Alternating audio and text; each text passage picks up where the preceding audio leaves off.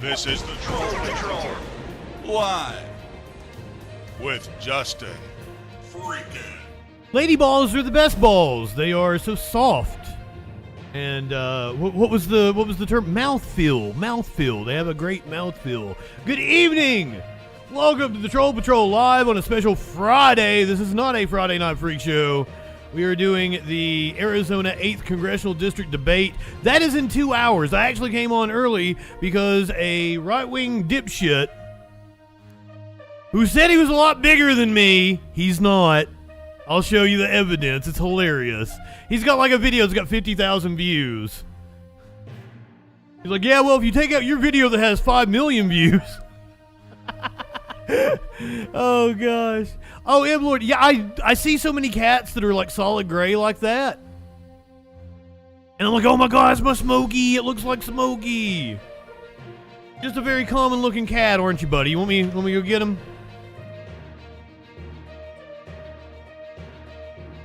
Thank you, nutritious bedchamber, for that recommendation. Creepy kid video. Oh shit. So maybe we do have Tyler here. I was thinking he was not going to show up because I seem to have triggered him. Bro talking shit with 10 viewers. I mean, I've got 12,000 subs across Twitch and YouTube. I've got millions of views. And there's usually about 50 of you guys here every night. Sparkles, good evening. Tyler, by the way, good evening, my friend. We've had some good conversations until I triggered you, dumbass. And you couldn't take it. Sacrificial MILF, M Lord, good evening, everyone. Warlord, clinically. Lazy Eyes, glad you could join us for a Friday edition. We will be doing the Arizona 8th Congressional District debate at 8 o'clock Eastern tonight. It's at 7 o'clock Central Time in Wisconsin. Wait a minute, did I say Wisconsin? It was Wisconsin. I said Arizona originally. It's Wisconsin. It's Wisconsin's 8th District. Yes, Wisconsin's 8th District. It's an open seat, I do believe. Dr. Kristen Liverly, the Democrat, debating Republican Tony Weed. And I think they've already had a debate, and it was also contentious. Mitochondria, good evening. Let me get you guys some Smokey over here. I wanted to do this as a story last night, but this will serve as your meme of the day. Liza Minnelli outlives Administrator Scott Gorenstein. He is best known for pretending to be her publicist, continuing his gimmick account against her wishes, and overall clout chasing. He was 55 years old. Liza Minnelli outlives Administrator Scott Gorenstein. I find that fucking hilarious. Let me get you some Smokey.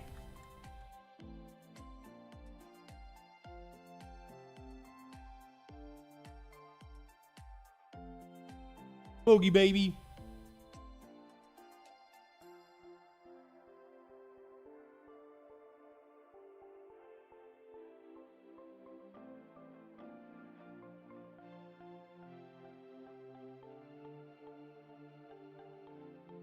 I'm not high enough for this shit. All right, Tyler, my friend, you're the reason I'm on this early. Are you gonna call in? Are you gonna get in the Discord? You coming on? I can't wait to have a conversation with you, my friend. This should be good. He was calling me a Nazi as I was talking to him. If you get in the Discord, you gotta tell me so I can go hop in there myself. If you're going to call, I know. He was calling me a Nazi while attacking trans people, to which I had to point out, the very first group the Nazis came after were trans people. Germany was one of the safest places for the LGBTQ community.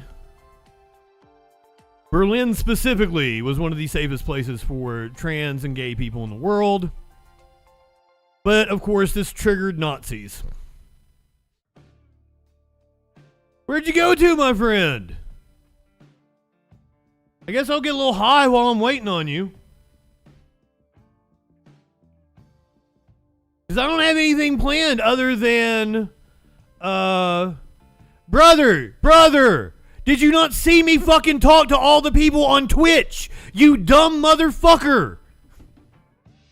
Did you not see me say hey to everybody? Holy fuck.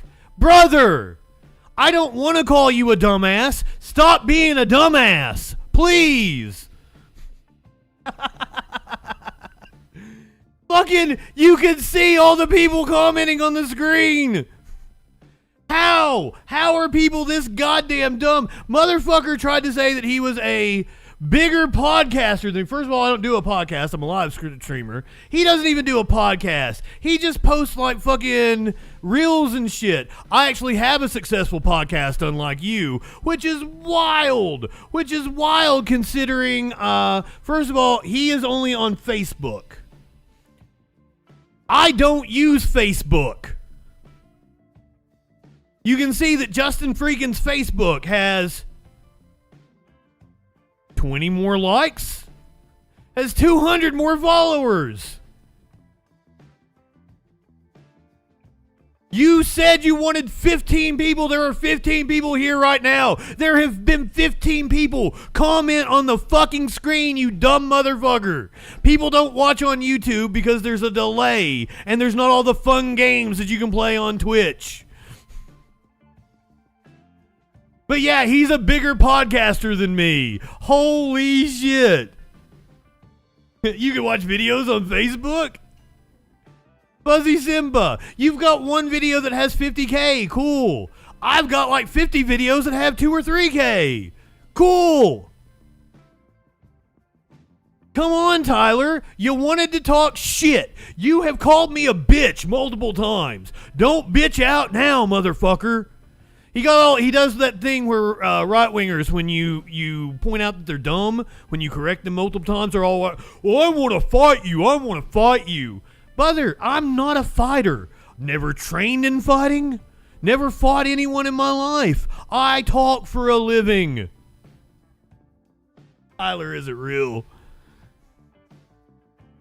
Oh, you want to fight me? You're a big tough guy? You wanted to try to step into my arena, which is politics, and you looked fucking dumb.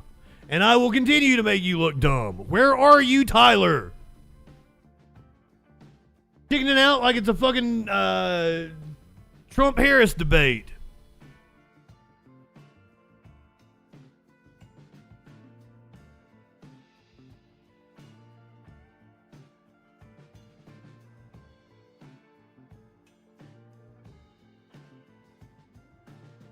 I am not high enough for this shit. Tyler Durden is indeed fake. Wait a minute, was that the alternate?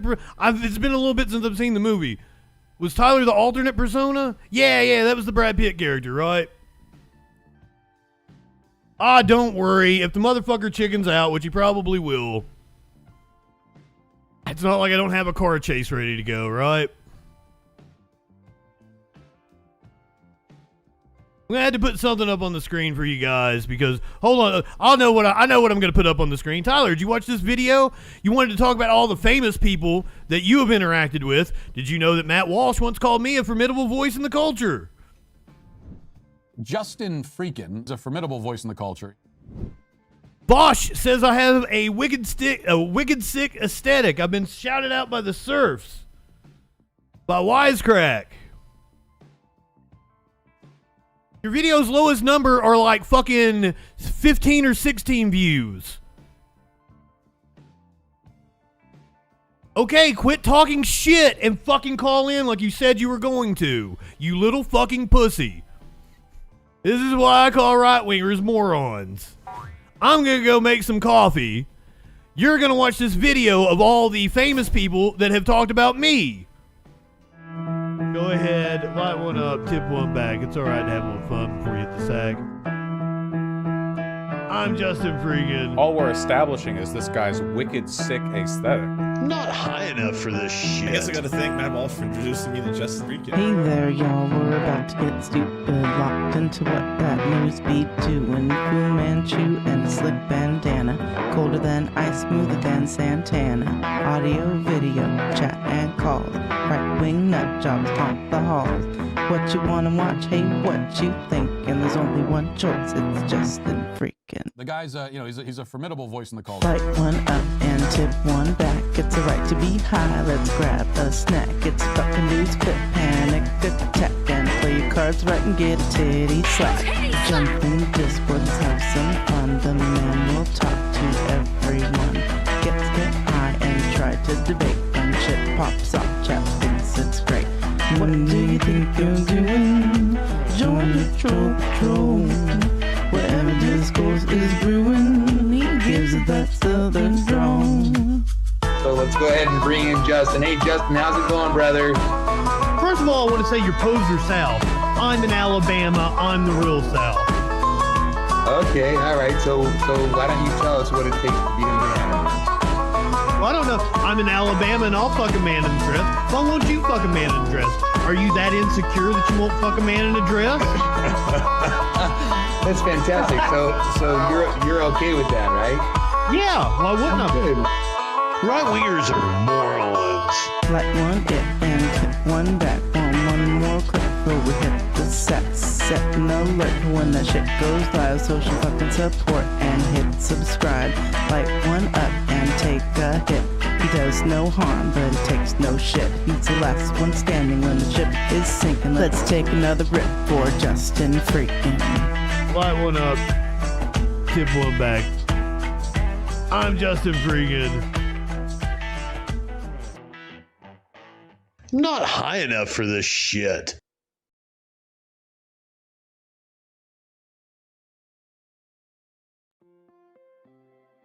Are you coming? Are you a coward? I've got my coffee now. I'm ready to go.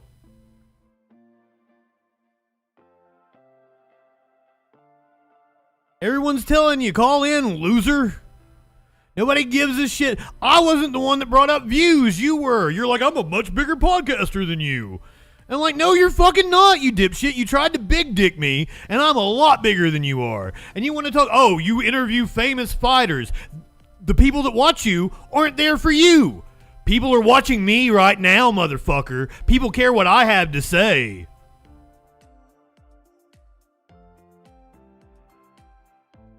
How was I an idiot, man? Fucking talk to me. Explain it to me. How am I an idiot? Because if you call in and you have a conversation with me, I will prove it to you. Hold on one second. We live in turbulent times. The media is full of deception, conspiracy theories, and fake news. Now, more than ever, it is important to ensure you're getting information from a source that's freaking reliable. I'm Justin Mullins, and this is the Freakin' News.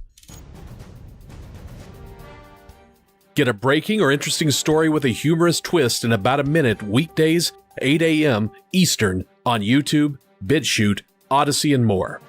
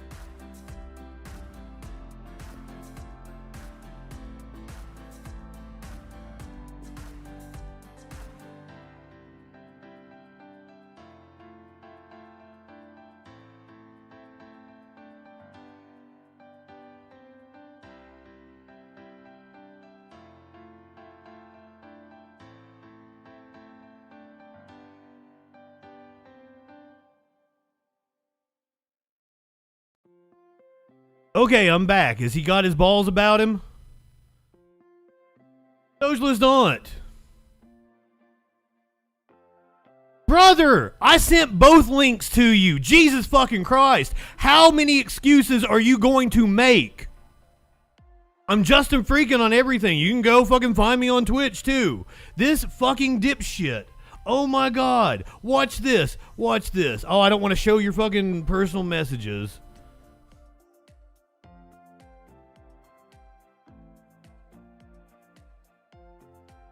Here was the message I sent, which contains both the Twitch link and the YouTube link. You can see YouTube right here, twitch.com/JustinFREAKIN. It does the preview for the YouTube. Then get the fuck on Twitch, dude. I'm JustinFREAKIN. God damn, dude. What the fuck? How dumb are you? Jesus.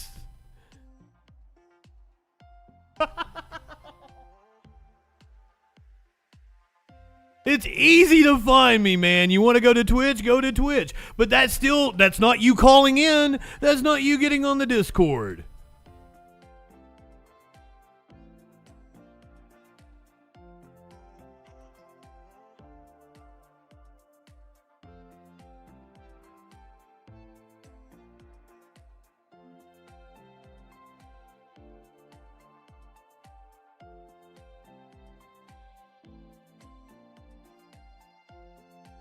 Well,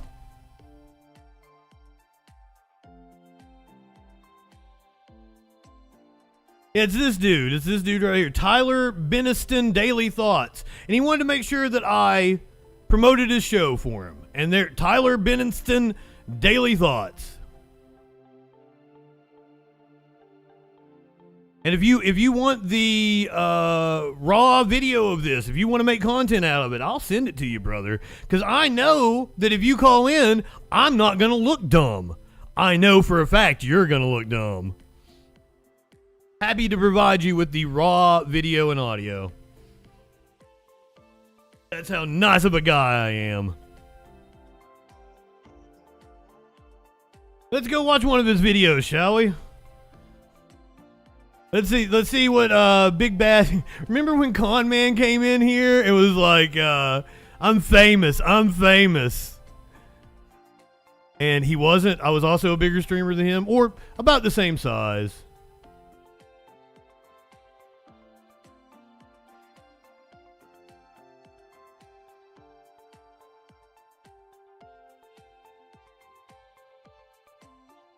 Let's see what we got here.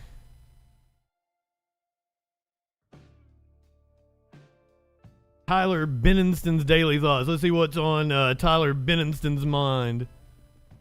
Having trouble playing this video? No. What? Hey everyone, we're about to be here with Cody Jenkins. He's making his BKFC debut coming up soon. Huh? Is this amazing? What in the hell?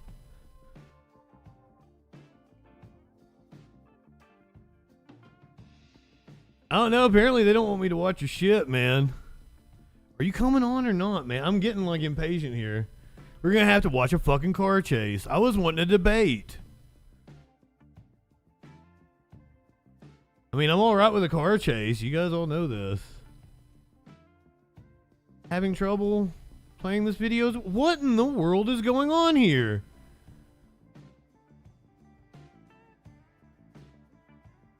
Can't get dudes' videos to play.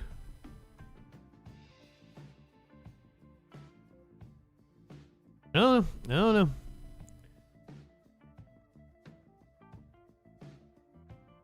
You all saw it. He chickened out. I tried.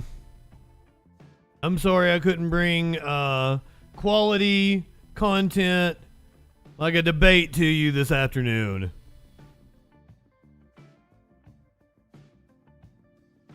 We'll have to do quality content like a police chase. And maybe while we're doing a police chase, I'll find some crazy videos of this fucking flood.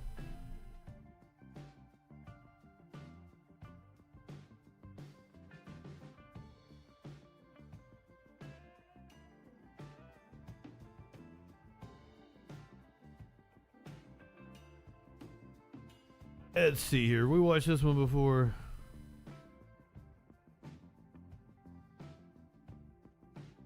But I see so many of them.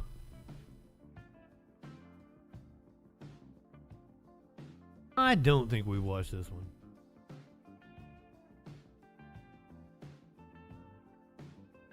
I don't know, maybe this does kind of look fuck. They all kind of look familiar though. Now I don't think we've watched this one, but here, since this one's in Arizona, let's watch Arizona. Get complaints about always being in LA. This is in Arizona. Fucking wasting your time. You're wasting my goddamn time, motherfucker. Holy shit.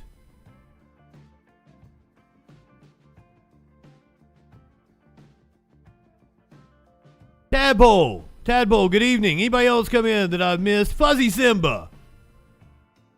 Mitochondria, I tell you good evening.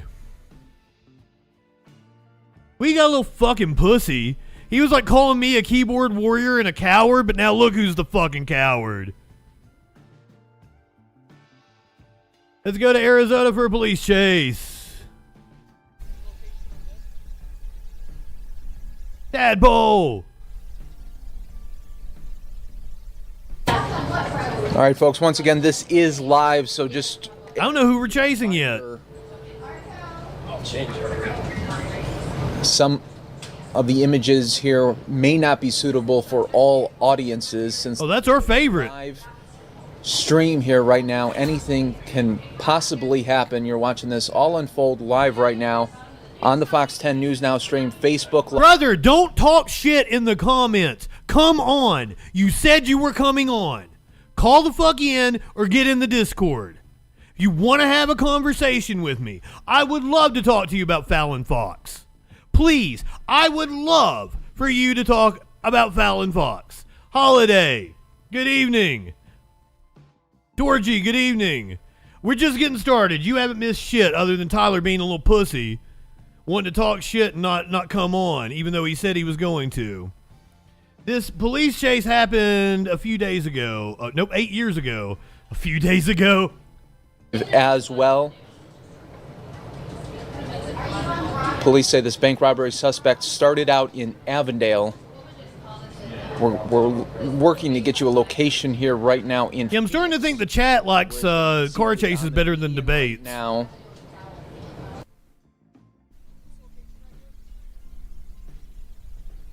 This is southbound 7th Avenue. I think the worst of it is over with. I will tell you that the interstate not far from me fell into the river. The hospital a couple counties over had to be evacuated. They had patients on top of the roof. Once again, we appreciate everybody watching right now on our Facebook Live as well as fox10phoenix.com. Warning that this is a very fluid situation where anything can happen, so just keep that in mind.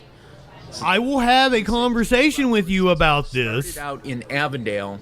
Once you call the fuck in, you dipshit. Watch this as this... And I don't think men should be allowed to fight women. I think women should be allowed to fight women, as in trans women are women. See, now is taking the side roads here. Was on I-10, then got off here. So we're going to continue to watch here with you. We have a police chase active right now in the valley. You're watching this all unfold live. And a lot of times these suspects want to stay near an area or a neighborhood. Go ahead and ban the dumb motherfucker. And also comfortable with, where they might know some of the... But since you wanted to pull this shit, I hope you're watching right now. I hope you're still watching even though they fucking banned you. You wanted to bring up Fallon Fox and you said that Fallon Fox broke or crushed a woman's skull. That's how you wanted to describe it. And you call yourself an MMA expert, a combat sports expert. But the actual name of that injury is called an orbital bone fracture. And it is one of the most common injuries in MMA. So when right-wingers say broke a woman's skull or fractured her skull, they're actually lying. Because if they say suffered an orbital bone injury, oh, well, that's just one of the most common injuries in combat sports because you're getting punched in the face all the fucking time. So that's not an excuse. It's a fucking logical fallacy.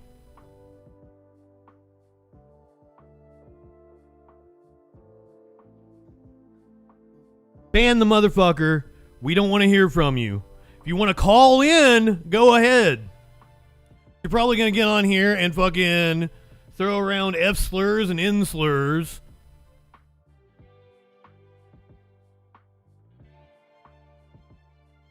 Well, he told me Hitler took people's guns, and I'm like, no. Guns were outlawed in the Treaty of Versailles in World War I. Hitler restored gun rights to Germans.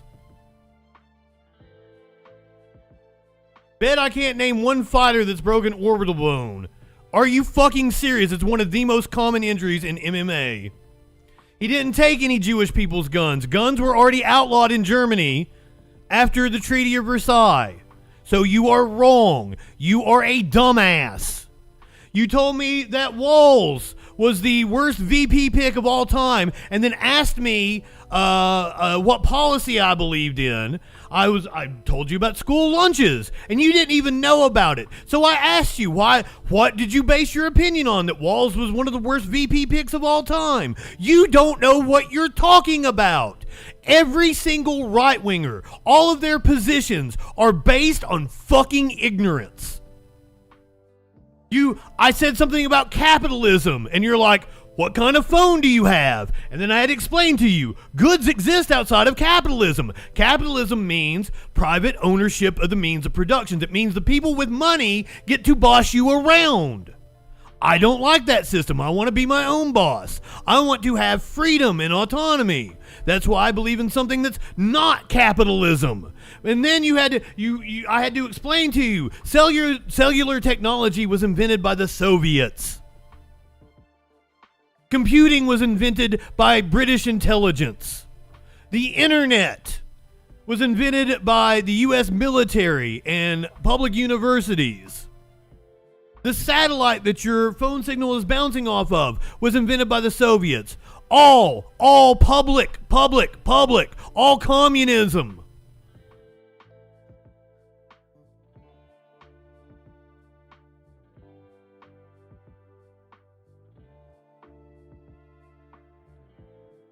Brother, why don't I not shop from capitalist from companies? It's kind of impossible to, but also, I don't shop at Walmart. Haven't in years. I always shop small business. I thrift things. I buy things on eBay. You don't even know what capitalism is, dude, and here I am. I'm arguing with you and you're in the chat. You're too big of a fucking pussy to call in and have a conversation with me. You could get on camera. Fucking pussy. Cicero, good evening. In the chat, winning what? You're jacking yourself off and looking goddamn stupid. Avalon, Bagheera, good evening, friends. Good evening.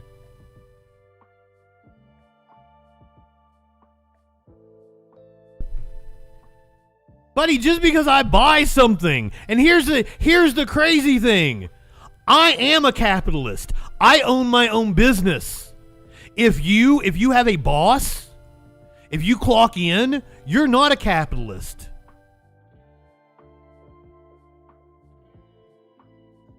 Why I call right-wingers fucking morons. They are the dumbest people walking the planet. Even Rush Limbaugh. As a conservative, it's getting harder and harder to not look like a kook. How do you know I didn't use a locally owned family music shop to buy my microphone, you dumb son of a bitch? How are you fucking making that assessment? Stop talking about shit that you don't fucking know about.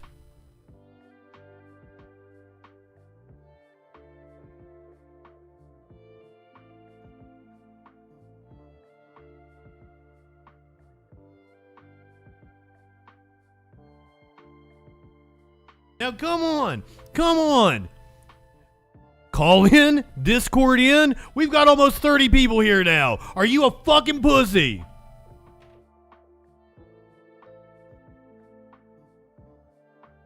It did not come from Guitar Center, so you're a dumb motherfucker. Holy shit. It's only sold at Guitar Center. No, it's not. What a fucking idiot. Holy shit. It did not come from Guitar Center. You're a dumbass.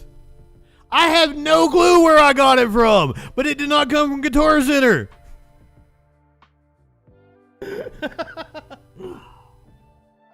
I don't think I've ever even been in a Guitar Center. I think I ordered it off of Newegg or some company like that. But what does that even fucking matter, dude? You don't even understand capitalism. No, it did not come from Guitar Center. And this doesn't fucking, this is the dumbest fucking thing. You're fucking, why did somebody not ban him? What the hell? He was being all, you guys are usually very quick to ban.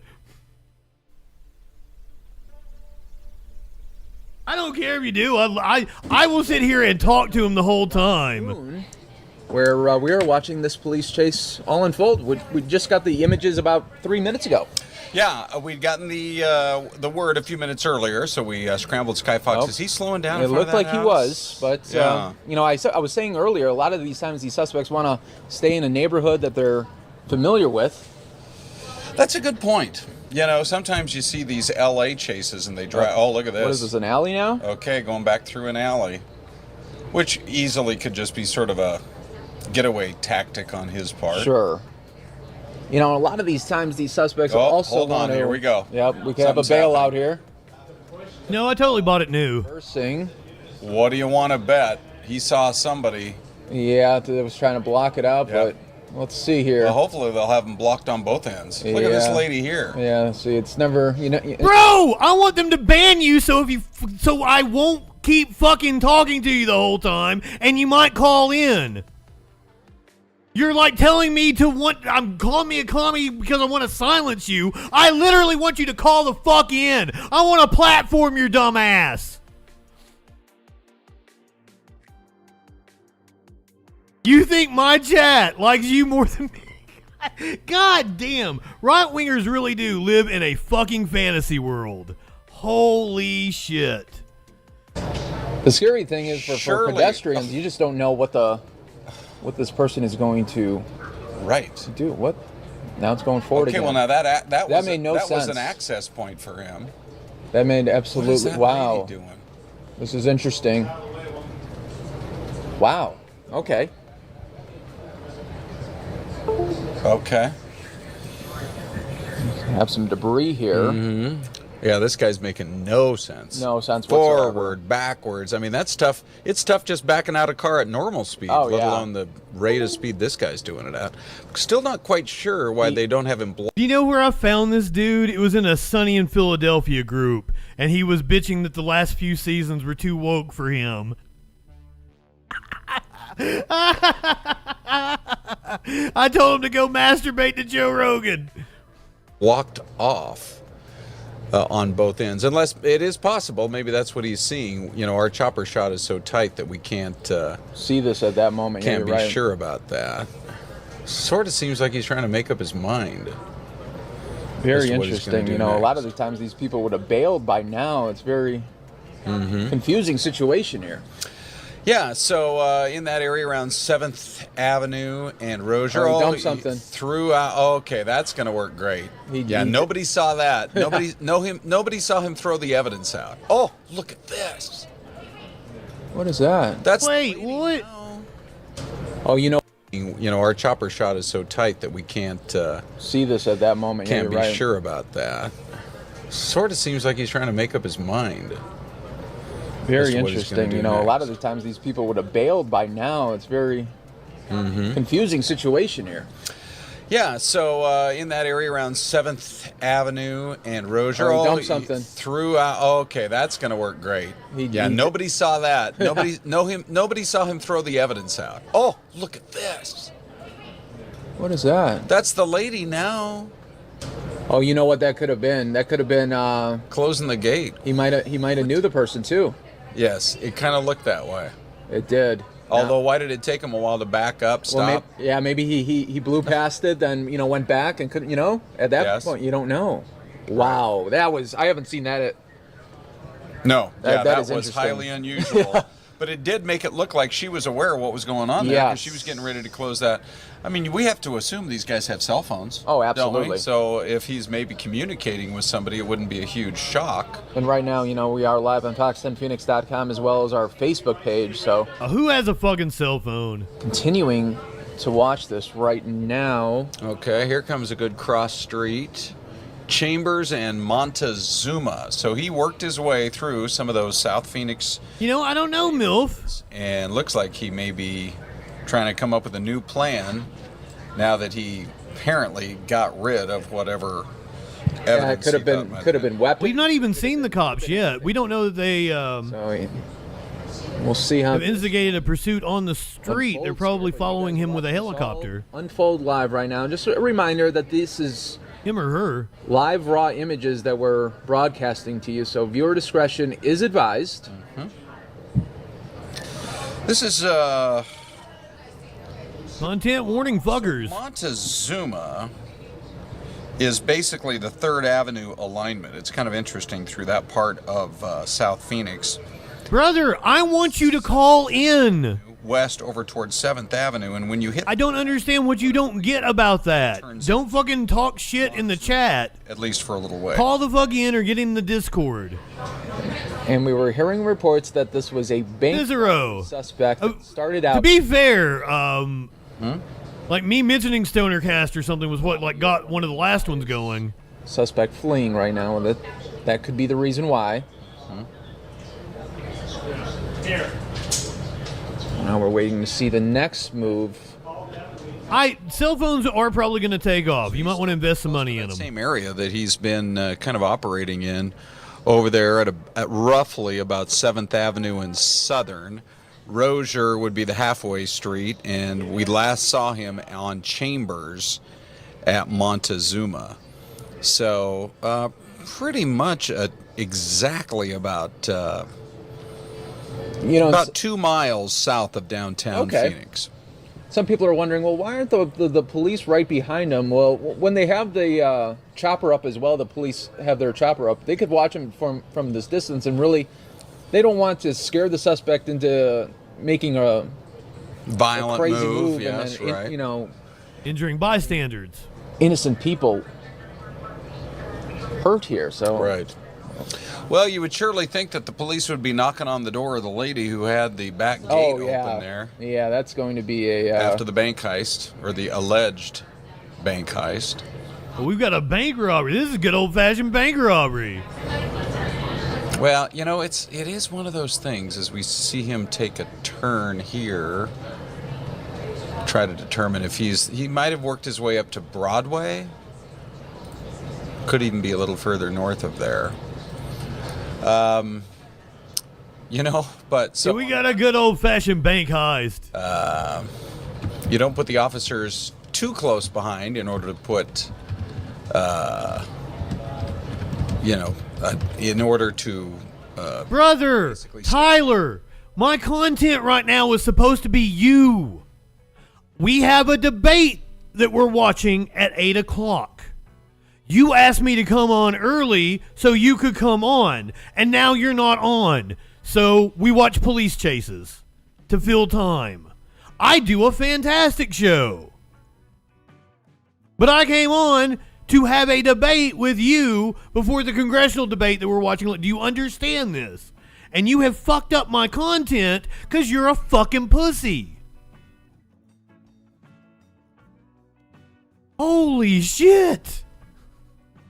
From what could be a potentially dangerous situation, but then on the other hand, you just don't know how erratic this guy's going. I do a news show. What do you expect a news show to be? He starts moving past traffic.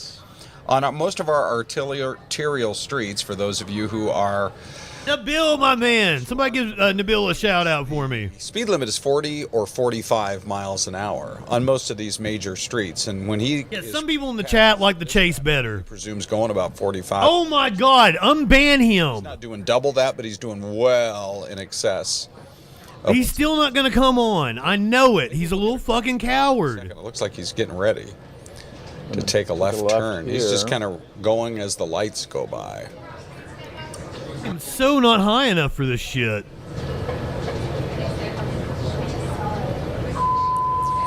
So I would say that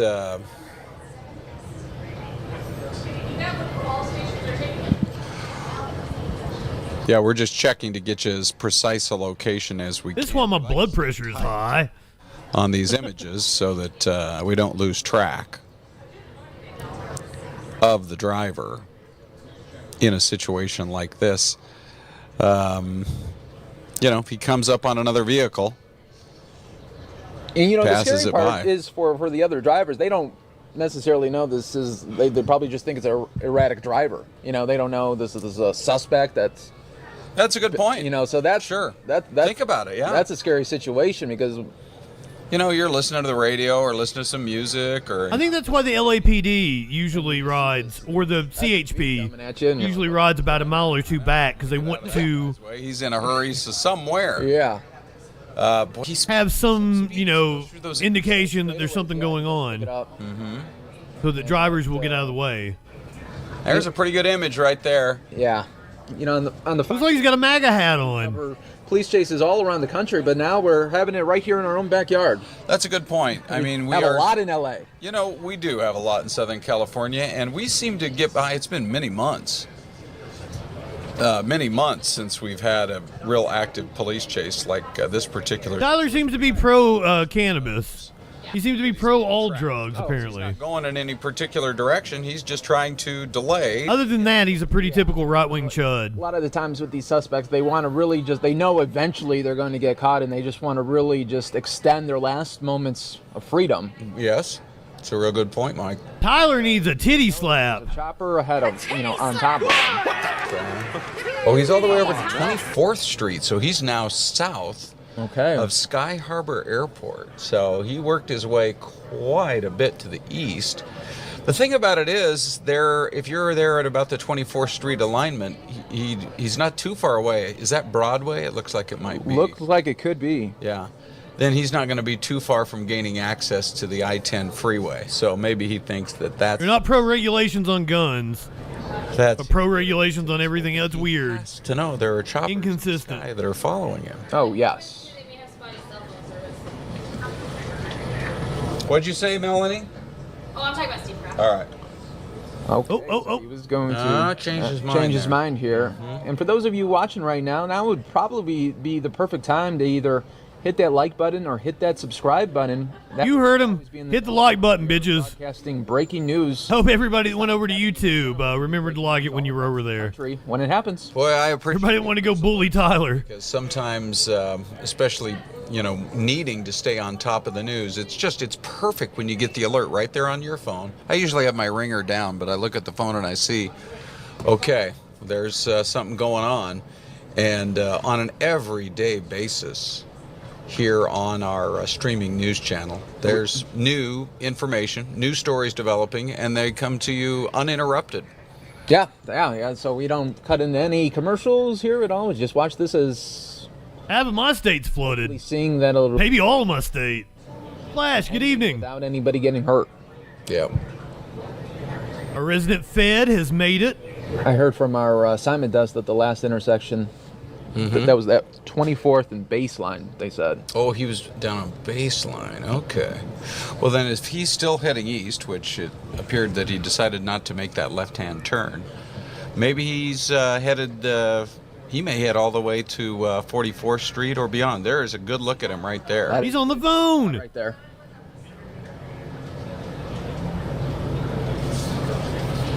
Now, I don't know that they know they're being chased. Robbery call, a bank robbery call. And all robberies are treated very seriously here, but the bank robberies, you know, those are... Holy shit. You don't call from Twitch. You call from a phone. Calls are made on phones. Jesus Christ.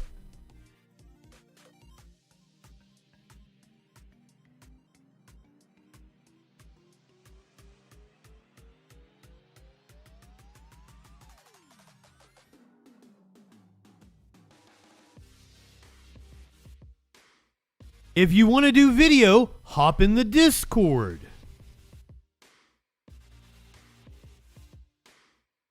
care how you come on. Wow. Too dumb to be on the troll patrol.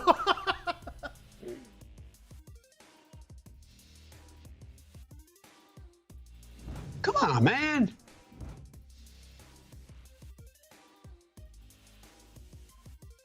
Also, federal crimes, you get the FBI involved, and we found Florida man. What's going on with his front windshield there? Something unusual going on? Yeah, Does he have a? It almost looks like he has one of those screen. Yeah, I see what you're saying there, Ron. I thought something was peeling off.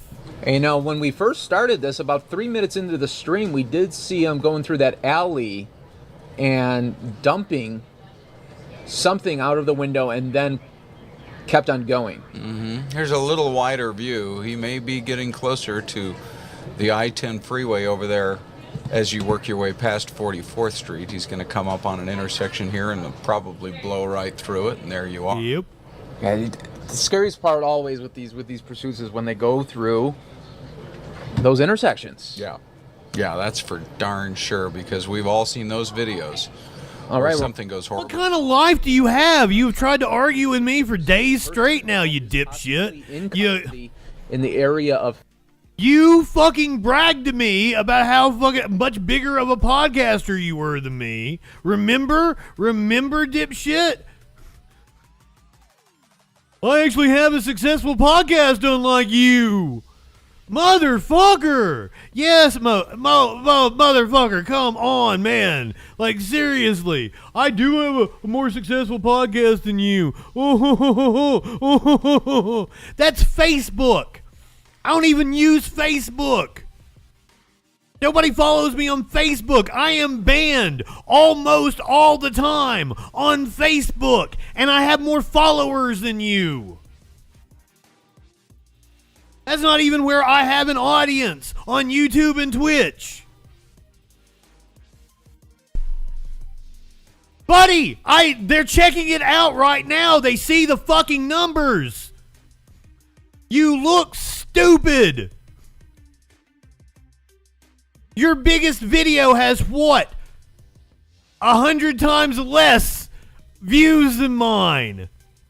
Than my biggest videos. Nobody bought followers or views. Holy shit. That is cope. You are an idiot. Why is it that right-wingers, when confronted with facts, will just move the goalpost to something completely different? Make up. What is creepy about it? What is creepy? You didn't watch it. You didn't watch it. Because if you did, you'd know it's a John Cena meme. You dumb motherfucker. You would know it's a John Cena meme. Holy shit. It was a John Cena meme. How is that weird? Are you too young to remember the John Cena meme craze? There's a reason it has 5 million views, you dumb fuck. It was weird.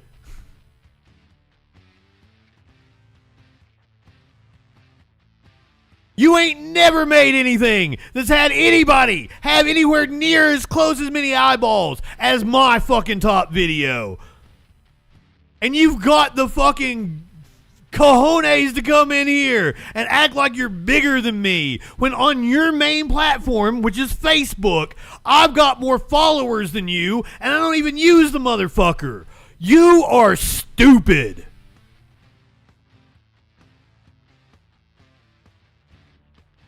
As I said, I found this dude in a Sunny in Philadelphia group.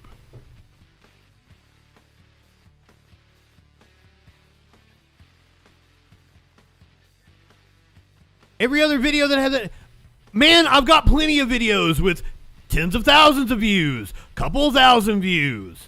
The fuck?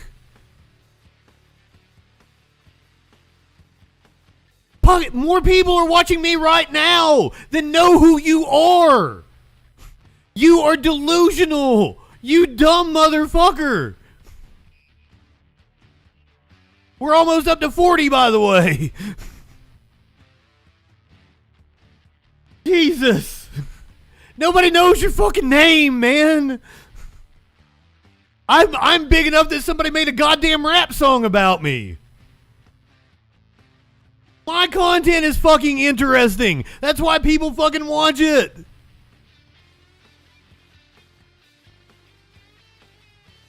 You dumb piece of shit.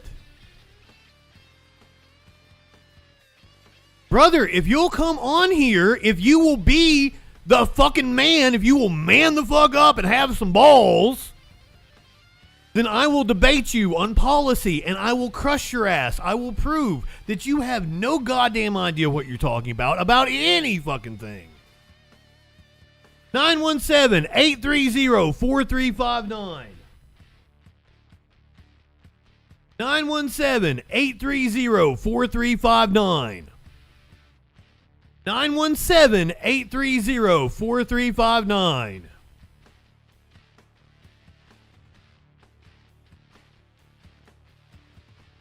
Yeah, because some people probably really want to watch the police chase, just saying.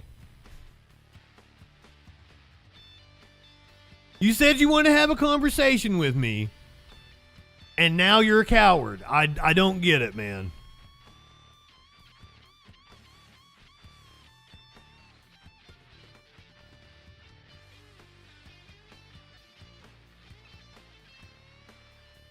And then after he was complaining about Sunny in Philadelphia, how it's too woke and they're walking on eggshells. They're not pushing the boundaries and doing the things that they really want to do. I'm like, I'm pretty sure they have more power than they've ever had. They are incredibly successful, and they are doing the exact show that they want to do.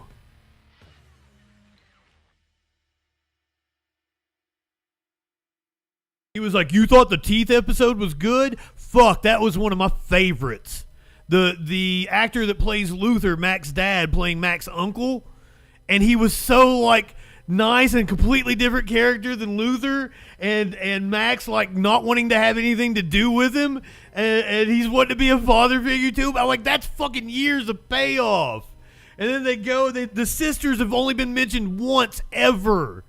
And they bring it back up 15 goddamn seasons later with the jar of teeth. And they're like, yeah, we stick our hands down the teeth and we play with the teeth. Of course we take our tops off. That episode is hilarious. You did not legit just call.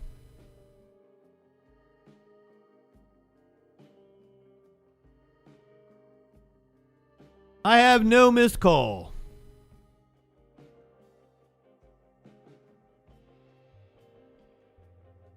I can't put the phone up on the screen because it'd give away like other people's personal information and shit. Because like some people block their numbers when they call in, but a lot of people don't. So I can't give away people's personal info.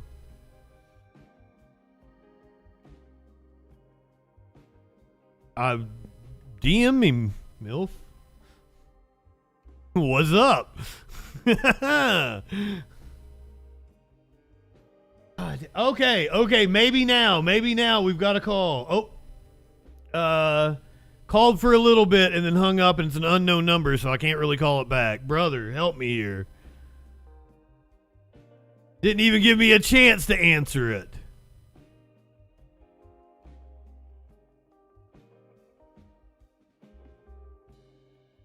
Drake, good evening. Well, we have a debate at 8 o'clock. Yes, and it rang once. Let it ring and let me pick it up, motherfucker. Jesus.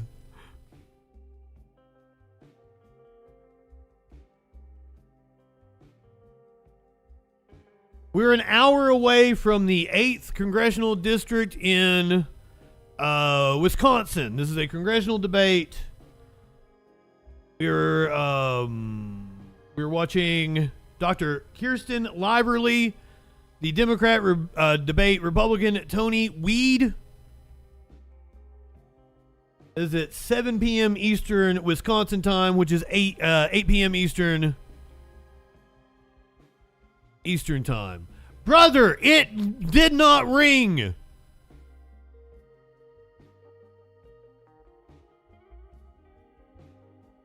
You did not give it 30 seconds. It rang once. By the time I got my mouse over to answer it, you hung up.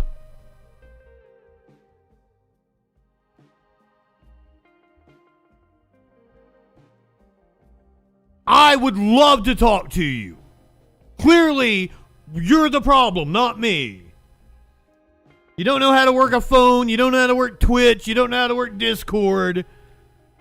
You don't know what fucking Nazis are. Yeah, I don't have debates with people that... I can't help myself. I will have debates with people in the chat, but it's not fun for the people that are in the chat.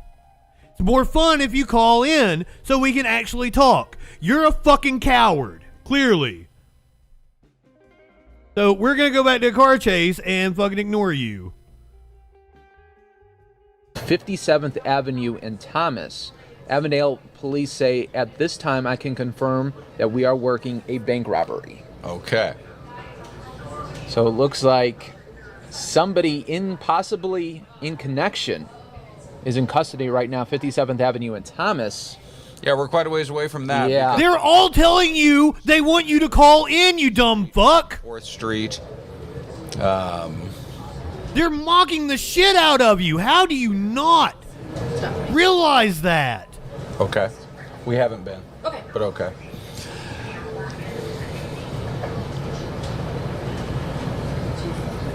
Now it's getting a little traffic here. Let's see Yeah, I what's was going to say, happen it's here. going to get real congested the closer you get to the 10. Yeah, and you're right, There's at lunchtime, too. There's that Fry's Electronics. So you've got the Point Hilton South Mountain just off to the right there, or the Arizona Grand, Yes. they call it now, and have for several years. But anyway. Once we get in that lane. Yeah, there's a very popular Enchiladas right there. Popular Mexican restaurant, and he is going to be approaching the 10 at any moment, so we will know Love enchiladas. on whether or not he plans to try to swoop over into the I-10 freeway. Oh God! Oh God! Oh, we've got contact. Oh yeah. Oh shit! He's coming back on him. Oh fuck! There we go. Almost. Yep. Okay. Nice Nice pit maneuver. pit Look at maneuver. that. Look at that. That was just. Wait, are these cops? The Yep. SUV is cops. Oh shit! Oh. What? They've already shot him! Whoa! Whoa! Whoa! They cut the fuck away! PD is asking us to stop describing undercover vehicles. Stop putting them out. Oh. Okay. We haven't been. Okay. But okay. They asked us to... Okay, so somebody came into the newsroom and said they want us to stop describing the undercover vehicles. And apparently they hadn't said anything about the undercover vehicles. I didn't realize they were undercovers. Of 57th Avenue and Thomas. Avondale police say at this time I can. Fire resist. Good evening. We are working a bank robbery. Okay. So it looks like He did it again. He just called for a second and let it ring. is in custody right now, 57th Avenue and Thomas. Yeah, we're quite a ways away from that, Yeah. because by my calculations, we're somewhere in that area around 40th Street, 44th Street. PD is asking us to stop describing undercover vehicles. Stop putting them out. Oh. Okay. We haven't been. Okay. But okay. Yeah, when they first made contact, I didn't realize that it was an undercover. It's getting a little traffic here. Let's see Yeah, I what's was going to say, happen it's here. going to get real congested the closer you get to the 10. Yeah, and you're right, There's at that- lunchtime, too. There's that Fry's Electronics. So you've got the Point Hilton South Mountain just off to the right there, or the Arizona Grand, Yes. they call it now, and have for several years. But anyway. Once we get in that lane. Yeah, there's a very popular Enchiladas right there. Popular Mexican restaurant, and he is going to be approaching the 10 at any moment, so we will know his intentions on whether or not he plans to try to swoop over into the I-10 freeway. Oh, trying to box in a little there, it looked like. There you go. Oh, yeah. Oh, look at this, would you? There we go. Almost. Yep. Okay. That was a perfect pit. Maneuver. Look at that. Maneuver. Look at that. That was just. That was textbook there. But why? Why get out and automatically just shoot the guy? They did not even give him a chance to surrender. Oh, no. wow. Okay, we're going to get All right. off of it very quickly. Gonna get off right there. So we did see some images that we didn't. Yeah, we were just edging up until then. Just the 10 day right there. Socialist Don, good evening. As we did see very active situation there. Yeah. You think we're stupid? I guess they probably didn't want to see like bodies being drug out or anything. I want to see their post reaction to this.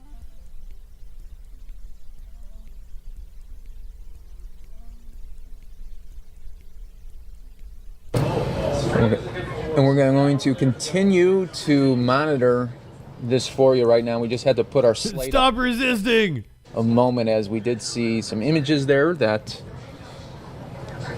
very graphic.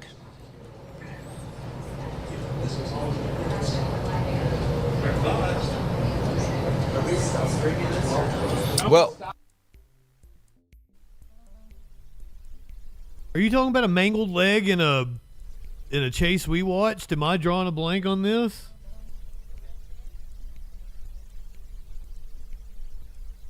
All right, so we are back here live now. Oh, really? And you can see a lot of bullet holes there.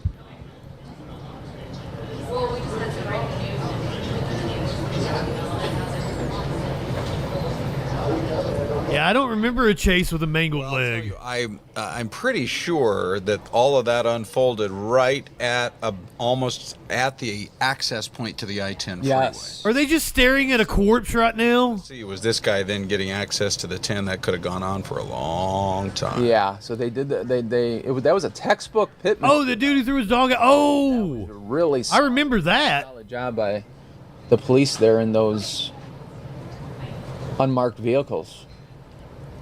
Yeah, they're just. Yeah, you see a lot Are of they mocking the corpse? on scene as this situation has come to an end.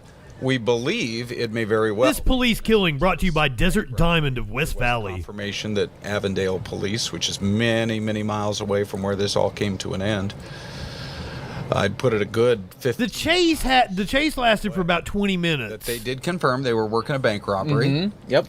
And that they had one suspect. I don't know how long before we got there. Something, it appeared. Yeah, at a home in a South Phoenix neighborhood there at about. The bank robbery had been committed. Montezuma and Chambers, so about 30. Bagheera, what you just watched was a violation of the Constitution. You can yell about Blue Lives Matter all you want, but like this is just proving that you don't believe in the Constitution. That man's Fourth Amendment rights were violated. And you know what? A lot of people were saying, well, why aren't there any police following behind? Well, that just shows you how fast they came here. They were following. You know, you just don't know sometimes. Yeah. So I told him, never mind.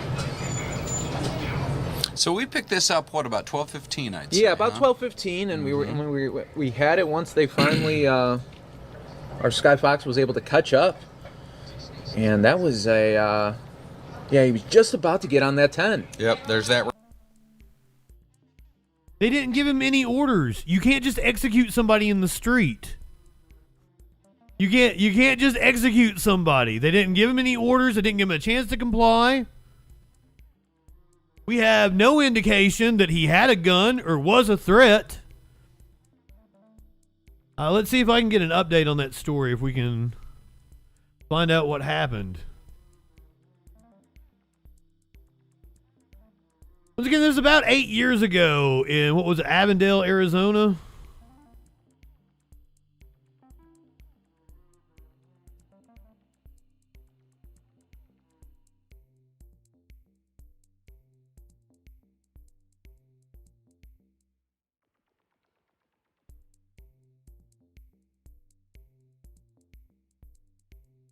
I like that as they were coming up, they were like, anything can happen. This is a live stream.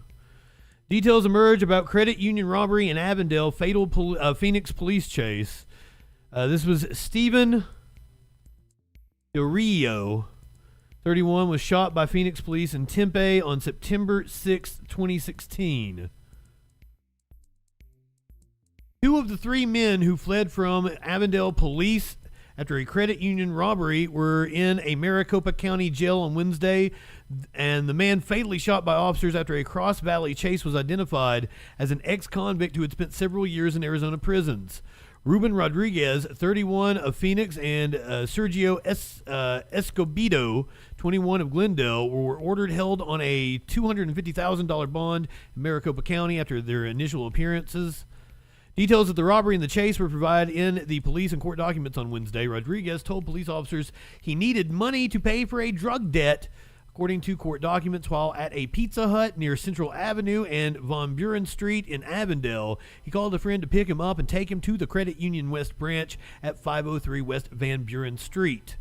He said he picked a gun up off the floor of the SUV and went into the bank, where he pointed it at the tellers and told them to back up, documents said. He said he took money from the registers, put it in a trash can, ran from the building, and returned to the SUV, which drove off. Rodriguez said another man in the SUV fired at the Avondale officer, who soon began pursuing them with his cruiser lights on. Okay, so if they fired shots at the cops, that does kind of change things. Rodriguez got out of the vehicle near 67th Avenue and Thomas Road, and he was found and arrested in the backyard of a house in the 2800 block of North 65th Avenue. Escobedo, who police identified as the shooter from the rear passenger seat, was taken into custody. Court documents said he had $4,462 in his pockets. In all, about $11,000 was taken from the credit union. The car chase continued for 45 minutes and almost 30 miles.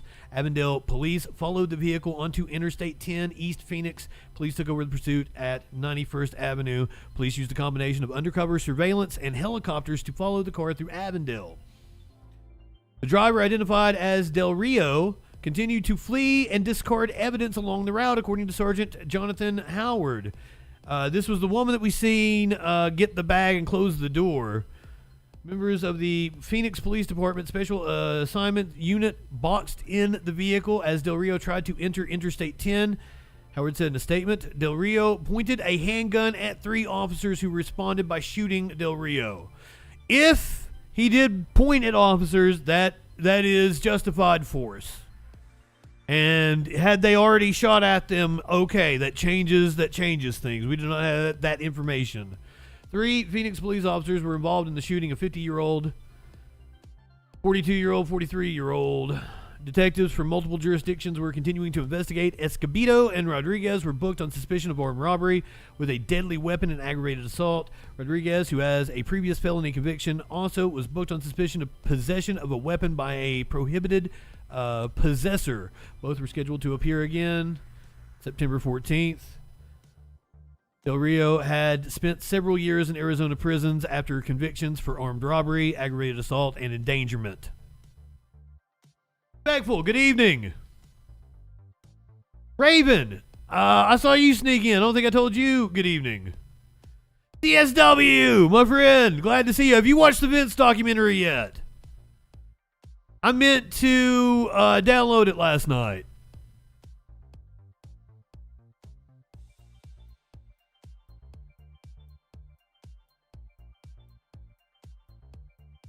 What's your thoughts on it?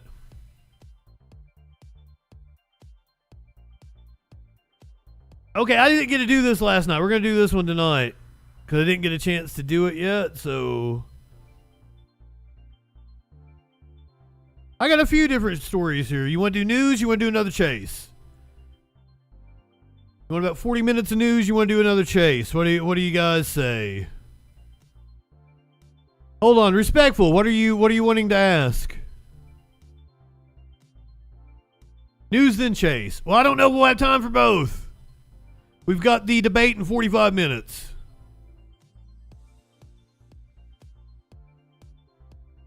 Hey Tyler, man, I didn't know the details. Did you notice how once I found out the details, I corrected myself? Do you see how that works? Once you have new information presented to you, you incorporate that into your viewpoint. That's what right-wingers lack. If you want to post a video, please go to the Discord and post it. We've got categories for everything. I'm not really, I don't really take requests. I'm not one of those kinds of streamers. I bring you the news. We find out what that news be doing. No, I made an assumption based on the facts as I knew them at the time. I think I even put an asterisk there that we didn't know all of the facts. Where did I say the cops murdered him?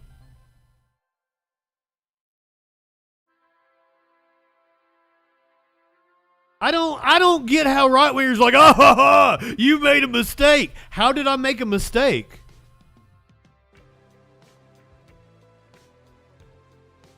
You guys are so fucking weird.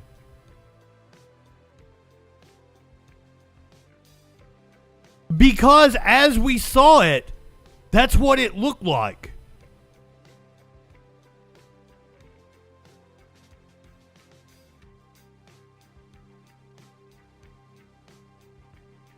I am pretty sure that I even put the asterisk that we don't know all the details. Holy shit. And even if I did say that, I totally corrected myself once I had the facts. How are you guys trying to present that as some kind of an own? And especially you, dude, Tyler, I have corrected you multiple times, and you have yet to ever say, oh, I'm sorry I was wrong about that. I admit I made an incorrect assumption. I corrected myself when presented with more evidence. Tyler, you don't know the facts about anything, you dumb shit.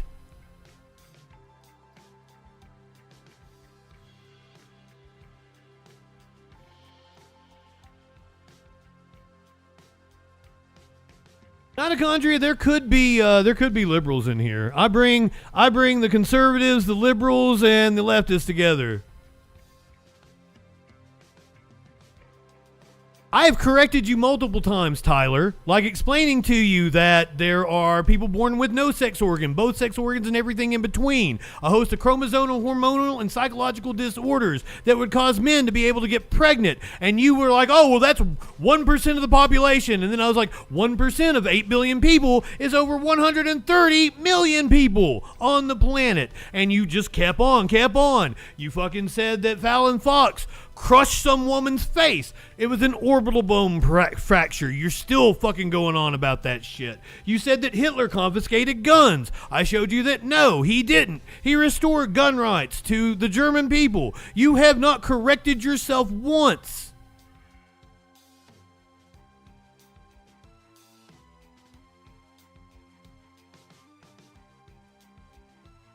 .7% of the entire world's population is over 130 million people. And that has nothing to do with Fallon Fox. Yeah, I'm sorry. That's why I told you to ban him, because I can't help myself. The fucking idiot won't call in and let me have a discussion with him, but he's just gonna fucking sit in the fucking chat and run his cocksucker like he knows something. What a fucking idiot. No, I said it's cool for women to fight women because trans women are women. U.S. Coast Guard has released footage of them going down to the Titanic submersible. This is the salvage. Sorry, guys. I'm sorry. I don't mean to bore you. See, that's why I can't. That's why you have to ban him, because I'll fucking keep going. I'm too easy to bait like that, because I love to argue with people. Well, yeah, Andy Kaufman fought women. Yeah, there's just a fish down there hanging out with him. This is really fucking cool, actually.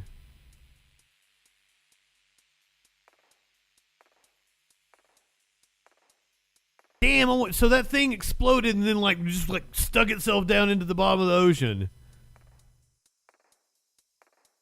I'm sorry, Avalon. I don't want them to ruin your mood.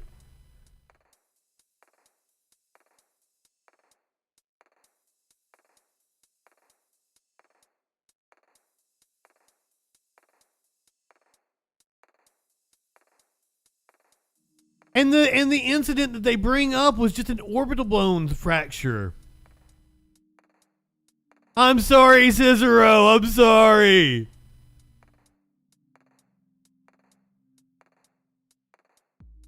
And I love that I can't say orbital bone. Okay, this dude has been convicted in one of the first ever cases of smuggling greenhouse gases. A San Diego man is convicted of illegally importing greenhouse gases into the U.S. It's the first conviction of its kind. Now, Michael Hart pleaded guilty in federal court yesterday. Light one up, tip one back. Refrigerants from Mexico and sold them on the black market. This violates the Clean Air Act, and he faces 5 years in prison and a $250,000 fine. The 58-year-old will be sentenced in December. You didn't know you could do it because it's like the first case ever of its kind.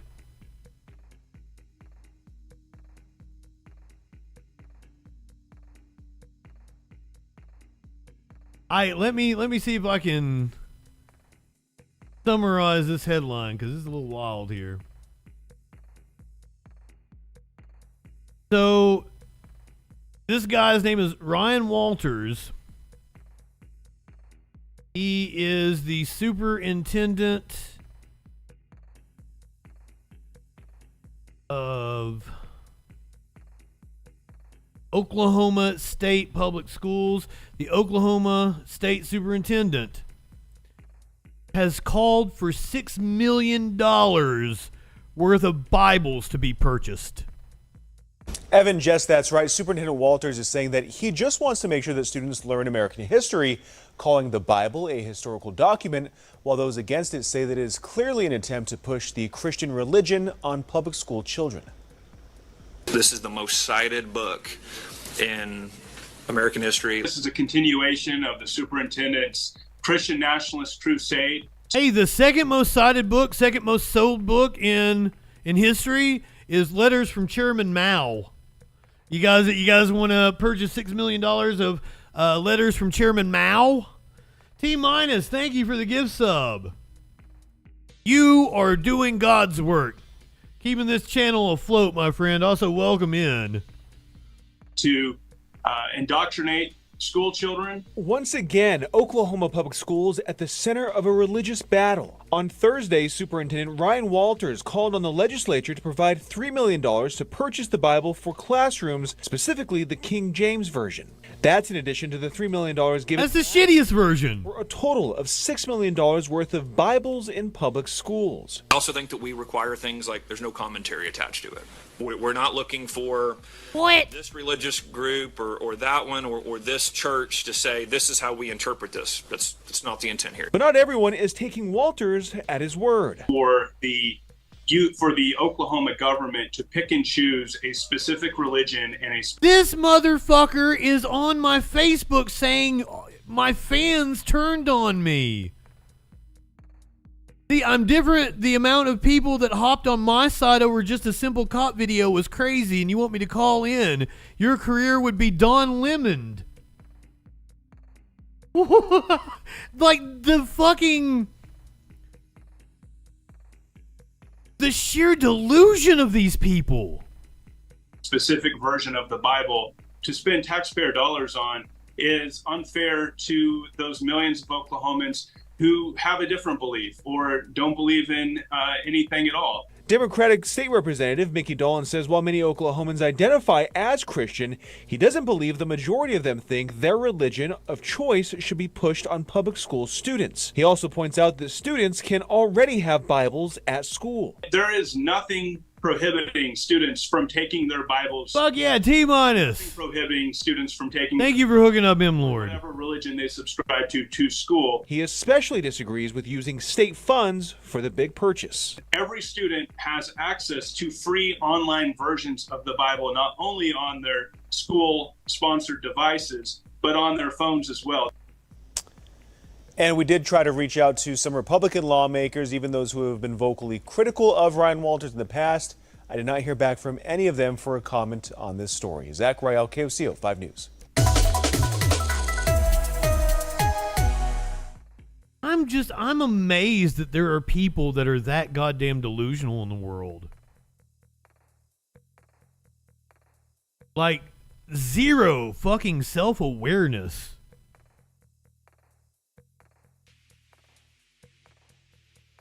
It is astounding.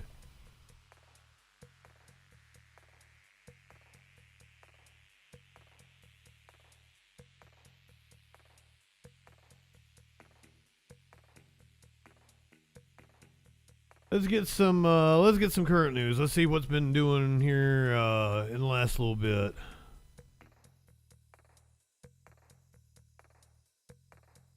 Oh, you want some new Mayor Adams news?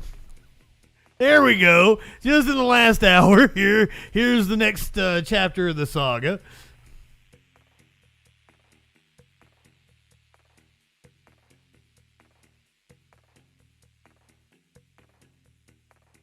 Now, many are wondering if the mayor can hang into his job and for how long. And this is Clearly not. version of the TV show Survivor.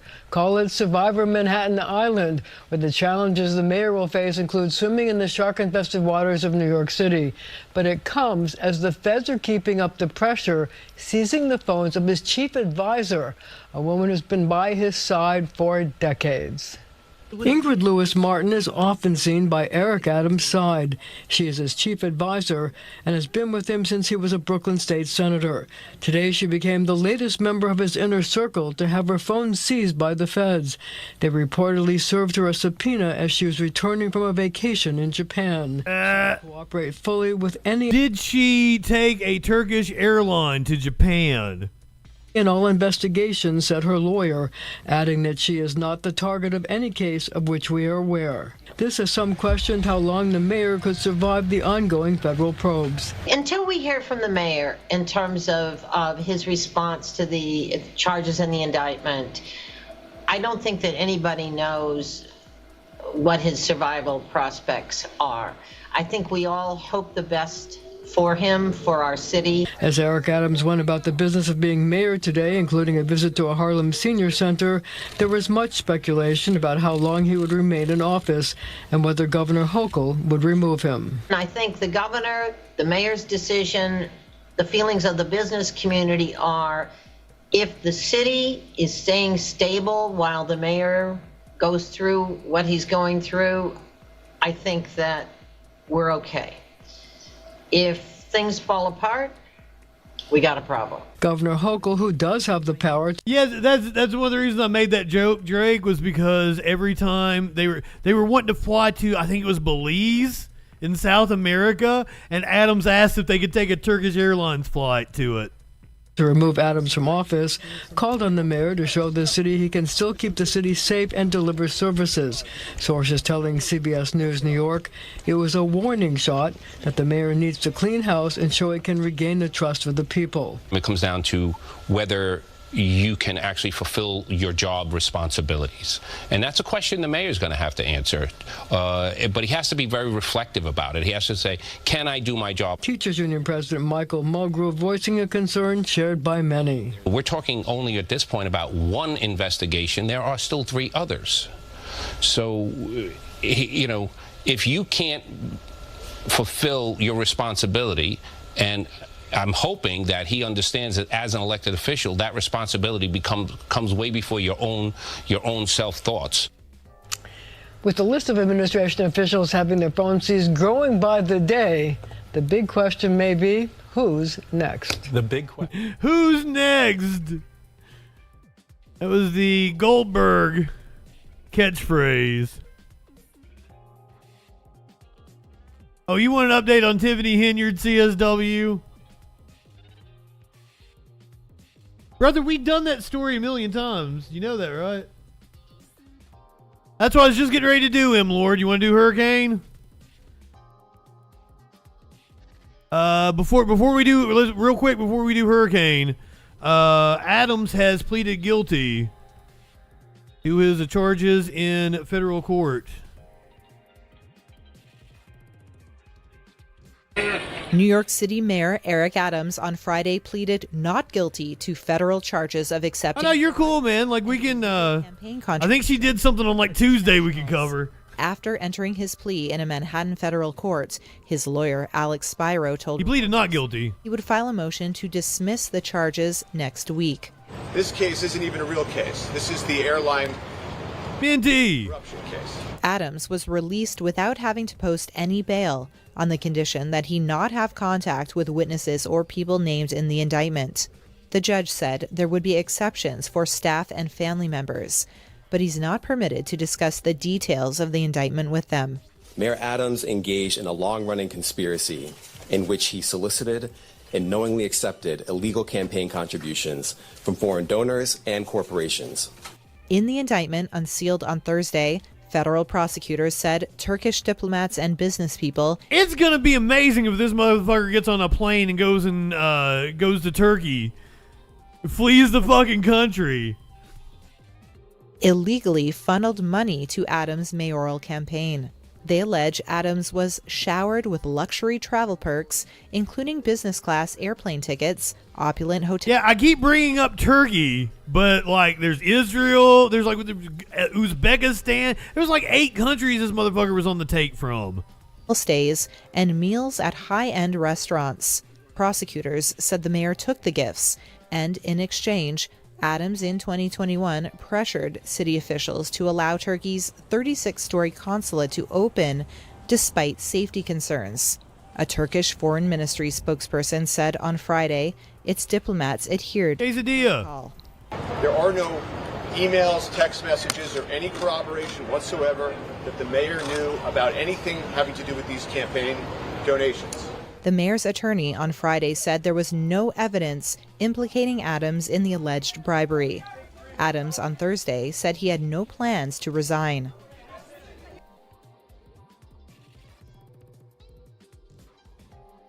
No plans to resign. How long does he last? He surely can't last that much longer.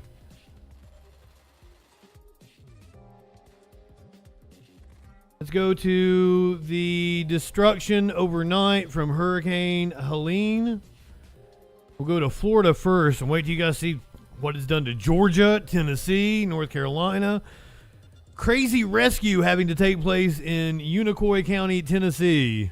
It moves on to the aftermath, the recovery, what people saw when they woke up, when the sun came up just this morning.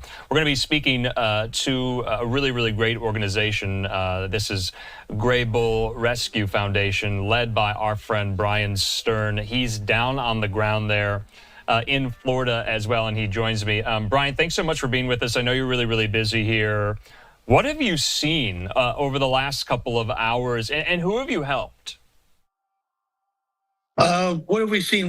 My team and I, we got moving late last night, right around 9:30, 10 o'clock, and started conducting operations in South Tampa.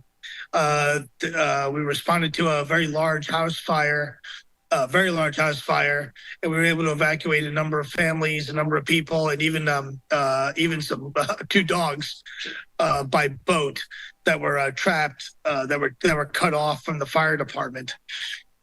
We conducted operations all night. We conducted operations all night, and closed it down right around 7:30, right around 7:30, and then we hit it again today, and we've just been at it all day.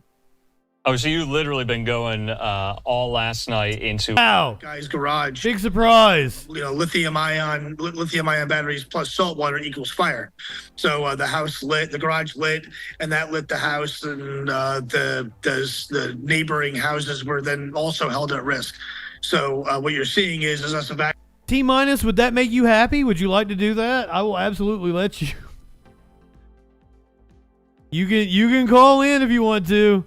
Evacuating the family of that house that's on fire, and also the one to its right, and their dogs. So it was about 10 people, 2 babies, and 2 puppies. And then we continued to operate all night. You know, Brian, I always ask you when you come on with us, how do people know to seek you out there at Gray Bull? Of course, we know there are so many, state and local. Follow the awesome beard. Rescue missions as well last night. How did these families find you? This is why we do media, right? FreeAbleRescue.org is our website. That's where people can go to ask for help. That's also where people can. Sure thing, T-minus. We are entirely donor funded. We don't receive a penny from the government. We don't receive a thank you note from the government. The brave Tampa firemen. Okay, Drake. And, the Florida Department of Emergency. What are we jousting about? And all the different first responders that are out there, they were all working really, really, really, really hard last night. The water was a sight to see. I haven't seen that much water in one place in my life, actually. So it's not a negative reflection on them whatsoever, but the reality is you can't get fire trucks into a house in 8 feet of water. It just doesn't work that way. So we were able to walk in our boats by foot and be able to evacuate them. I'll yell at you. It's what I'm good at. You responded to so many of these natural disasters in the past. How does Helene stack up as far as damage, as far as strength and impact to these communities here? What else did you see? Yeah, so as you know, my team and I, as of this morning, we've conducted 619 missions all over the world, from Afghanistan, Israel, Gaza, Ukraine. I mean, you haven't seen how wet I can make the ladies. Hurricane Ian, Maui, and now Helene.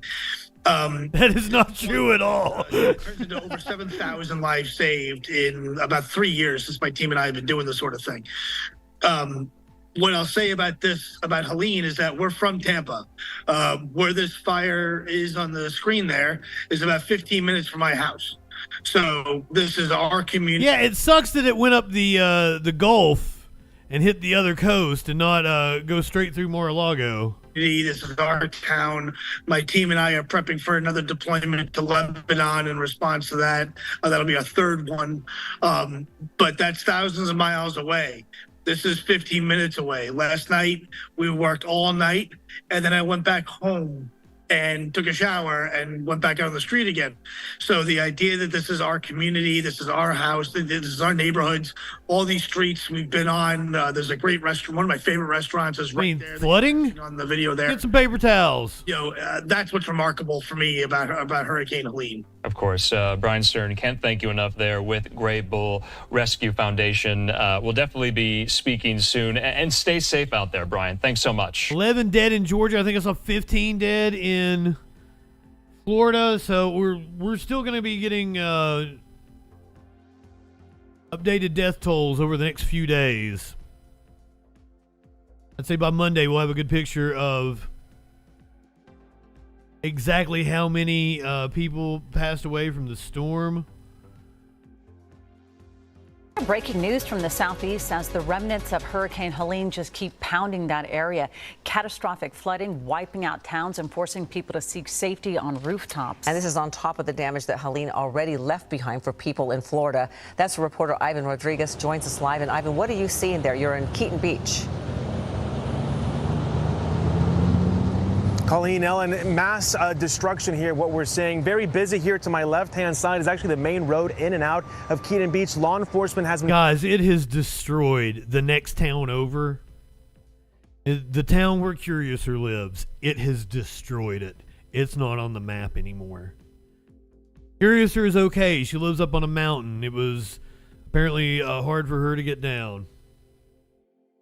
Coming in really all afternoon. Also people coming in to check on their properties. But where I'm standing right now used to be a gas station and also a market. You can just see pieces left behind here. And this is just a picture of that widespread devastation we're seeing. This is still a very dangerous situation. Even though some of the storm surge is receding in Florida. Boats on yards in front of homes, roofs torn off, trees toppled, vehicles crushed. Many Floridians are assessing Helene's punishing overnight blow while the threat moved north. There's still so much that's happening across many states. Potentially historic and devastating flood levels are washing across large parts of the southeast. We're also trying to get the multiple structures right now that we know have individuals inside that we're unable to communicate with. Georgia's governor confirming Friday afternoon that multiple people remain trapped in buildings. Water rescues in that state and others have been essentially nonstop since Helene's landfall. In North Carolina, forecasters predict Helene's impact to be one of the most significant weather events to happen in the modern era for the region. At least 2 storm-related fatalities have happened there. Around mountainous Asheville, already saturated from pre-Helene rains, there are other threats. I am worried about potential building falling and collapses and landslides. The river just keeps coming up. I don't know when it's supposed to crest today, but it's... Trees are down on roads everywhere. Don't get... It has been all goddamn day my phone going off. I think I'm still under a severe flooding watch until like 9 o'clock tonight. Out if you don't have to. Good advice echoed by just about every emergency management official. You need to exercise extreme caution. And Colleen, Ellen, beyond this field of debris here from this market, on this, we're looking like a second-story home, but just elevated, used to be surrounded by other homes. Now it looks like the only one here, from what we can see, still standing. I spoke with a resident who lives in the area. He said there were several homes that used to be here. Now it's even hard to pinpoint exactly where the remnants of those homes used to be. Surely it's going to take a lot of time here in terms of the recovery process. Just incredible. Ivan Rodriguez, thank you so much. Hello, I'm Mark Brown. Hey, Mark Brown. Great ABC7 content.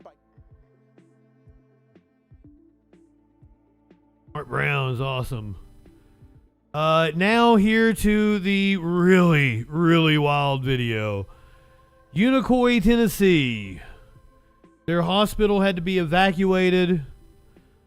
They pulled a daring rescue of people off the top of the hospital, patients and staff off the top of the hospital. The Knox County Sheriff's Office sending a helicopter to help rescue more than 50 people trapped on the roof of a hospital. That hospital is in Unicoi County, the water rising from the Nolichucky River. The hospital closed before noon. Look at that. There were 11 patients in the hospital that Ballot Health System planned to transfer. However, we're told ambulances... Yeah, all this happened in the sunshine. Like, it was rainy this morning at like 8, 9 o'clock, but then it cleared up. It was beautiful, and that's when all the alerts started on my phone. Like, it was severe flooding from, and I think like close to me, it didn't even start until 2 or 3 in the afternoon. So they evacuated at 12. To evacuate them, couldn't safely get to them because of the rising water. That water prompting 54 people to climb up to the roof, and because of how fast the water was moving, we're told boats couldn't even reach the building. Helicopters were able to get to the hospital after the wind died down a bit. The National Guard also helping with this rescue. We're told everyone, thankfully, has now been moved to safety. Fucking wow. Classic America, Warlord says. Came back in. You missed me fucking arguing with Tyler. Now you come back in for the debate.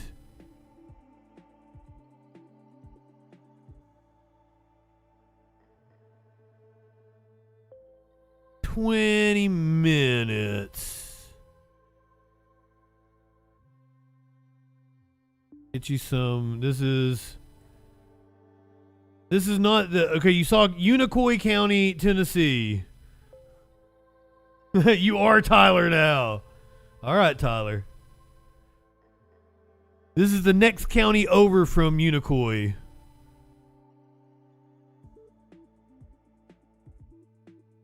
Forksaw.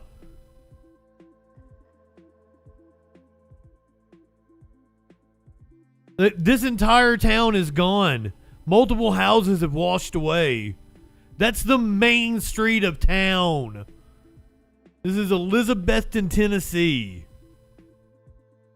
They shouldn't be. They're in a big truck, but they should not. They should still not be driving through that. Because it does not matter if you're in an SUV or a 4-wheel drive truck. You can still get swept away when the water is that high.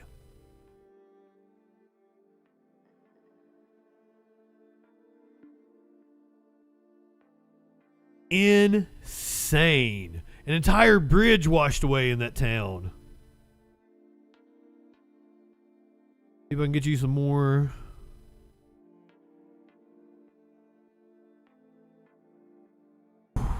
Wow. Wow. This is from inside somebody's house.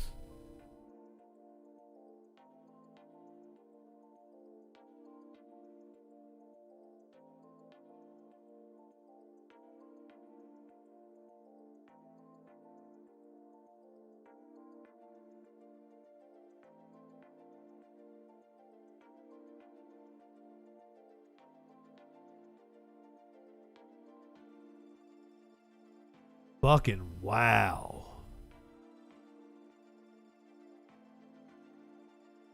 This is a little further over. This is in Valley Forge, Tennessee.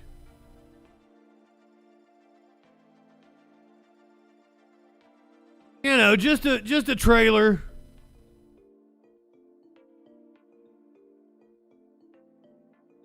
Floating on down the river.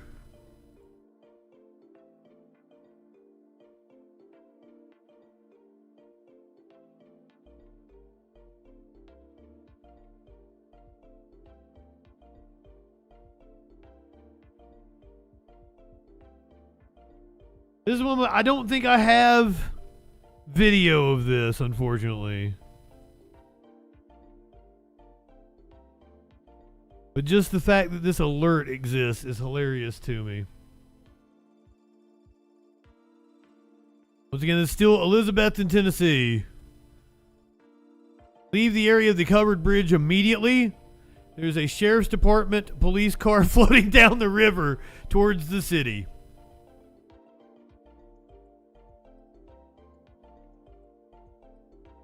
Love it.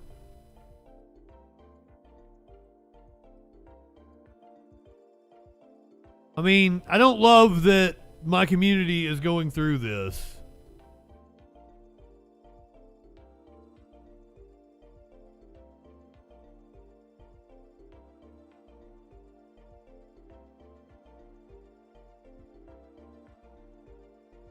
I can show you this. This is the covered bridge that they were talking about. Nope, wrong one.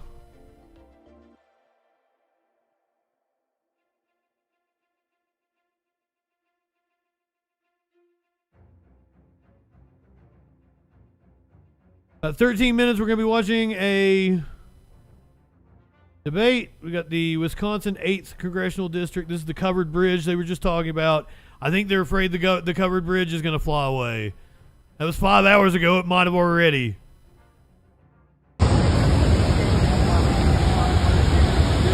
It's a historic landmark in that town.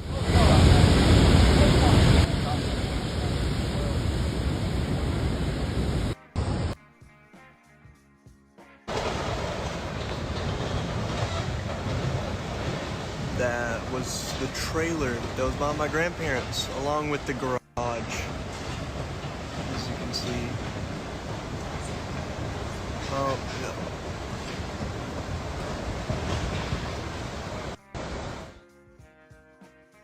I wasn't expecting this. It seems like my area got hit the hardest. I don't know. Those videos from where the actual hurricane hit inside of Florida.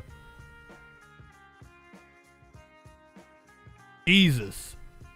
It wasn't really the winds that were the most devastating to this area. It was the flooding. Let's check out what it was like in South Carolina. South Carolina, not as bad because the hurricane went to the left, went more, and it didn't even come like over us. It went more towards Nashville. I do. That's why I'm dry right now. I messaged Puzzle Bitch earlier today. I was like, you good? And he's like, yeah, I'm up on a hill. And I'm like, you're on a hill that's in a valley, though. You are on a hill, but you're down in a valley.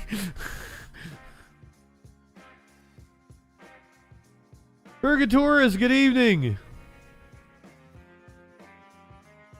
If you enjoy me arguing with people in the chat and them acting like they're going to call in and not, you totally missed good content tonight. Carolinas and Georgia. Helene ripping through the region, killing more than a dozen people, leaving a trail of destruction. This storm has caused significant and perhaps historic damage. Extreme flooding, downed trees, and power lines dangling, leaving more than 1 million people in the dark. Tonight, our live team coverage continues as the cleanup from Helene is just beginning. We continue to focus. Georgie, I don't think I'm high enough. Wreaking havoc across the Carolinas and Georgia. The main concerns tonight, the historic flooding and downed trees, causing thousands to be left without power. The storm turning deadly across the southeast. In South Carolina, more than a dozen people have died, and a number of those are in the upstate. State officials this afternoon calling the storm historic. But one thing different about this one was that we knew it was going to hit the upstate harder than usual, and it really did. Fortunately, we were prepared. We had people positioned there, but we can't stop the waves, can't stop the rising water, can't stop the rivers, and certainly can't stop the trees from being uprooted when they've had days and days of rain before the storm got here.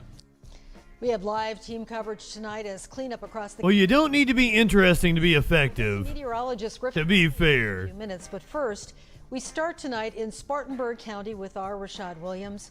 Rashad, the coroner, holding a news conference. Yes, we just got an update from the coroner as well as Spartanburg County as a whole. It was previously reported that there were 6 deaths related to Helene.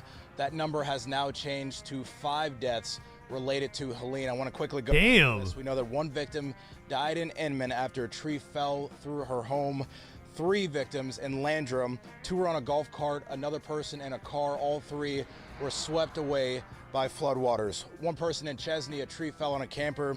And again, that 1 previously reported death that the coroner said was related to Helene happened in Greer. This was not storm related. A tree fell through the house, but it was determined, as the investigation is very fluid, it was determined that person was already deceased. But here's something that the coroner had to say during that press conference. This is the worst of the worst. These are the instances where people are trapped by the trees and unfortunately aren't able to speak about it after. And the only victim that was well, he is the coroner. Victim out of Inman, where the tree fell through the home. She has been identified as 34-year-old Anna Marie Smith. We'll continue to bring you the latest from Spartanburg County as the night progresses. Back. And to be fair, every coroner I've ever known had a wicked sense of humor. Just throwing that out there.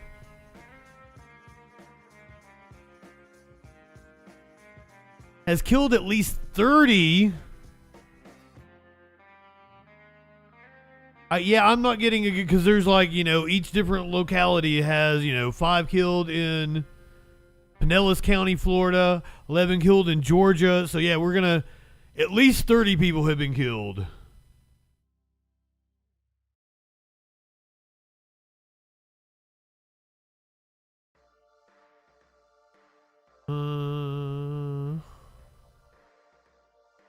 Let's look at the drone footage from Perry, Florida. Perry, Florida, that was right in the hurricane's path.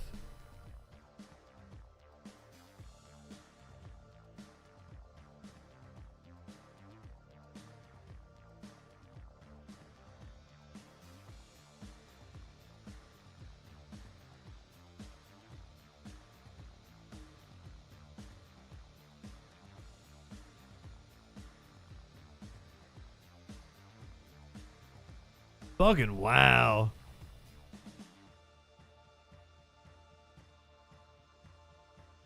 Raven, good evening. I think you were here earlier when I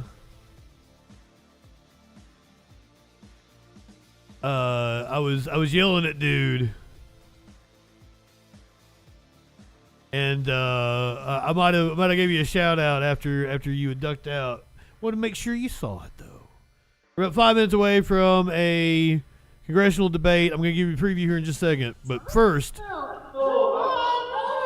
are activists from Just Stop Oil. threw soup at two of Vincent van Gogh's Sunflowers paintings in London's National Gallery on Friday. Somebody shout soup out just for fun. Two members of the same group were sentenced to jail time. Yeah, I'll hit you with ads. Make sure you don't for doing the same get them during the debate. 22. In that incident, two members of the group, I think pretty much everybody's subscribed now, Sunflowers painting, and then glued themselves to a wall. What is worth more, art or life? That's Phoebe Plummer in the video. The now 23-year-old was handed... Yeah, they're not destroying the paintings. ...for a criminal damage charge, plus an additional 3 months for the relatively new offense of interfering with the use of key national infrastructure. We cannot afford new oil and gas. The other activist from 2022 was Anna Holland, who was sentenced to 20 months. The pair had pleaded not guilty. Prosecutors said the soup toss caused over $13,000 worth of damage to the painting's frame. The painting's frame behind a protective screen. It was undamaged and went back on display the same day.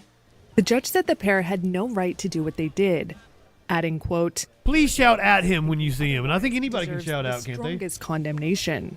Plummer said she was being made a political prisoner. An assertion that drew a critical God, I'd have to copy There's his been a wider crackdown on protest movements in Britain and across Europe. That's a lot to fucking July, copy here. 5 Hold members on. of Just Stop Oil were jailed for at least 4 years for conspiracy to block London's M25 highway. They were the longest sentence. Thank you. Never mind. I didn't have to do it after all. I was going to his channel to copy and paste his name.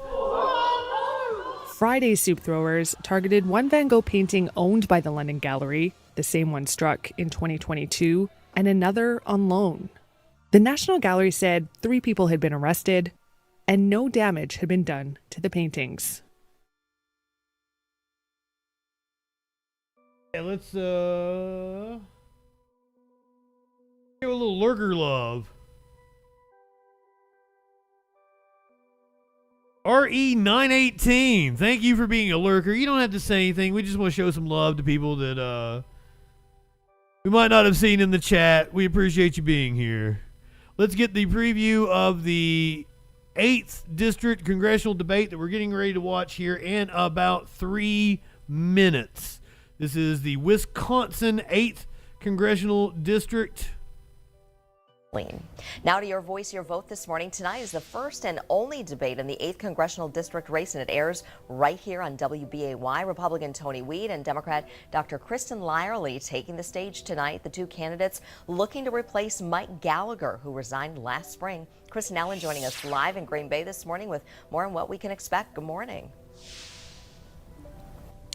Good morning, Tammy. Our own Cami Rapson will be the moderator of the debate, and Jason Zimmerman, is along with a reporter from the Green Bay Press-Gazette, will be asking questions. The debate will happen right here in the Mothy Center behind me. The Mothy Center. 60-second opening statement, and then the format will move to questions that the candidates have not received ahead of time. The questions were developed by political reporters, including Jason Zimmerman. There will also be a live audience of up to 250 people. The program director of the Mothy Center says it's an opportunity for voters to hear the candidates' answers to new questions and what they really think about certain issues. We're really looking forward to having the debate here because it'll give people an opportunity to hear from both candidates, and if they're here in person, to meet both candidates, which will be great.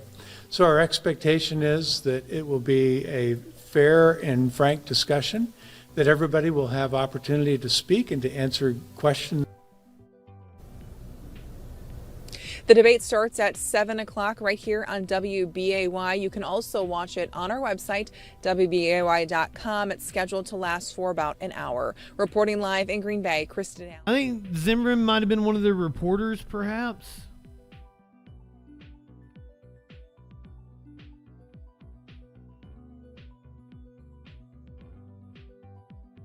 Let me... I'm not sure. They've got multiple channels, so I have to wait and see which one it comes on. We've got multiple live channels going on. I think it's this one. So we'll be taking that debate here in just about a minute. Next week, are you guys prepared? On Tuesday, we have the vice presidential debate. On Wednesday, the Virginia Senate debate, Tim Kaine and Hung Cao. Also on Wednesday, the North Dakota Senate debate with Katrina Christensen and Kevin Cramer. We also have Virginia's 7th Congressional District. So we might do all 3 of those debates. We might have to watch one delayed, 1 or 2 of them delayed. We'll see how we could juggle it. That's Wednesday night. 3 debates on Thursday night. Pennsylvania. This is a huge one. This is our first really consequential Senate seat. Bob Casey, the Democrat, defending his seat against the Republican David McCormick, who is a nut job. Here we go. This is Wisconsin's 8th Congressional District. Good evening, everyone, and welcome Good evening. to the Mothy Center on the campus of the University of Wisconsin, Green Bay. I am your moderator, Cammie Rapson with WBAY TV2. Tonight, we welcome both candidates for the 8th Congressional District in front of a live audience. That's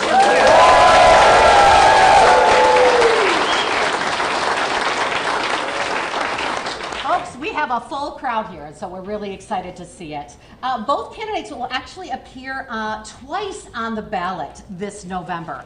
First, in a special election to fill the remaining 2 months of the term after Representative Mike Gallagher resigned this spring. And then to take the full 2-year term that is up for grabs beginning in January of 2025. Now, the 8th Congressional District includes roughly 750,000 people. Not 80s, it's the 8th Congressional District. To the western edges of Shawano and Waupaca counties, east to include Kewaunee and Door counties, and to the south, including much of Calumet County and a small section of northern Winnebago County. So now, let's welcome the candidates. We have Dr. Kristen Lyerly, a Democrat. She's an obstetrician and gynecologist. And Mr. Tony Weed, a Republican who is a local businessman. And our panelists tonight joining me on What kind of businessmen? include Jason Zimmerman, chief political reporter for WBAY TV2, and Jesse Lynn. He is a politics and community reporter for the Green Bay Press Gazette. So thank you both for being here. We also have 2 college students here tonight who will each ask one question to both of the candidates, and I will introduce them during this debate. So here is the format for tonight's debate. A panelist will direct a question to that candidate. That candidate will have Mary Jane got him. to answer. The opposing candidate will have 90 seconds to respond. Each candidate will then have 60 seconds to expand on their answers, and then we'll end with a 15-second final comment from the candidate who received the question. Both Mr. Weed and Dr. Lyerly agreed to these this format and these timing restrictions. So we look forward to engaging discourse, of course, and some in-depth responses. So we're going to begin with 1-minute opening statements, and we will begin with Mr. Tony Weed. Well, thank you for having me, and thank you to the University of Wisconsin, Green Bay, for hosting this great event tonight. Thank you to our moderators. My name is Tony Weed, and I was born right in Lincoln, Nebraska. My parents are from Green Bay and went to college. My dad played football at the University of Nebraska. A month later, moved back to this area, so I've been a lifelong resident of Brown County. I grew up in Ashwaubenon. I went to public schools through 8th grade. Then I decided to go to a great Catholic school right here in Green Bay called Notre Dame Academy. Then I decided to continue with my education, and I went to another great Catholic institution called St. Norbert College right in De Pere. I've been here my entire life. I met the love of my life, Angela, my last year in college. We got married a year later. We then decided... Did he say Satan Lover College? ...children within 5 years. We also decided to get into our own business, and we got into the convenience store, gas station business, a local business called Dino Stop. So we work 7 days a week. This is what a cheese head is supposed to look like. And our number one job always, as parents, was to be good spouses and great parents. And that was always my number one job, is to be a good father. And I really worked hard in my business to make sure that we could provide for our children. Right now, I have this great opportunity to be here tonight and to serve, hopefully, with your vote. And I want to earn that. This great country of ours. I love this country, and I'm looking forward to serving each and every one of you. Thank you, Mr. Weed. Kristen Lyerly, Dr. Kristen Lyerly, you may also. Mr. Weed. Statements. Thank you. As Tony said, thank you to Bob Pine, the Moffey Center, you all for being here, and you all for coming in tonight and being part of something that we have not had in the 8th Congressional District. Thank you, Tony, for making this possible. Hey, I'm just a kid from Kaukauna. I grew up across the street from this guy. I'm also a mom and an OB. I grew up across the street from that guy. I'm a 6th generation Wisconsinite. All of my dad's family worked at Philmany, the paper mill in Kaukauna. My mom's side, they're dairy farmers. Yeah, his name is Weed, and he's kind of a zaddy. I'm a 1st generation college student, and I have fought hard for everything that I've earned. And my North Star has always been service to others. And it's that public service that brings me here today.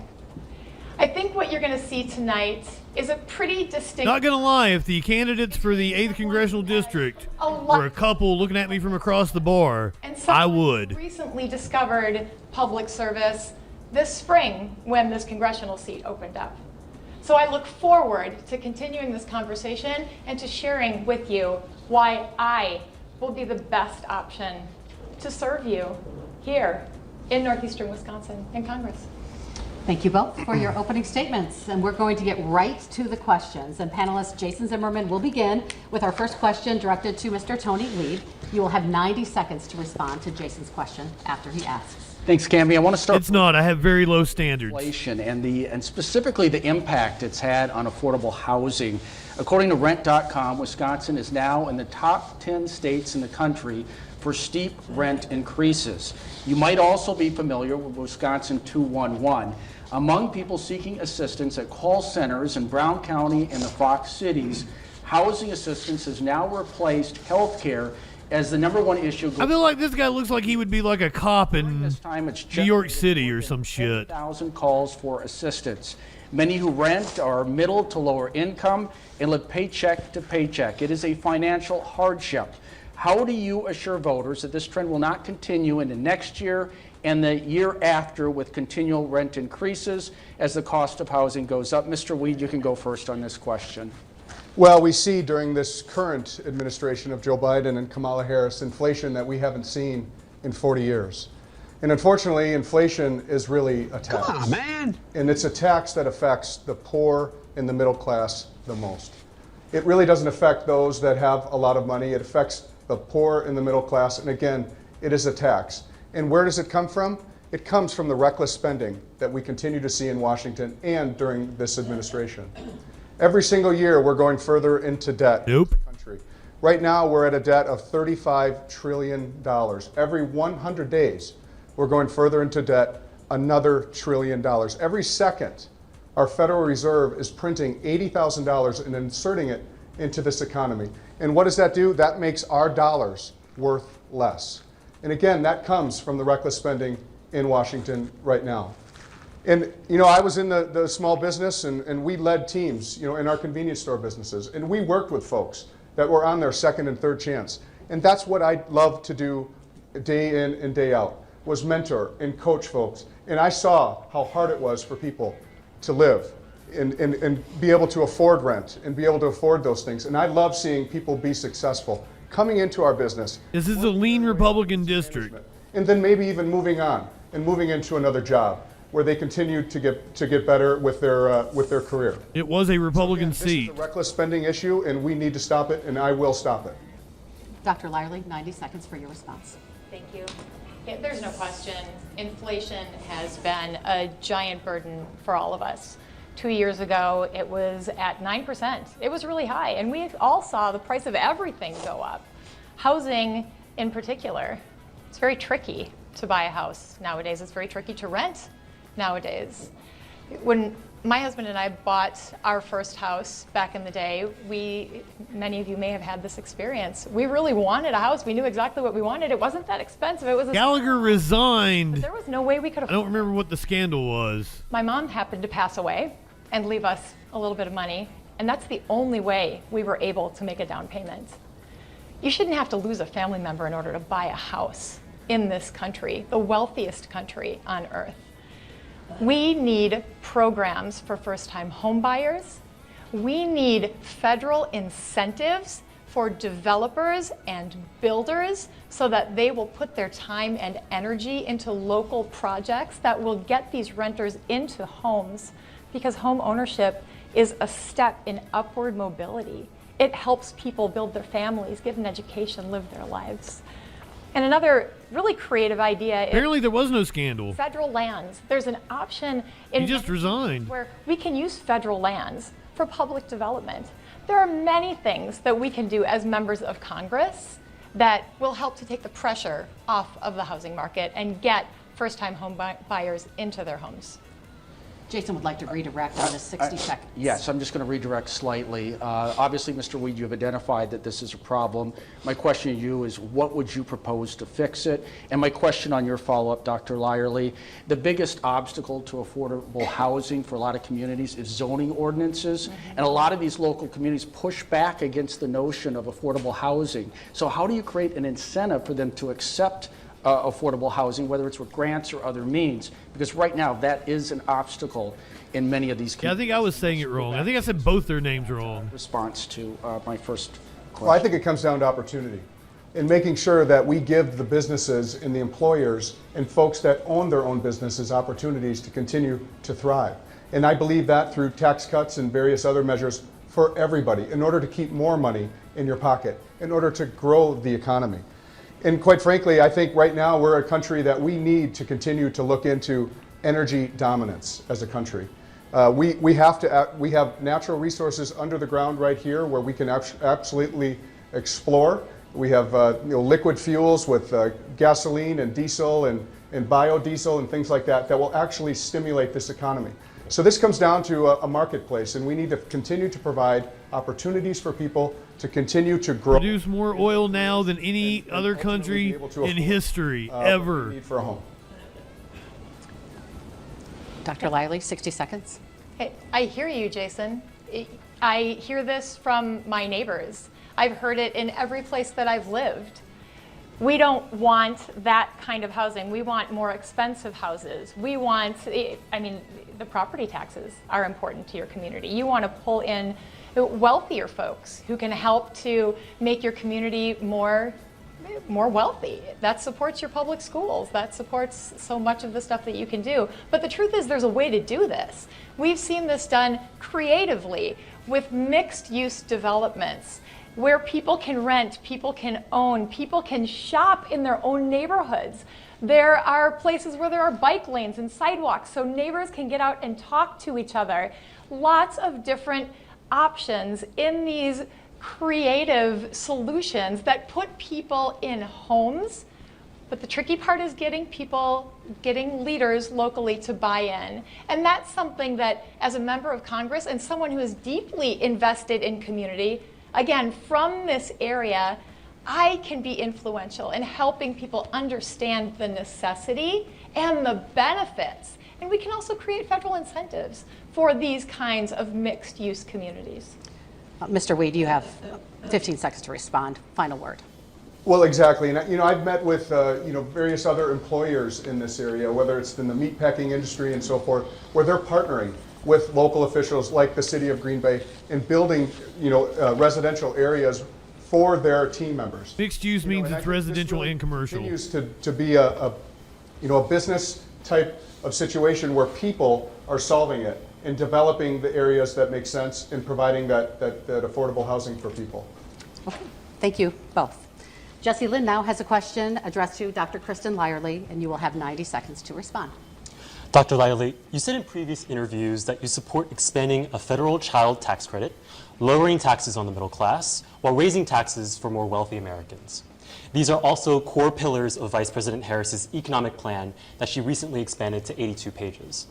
The Wharton School found that by 2054, Harris's policies would reduce the GDP Yep, Flash, you're right about that. %, reduce average wages by 3.3%, while adding $2 trillion to the national debt.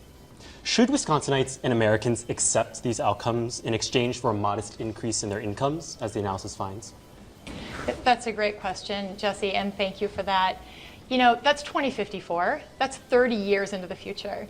So how often do you set a plan and you stay on that course for 30 years, we're going to see changes in administration. We're going to see changes in energy production and environment and business and taxation. I mean, the country is not going to stay on one course. So I think that's a good plan for now. I think it's solid for now. I think it will likely change in the future. But what I do know is we've got to change what we are doing in this country to support the middle class. We are the tax cuts that President Trump passed in his last presidency really benefited the very wealthy and corporations. Okay. The little guy bared the brunt of it. I mean, what did you get, $100 out of that? Maybe. Corporations and wealthy folks made out like babies. I lost money. We've got to focus on the middle class and give them programs that help them Ain't got a tax rebate since. afford food, but also attain an education if that's what they desire, or have a family. I've had to make that decision. I left the workforce to stay home with my oldest two sons when they were little because we couldn't afford to put them in childcare so I could stay in the workforce. It shouldn't be like that.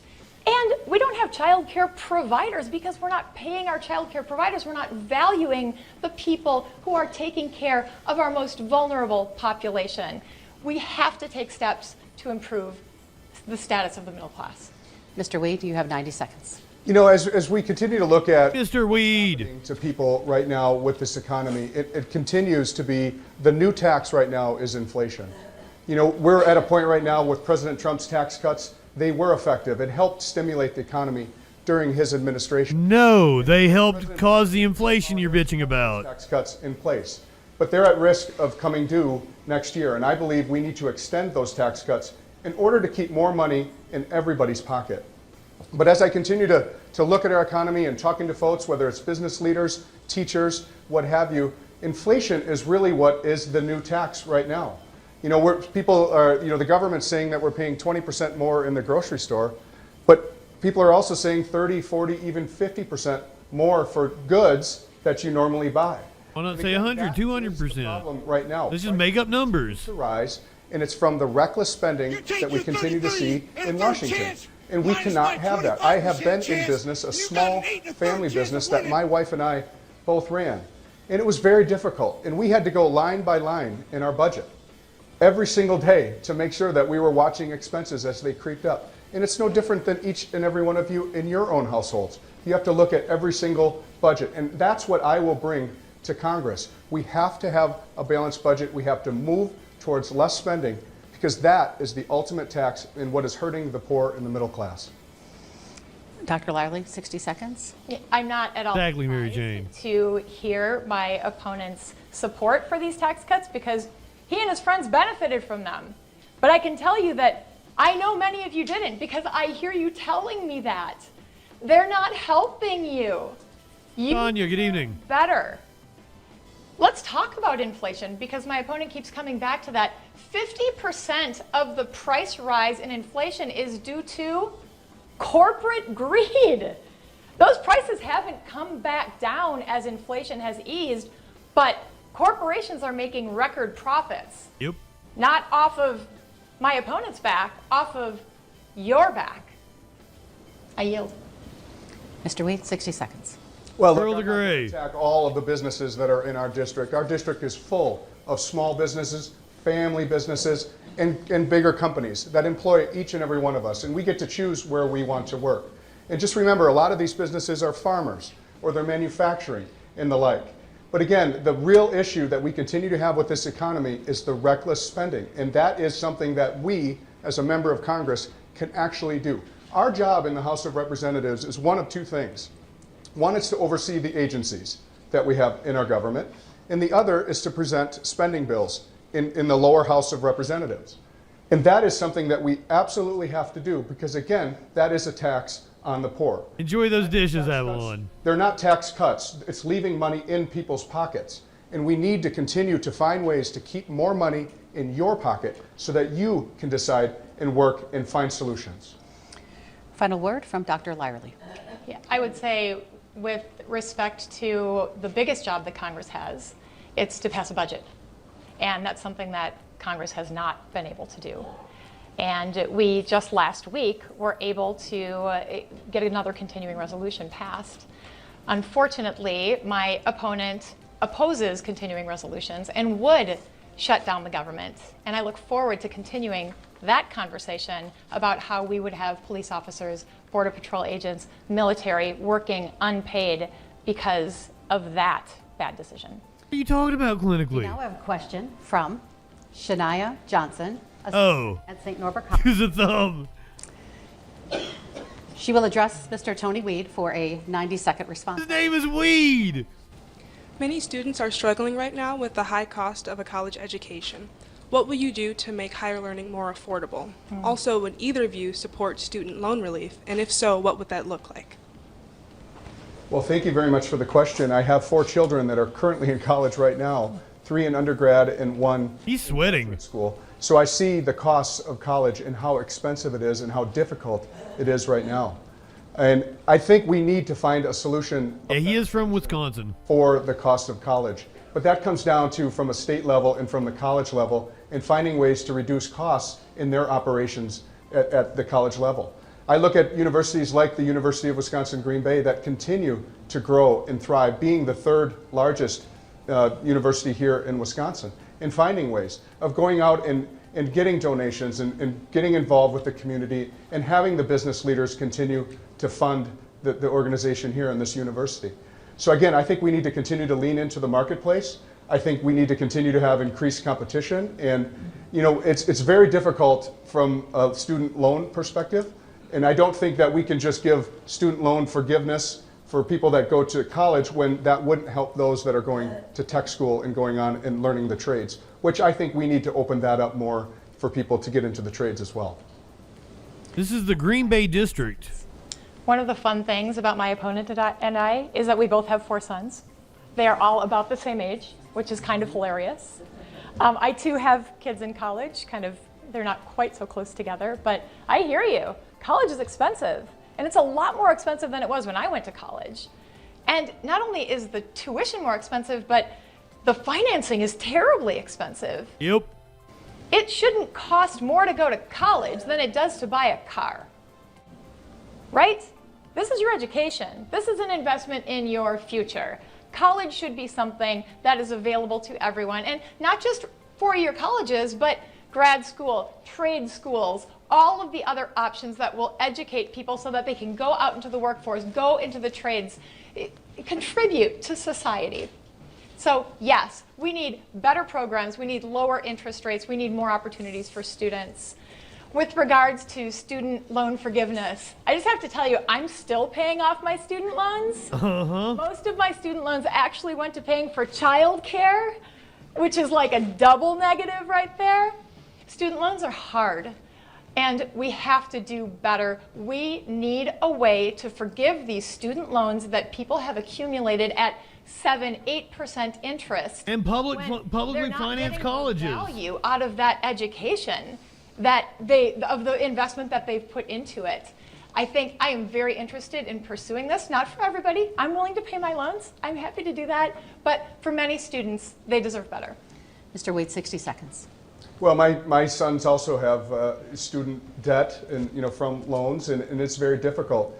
And I think we need to, as a community, okay, Mr. Rich, starting to see this in some of our local communities where high schools are leaning into the trades and into the technical schools. And I think that's very important because right now we need a workforce in the trades, whether that's electricians and plumbers and so forth, and really helping them find a different path. Because it's not for everybody. A university or a college isn't for everybody, but I'm passionate about continuing to lean into that. I don't like that outlook. Local districts, work with people to say, hey, look, it's okay to go into a trade. Good liberal arts education is for everybody. Or electrician. That's why everybody's fucking idiots. Or you get into a union, a steam. All for right-wing bullshit. So I don't think it's a one-size-fits-all. I am concerned with the prices of student loan, like the actual interest rates obviously are way too high. And so I think there needs to be something done with that to make that more affordable. Dr. Lyerly, 60 seconds. Thank you. It's not just okay to go into the trades. It's awesome to go into the trades. Please go into the trades if that's what you want to do, because we need you. We need electricians, we need plumbers, we need folks of all different specialties, different talents. That's how we build community around here. Importantly, though, I want to draw your attention to something that my opponent said recently in a number of different interviews. He would eliminate the Department of Education. By eliminating the Department of Education, that would eliminate a number of funding streams for students. And not only that, but it would drive states and local municipalities into chaos as they're trying to backfill. He is a Trumper. Figure out how they are going to provide services, especially services for the most vulnerable students in their schools. I think that's a big mistake. Final 15 seconds, Mr. Weed. So the Department of Education, for me, gets a failing grade. I believe in local. I believe that you should have the control to run your schools here locally. And I do not believe in the federal government teaching our children. They are not good at it. We have federal bureaucrats continuing to get involved in our children's education. The money should stay here and not go to the federal government. Thank you. Thank you both. Shania, thank you for your question. Thank you. Jason Zimmerman will now ask a question of Dr. Kristen Lyerly with your 90-second response. Thanks, Cami. Vice President Kamala Harris spent time today at the U.S.-Mexico border. This is her second trip she's made there since taking office. Harris has campaigned on supporting that killed bipartisan border bill, saying that the border. You're in fucking Wisconsin. You border Canada. It's funding the wall again that he's promised to build in his first term. Would either of you support the funding of that wall or the signing of a similar border bill that was just presented to Congress if it were to be presented again next year? And what's your message to those in the meatpacking and agriculture businesses here in Northeast Wisconsin who depend on a lot of these foreign-born workers to fill jobs? It kind of hit me hard too, Berg. Be able to operate. And Dr. Lyerly, I'll let you start with this question. You hit the nail on the head. We need immigrants who are here legally to help out in our agriculture industry, to help out in meat packing, to help out in nursing homes. They fulfill a critical role in society. But there is a crisis at the border, and this is one of the biggest concerns that I hear when I'm out talking to future constituents. People are worried about crime. They're worried about drugs.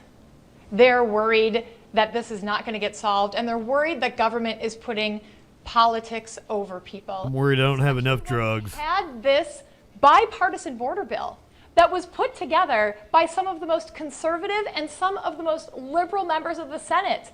It wasn't perfect, but it put 1,500 new Border Patrol agents into play. It also created a better path, a more efficient path to citizenship. It stemmed the flow of fentanyl across the border, which is something that, as a physician who takes care of people who are dealing with the opioid crisis because of what's happening here, I see the effect on them and their families. I promise you, as your next congressperson, I will do everything in my power to stop the flow of fentanyl across the border. Mr. Weed, 90 seconds. Well, unfortunately, during this current administration of Joe Biden and Kamala Harris, the border has completely been wide open. During President Trump's term, the border was doing well. He was working towards a border wall. We had the Remain in Mexico policy, which didn't allow for folks to cross the border and then apply for asylum. The border officials and ICE were being properly funded. Why would you not want to do that? In fact, the most success that any president has had in recent history, although many presidents have said they were going to close the border. You can't have a country without control of your border. And I go around and I've met in all the different meatpacking plants. I've met with agriculture farmers, both including large, medium, and small dairy farms. We're the third largest congressional district for dairy, and it's very important. And I'm listening to what they're doing and finding solutions for workforce. And I do believe that we need to find a new way for immigration, something that allows a little bit longer from a work permit perspective so that they can employ those folks. Look, I'm an immigrant. I come from immigrants. We've been here for generations here in Northeast Wisconsin, so I believe in legal immigration. But right now, we have to close this border. This administration right now, it is a tragedy what they're doing and having this be completely wide open. Kamala Harris has been in charge of it, and it is wide open, and it is havoc. In talking with sheriffs, and DAs, and judges right in this community, it is happening right now. And we need to get the border closed down. Dr. Lyerly, 60 seconds. So let's talk about immigrants and why they come here. As my opponent mentioned, most of us came from immigrants at some point in our lineage. They come here for lots of different reasons. And when they get here, what happens? They get stuck in a cumbersome system that is incredibly difficult to navigate. For years, they are in situations where they may have a work permit, but they don't have a driver's license. How are they supposed to get to work? Yeah, exactly. Put in impossible situations.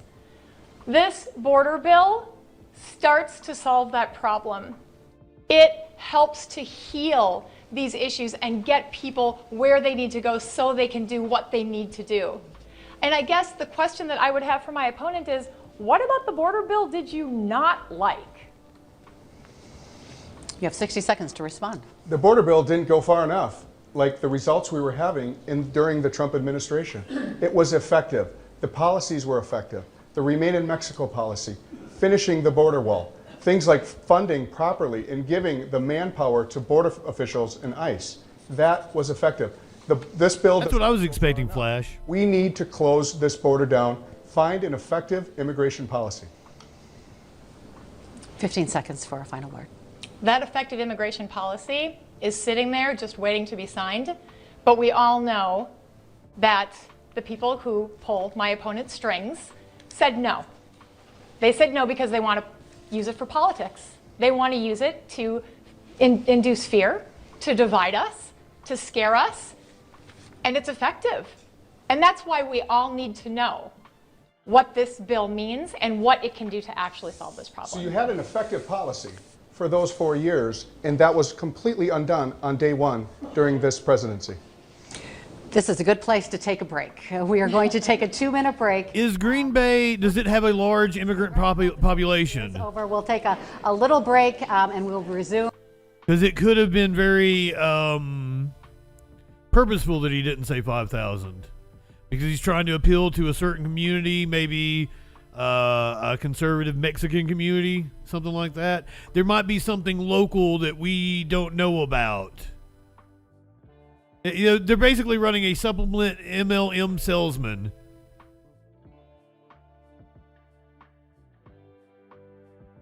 Dr. Lyerly,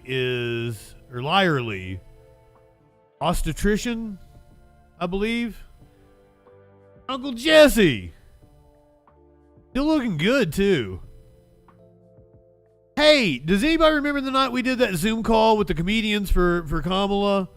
And Uncle Jesse had a comedian with him and he did impressions. That guy was really good. Does anybody know that guy's name?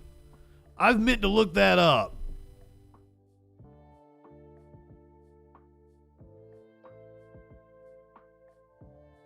I mean, I'm always like, fucking immigration was first half of this debate. And they live in Wisconsin. God, good evening. Well, it's weird you say that about the good doctor. You're telling me that the rich businessman doesn't live in one of the upper class neighborhoods?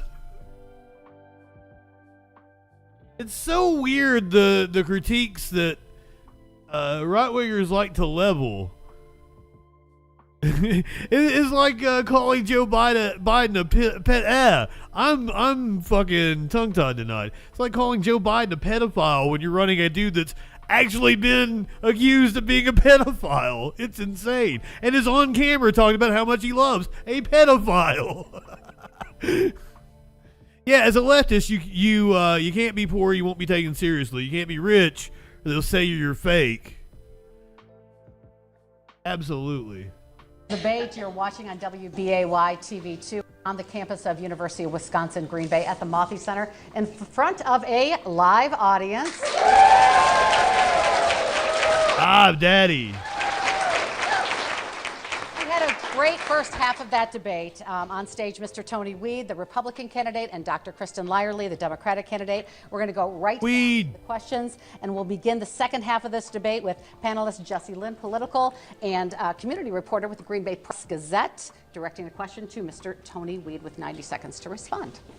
Mr. Weed, you've reiterated multiple times that you believe abortion is an issue best left to the states. What then should abortion policy be in Wisconsin? Well, thank you. So, you know, look, Angela and I have 4 amazing. Let's do it again. And it is the greatest joy of our life. And the Supreme Court made the decision that the right of abortion is within the state's hands. Where it was before, it is now. And I believe that it should continue to stay as a state's right issue. Dr. Lyerly, you have 90 seconds. Thank you. We know, without a doubt, that people across the country and in Northeast Wisconsin believe that we all should have the freedom to make our own choices about our own bodies. That is undeniable. Saying that this is a decision for the states is a cop-out. What that means is that in states like Arkansas and Idaho, where there are no exceptions for rape or incest, that tells me that you're okay with that. That tells me that in states with bans where mothers die at a rate 3 times greater than in states without bans, you're okay with that. It also tells me that in states like Texas, where they have a major abortion ban, infants die, babies die at a rate 12% higher than in states without bans. You're okay with that? If you're so passionate about this, why don't you run for state assembly like you did once before? I am going to. I'm going to within the state. Run for Congress, dipshit. And it is now. Jesse I understand your passion, and I would encourage you to Jesse go would forward like in to this clarify. Jesse would like to clarify the question to Mr. Weed. Mr. Weed, I would like to ask you again, what then should abortion policy be in Wisconsin? Look, I'm running for the United States House of Representatives. Our job is to present spending bills and oversee the agencies at the federal level. I am not for continuing to add more power to the federal government. We live in the United States of America. That was never the intent of our Constitution, to be sorting these things out at the federal level. This is a state issue. It will continue to be a state issue. The Democratic majority didn't bring it to the federal level. It won't be at the federal level. So that's not on my plate. I am going to continue to work hard on the things that I can. No, it's probably going to be an issue at the federal level. House of Representatives. Dr. Lyerly, 60 seconds. Again, a cop-out. We all know the person who pulls Tony Weed's strings is proud of taking Roe v. Wade down. And yeah, I'm passionate about it because it's killing my patients. What's next? Contraception? IVF? Those are things that we're dealing with on a federal level. Where do you stand on those issues that are also deeply personal medical issues? Because I can tell you, in this room, there are people, women and men, who have experienced complicated reproductive health issues, and they have needed help. And that help will not be available if Tony Weed is representing you in Congress. Remember, you may think she sucks, but this is a red district. She's got to suck to win. I think it's a great idea to have children. I love my children. They're the greatest joy in my life. I think in vitro fertilization is a good thing. But again, this issue that you're so passionate about, again, why aren't you running for state assembly or state senate? We're going to go to the next question. We have a question from Carter. I don't like that I don't like that answer because Wisconsin, Green Bay. If the Dems win the House, they're definitely going to take up some sort of bill to codify Roe. With mental issues being such an issue, what steps are you going to expand services for mental health and support systems for them? I thank you for asking that question. As a physician, I not only deal with the physical health of my patients, but also the mental health of my patients. And we know that in this country right now, people are struggling with mental health issues like never before. In fact, recently, the Surgeon General issued a report that said nearly half of all parents are struggling with their mental health. They're so stressed out they can't even get through the day. So there's no question, this is a huge issue. How do we solve it? Well, in Congress, funding. What are we funding? Mental health treatment, training for professionals. We have a profound physician and healthcare provider crisis in this country. It is worse in places that are rural. We're seeing mental health, we're seeing farmer suicide at record levels. You think farmers is these big, burly, solid folks. They're dying because their mental health issues are not being treated. So yes, we need to shine a light on mental health, and we also need to make it okay. I feel as though in recent times we've been able to talk more about mental health, but more efforts to get us to be able to connect with each other, because in that counseling environment, that helps. Maybe sometimes more than other treatments. Mr. Weed, 90 Well, seconds. there's no doubt mental health issues are a crisis here in this country, and it's something that I have faced, my family has faced, whether it's friends and family that have dealt with alcohol and drug abuse and helping them overcome those issues. And right now we are in a polarizing world, and we need to come together and heal as a country. And I will be a great role model, whether I'm in schools and talking to young kids. Be good to each other. I think bullying is a major crisis right now in schools. And I just is the Trump supporter. Talk to them about, look, no more bullying. It is really bad for you. You'll regret it down the line. You need to be good to each other and love each other. And I think ultimately we need to continue to come together, have a sense of belonging, get back to our communities and our roots and our family units. I'm in favor of funding anything to help with the mental health crisis from a federal level. I will make sure of it, and I think we need to Medicare for all. Dr. Lyler, 60 seconds. There is a group of folks who specifically need help from the federal government to take care of their mental health, and that is our veterans. We lose 22 veterans a day to suicide in this country. These are the true patriots who have put in their time, who have given their hearts to this country, and we have abandoned them. My cousin, my classmate, committed suicide earlier this year, and it was because he couldn't get access to the care that he needed. As a result of that, his family obviously continues to suffer, we all do. But his daughter stepped up, and another friend of ours stepped up from Oconto.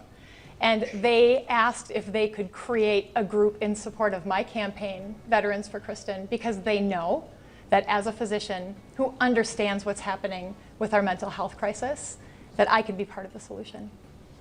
Mr. Weed, 60 seconds. In meeting with veterans that have been in these recent wars, whether it's in Afghanistan, the Gulf War, and so forth, they're really struggling, no question about it, with the approach at the VA system that isn't working for everybody. And so I believe that we should have right to try. I think we need to look at alternative options for folks like veterans within the VA system and also with, in our own system in the government. And I think they need to be able to have access to other alternatives rather than just the standard care right now. And there's great veterans groups right now that I've been meeting with that have We're properly staffed VA. Be available at the VA, and I will absolutely support Right to Try so that they can get the care they need. 15 seconds for final word, Dr. Lyerly. I think we need to focus our efforts on the care that they're already not getting, the basic fundamental health care that they are being denied. Thank you. Thank you. Carter, thank you for your question. Now we go back to Jason Zimmerman, Chief Political Reporter for WBAY TV, directing the question to Mr. Tony Weed with 90 seconds to respond. Recently, we've seen politics become a lot more polarizing. The rhetoric used by campaigns on both sides of the aisle will typically use words like dangerous, threat, and extreme. It's led to a lack of bipartisanship in Washington, mainly because neither party wants to give the other party a win politically. What would you do to change this? And what would you say to moderate voters tonight to show that maybe there's something in your own party platform that you don't necessarily agree with or have concerns about, proving to us that you have the ability to work across the aisle? Mr. Weed, we'll start with you first. Well, having this opportunity to be a representative in the House of Representatives is an honor. And I will take the approach that I've always taken when running my business, raising my family, and conducting myself over 48 years. I'll take a pragmatic approach. I'm not one to scream and attack people. I'm one to attack problems. And the better I was at solving problems day in and day out, whether it was in my business, whether it was in my personal life, whether it was helping friends. And that's the approach that I'll take to the House of Representatives, because right now it is too polarizing. The House of Representatives and the Congress in general, they're not getting anything done. They're spending time just trying to win arguments day in and day out. And that is not me. It's never been me. I am one that will absolutely sit down. I will work with anyone, whether they're a Democrat, a Republican, male, female, whatever God you believe in. To me, it doesn't matter. What matters is your character.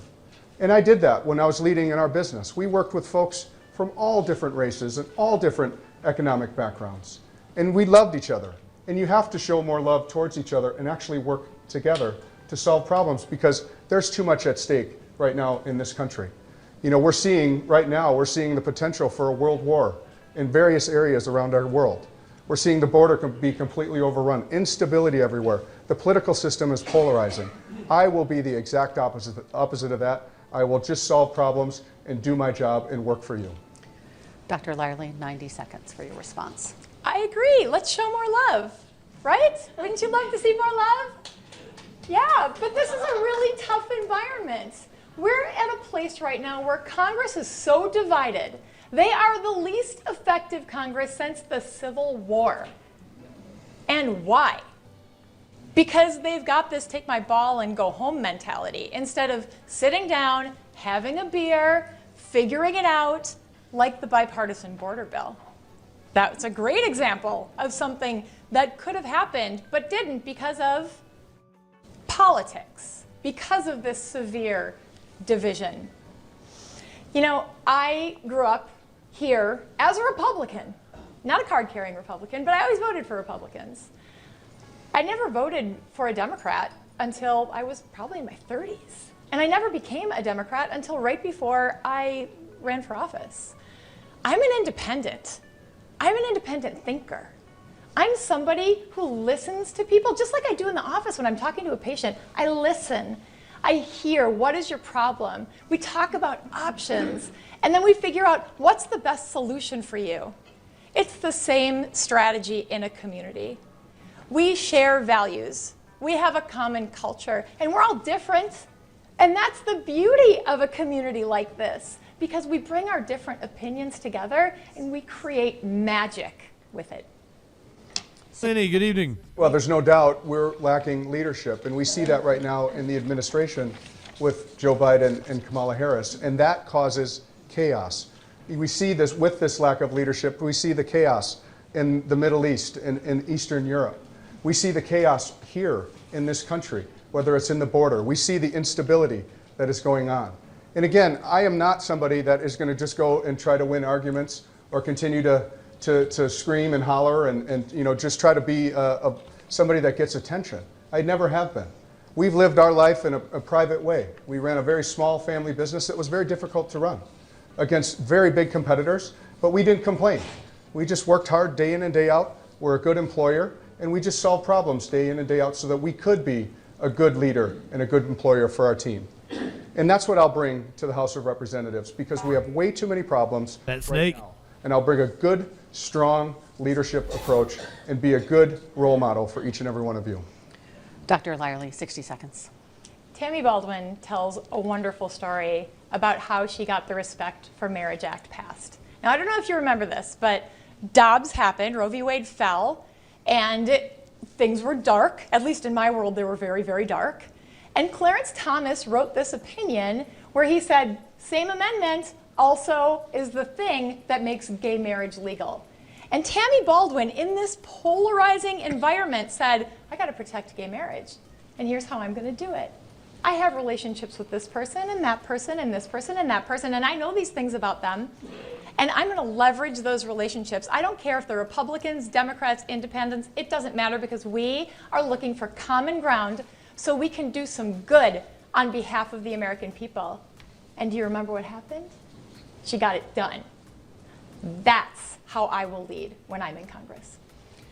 Final comments, 15 seconds, Mr. Lee. Well, it's great to hear, and ultimately, that's what we need now more than ever. And we have to continue to realize that in the House of Representatives, we have a role to play. Our job is to present spending bills, which are way too high right now. We're spending ourselves off of a fiscal cliff, and we need to oversee the agencies. But again, I will be a great role model for this district. Jesse Lynn with a question for Dr. Lyerly. Be a good role model. Dr. Lyerly, rural Wisconsinites are hospitalized for heart disease and die more frequently from cancer, strokes, and unintentional injuries than their urban counterparts, according to the University of Wisconsin's Public Health Institute. You often practice in rural communities as an OBGYN and said in a recent interview that you believe, quote, our healthcare system is for profit, not for people.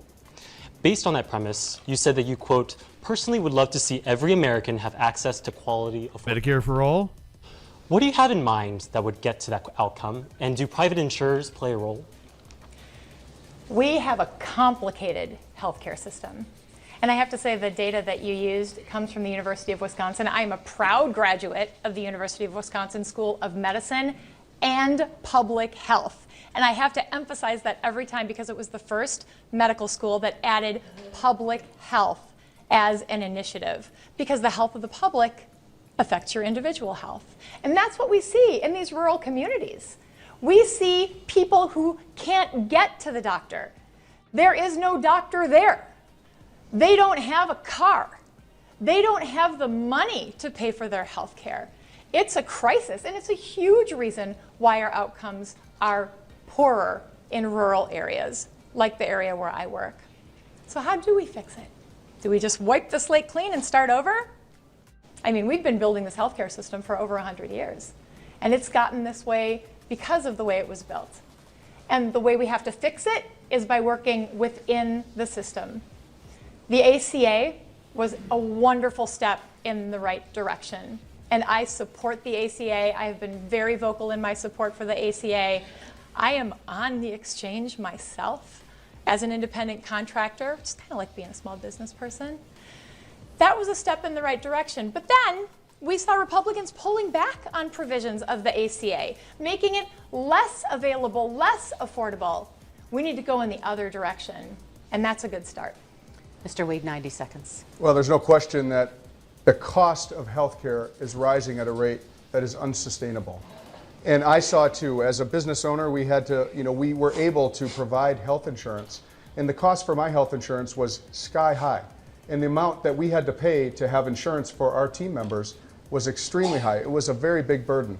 We're continuing to see employers have to pay 15 to over 30% increases for the cost of health care. And now I'm on the exchange as well. And it costs me $1,000 a month for an $8,000 deductible. And that is the way it is right now. So I am going to do everything in my power to drive those prices down, but we need to look at actual solutions in order to drive those down. I got one for you, Medicare for all. Competition in the marketplace right now. We're continuing to see basically these networks are continuing to join forces and sell to each other or buy each other up. We have less competition right now in healthcare than ever.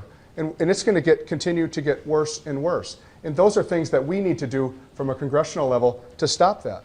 We also need to have transparency in pricing. If Flash is right. Just a public option would do wonders. And God forbid you have to go to the hospital. If you go to the hospital, get your treatment, you come home, you end up getting 3, 4, or even 5 invoices, and you don't even know what they are. That has to change. And we can do that in the lower house, in the House of Representatives, and I will. But I think a public option kills the healthcare industry eventually. Dr. Lyerly, and that's the reason why they won't do it. Position on private insurance in the marketplace for health insurance, because you have said that the healthcare system is for profit. Do you believe private insurers then have a role to play in the health insurance market? They do at this point. They do. And that was a big part of the ACA. I think that as we continue to move towards ensuring that we are universally insured so that every American has access to quality, affordable health care, we'll see how things evolve. Just like your question earlier about 2054. You know, that's a long way into the future. I'm sure that the people who started putting health insurance together 100 years ago could not have envisioned what we're dealing with right now. But the truth of the matter is, we have the most expensive health care on the planet. And that's what I meant by industry, Mary Jane. But yes, you're correct. Compared to our peer countries, especially when it comes to moms and babies. Why? Because of inefficiencies, because of things like prior authorizations, things that prevent people from getting the treatment, the medications that we prescribe to our patients, that we've discussed and we've picked out and we know it's the right thing. And then the insurance company comes in and says no and creates a barrier. And there are many others. Mr. Wade, 60 seconds. Well, there's no doubt. And again, you know, from an insurance perspective, people are paying way too much for their health care premiums and way too much when they have to go to the doctor. And we need to fix that, again, with increasing competition, providing more transparency, and decentralizing these big institutions that are continuing to form into one big institution that we have to go to for the hospital. But I think it also begs that we need to talk about the health of our country. I think right now, from a health standpoint and from the federal government and the guidelines, we are sicker than we've ever been. And I am passionate about making us a healthier country and looking into exactly what is causing all of these issues. Why we're continuing to have diabetes at such a high rate. Why we're continuing to have all of these health chronic issues that we have here in America. That a lot of it is lack of primary care. What is exactly causing that? I'm passionate about that. I will work on that because health is so important, and prevention is going to be the biggest issue that I think we can tackle. 15 seconds, Dr. Lyerly. I have lots of ideas. Let's offline about that. That'd be great. I'm in. You know, one thing I didn't mention is prescription drugs. Prescription drugs are too expensive. They are more expensive in this country than in any other country, and the ability for Medicare to negotiate, capping insulin at $35 a month is literally a lifesaver for seniors on Medicare. More of that. I want to address Social Security really quick. It is projected that the trust fund could run out as early as 2035. That is just 11 years from now. The program will continue collecting, but it will only pay out about 83% of benefits, and then that number drops to 73%. This would increase the number of people who collect Social Security that would be living in poverty by 50%. When does Congress address this issue? And is eliminate the cap, raising the minimum age to collect benefits, or is it eliminating from people above a certain income? No. Dr. Lyerly, you can start with lift the cap. Social Security is something that we've been paying in our whole lives. God damn. And we expect it to be there for us. It is maybe the #1 issue that I hear from seniors. Seniors are worried that things are going to change, that they're going to lose their benefits, that the age of retirement is going to rise. And it's not fair. It's not fair. It needs to be there for us. But how do we fix that problem? It's tricky. No, it's not. It's very simple. Some creative thoughts. We have to have some political courage, but I think the wealthy are going to have to pitch in a little bit more here. I see a lot of heads nodding. You know, we owe this. The reason Social Security was created was so that we wouldn't have people in our population at risk at a time in their lives when they needed the help the most. We can't abandon our seniors. Mr. Wade, I'm going to give you 90 seconds, but just so the group knows, this will be the final. She alluded to it, but never said it. And we'll go to closing statements afterwards, but please address this question for 90 seconds. Well, I'd love to have those conversations about health, and we'll definitely have to do that at some point, because I do believe that is the biggest issue, and we need to look to prevention of all of these chronic health issues. That's true as well, Mox, but except the way the Social Security Fund is funded. These are things that you paid into, you deserve it, and you should be getting those benefits, and that should not go away. We need, though, to continue to look at ways of reducing the cost on the side of the government. and finding efficiencies within that system so that you can continue to get the benefits that you worked so hard for. So Social Security is a very big issue, but I will continue to protect that for each and every one of you. But again, from our government perspective, we continue to spend far too much on other things. And we need to reduce our spending at a big level because our founding fathers never intended for us to pass on debt to the next generation like we continue to do.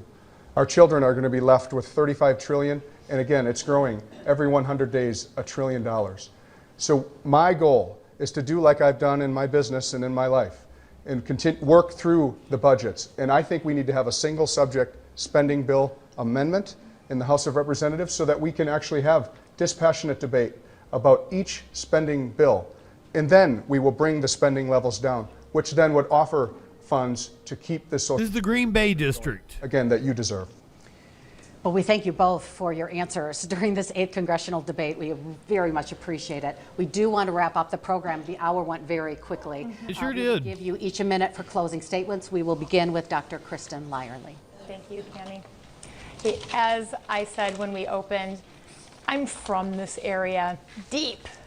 I am committed to Northeast Wisconsin, the people of Northeast Wisconsin. Neither of them have that Wisconsin accent. Is that more of a northwest thing? I have a lifetime of public service for the people of Northeast Wisconsin, and it would be my absolute joy to serve as your congressperson in November, lame duck session. My opponent recently picked up public service. He is not a moderate. He is not an independent. He is not the change that you want to see in this district. He's a good man, and he's here tonight, and we're doing this, and just the fact that we're having this conversation, I think is really incredible. It's a step in the right direction, but I think the choice is clear. Mr. Weed, you have 1 minute. I think the big difference between me and my opponent is she attacks people. I attack problems. And I have a history of attacking problems in my life, whether it's my personal life, whether it's in my business. And that is not what we need in the House of Representatives. We have a polarizing House, we have a polarizing Senate, and we need people that will actually go in there that have proven records of solving problems. We ran a small business for almost 30 years, a business just like farmers and other people in manufacturing and so forth. Many You almost people said egg. that we work for. And I will take that pragmatic approach to Washington and work to solve the problems that we are facing here right now. For me, it's an honor of a lifetime, going from customer service to public service being my sole mission. And I guarantee you that I will give it everything that I have. My wife and I have done everything together, whether it's raising our kids, raising our family, and now we together are going to go into public service and do the right thing for everybody together in this district. Thank you. And we thank both of you, Dr. Kristen Lyerly, Democratic candidate for the 8th District, Mr. Tony Weed, Republican candidate for the 8th District. Thanks to our audience tonight. You were wonderful. Swingers for Congress. Appreciate you being here. I don't care what clinically says. He can shame me. November 5th, we thank you. You I'd live go in home sexual with them. anarchy? At WBAY.com. I'm Cami Rapson with WBAY. Good night. Thank you, Tammy. Yeah, apparently there are a lot of swingers in Congress, if Matt Gaetz is to be believed. Or no, wait a minute, that was Madison Cawthorn. That's who said it. Yeah, Flash. My bad. I got my assholes mixed up. Never get your assholes mixed up. And also, if you do get them mixed up, be sure to wash them properly. Life is too short to walk this earth for a crusty asshole. Wash your ass.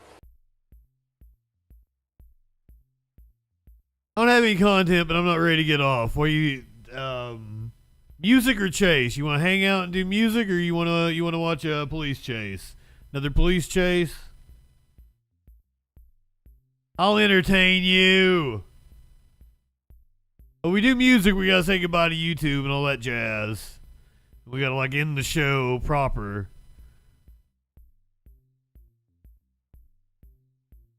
Oh, the stream. Did we watched that? Didn't we, Flash? We watched it when you posted it. We watched it that night. I think.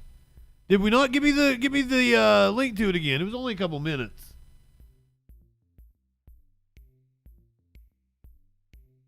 I'm not remembering it, but that doesn't mean we didn't watch it. Good night, Socialist Aunt. Light one up, tip one back. I might be able to scrounge up some news if you really want to. We might, you want to do like freak show kind of stories? I might be able to scrounge up that kind of shit.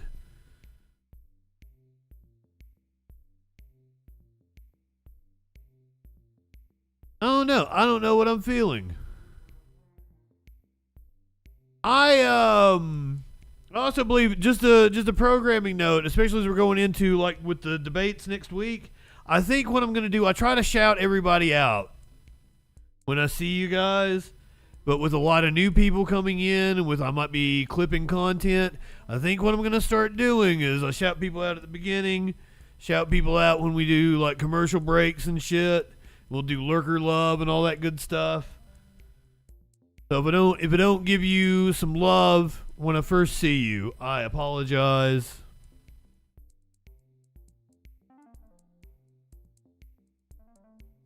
We got Tyler back. Are you actually gonna call in, man? Do you wanna actually have a conversation? Or are you still a big pussy?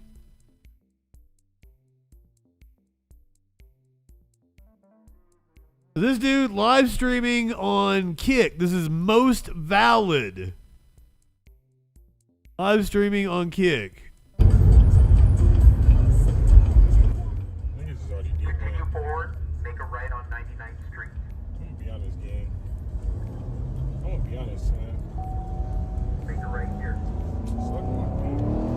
Wow.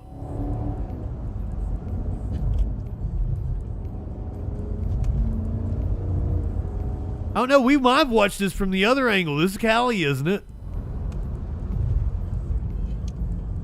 We might have seen this from inside the helicopter.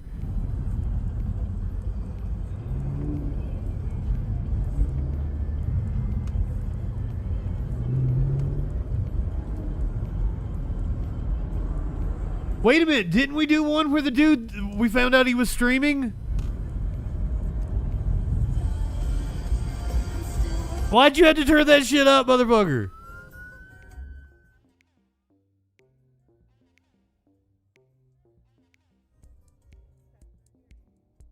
I swear, she wouldn't say universal health care, Medicare for all. Wouldn't say lift the cap.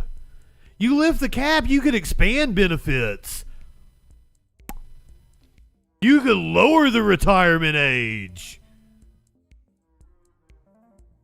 I mean, to make Medicare or to make Social Security solvent, you probably only have to like lift the cap up to like 250, 300 grand. If you just completely removed it and taxed all income, you could totally expand benefits. What a wild idea.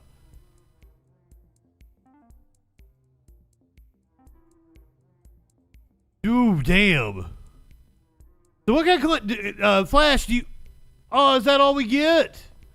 Oh, please tell me there's more of it. What kind of content does the dude make? Do you know? Left the state. No, he didn't. No, he didn't.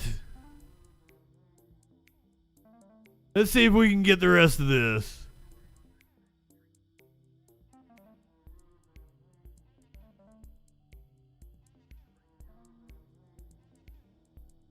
He's like, suck my dick.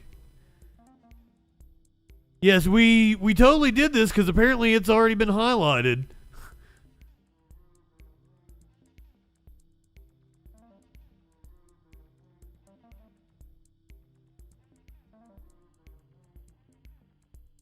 Huh.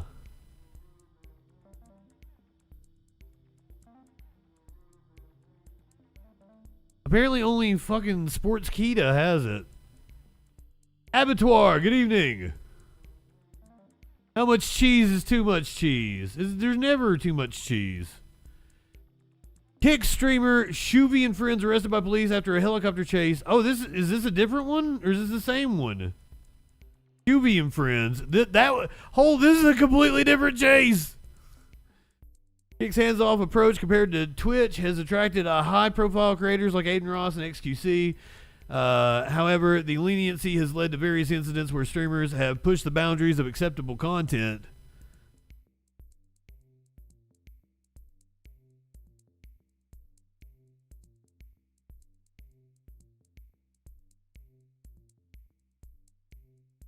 I want video. Got banned from Kick.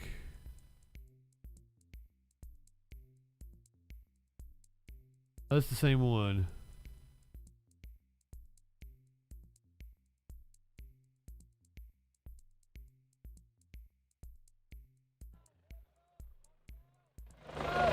Don't shoot, Jit. They broke into a military base.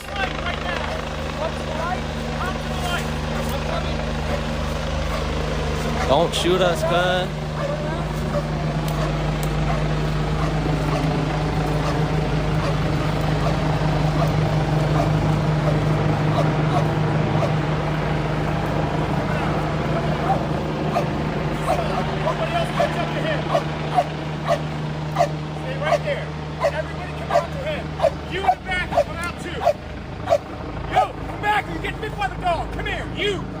No, leave the dog out of this. Everybody get on your knees.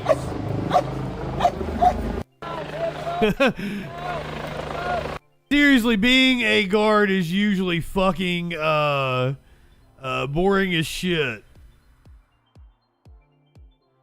I used to bang a gal that was a guard.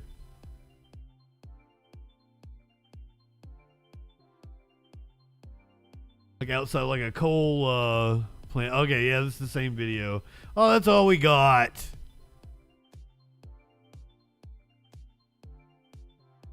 Yeah, Mary Jane, that was pretty fucking funny.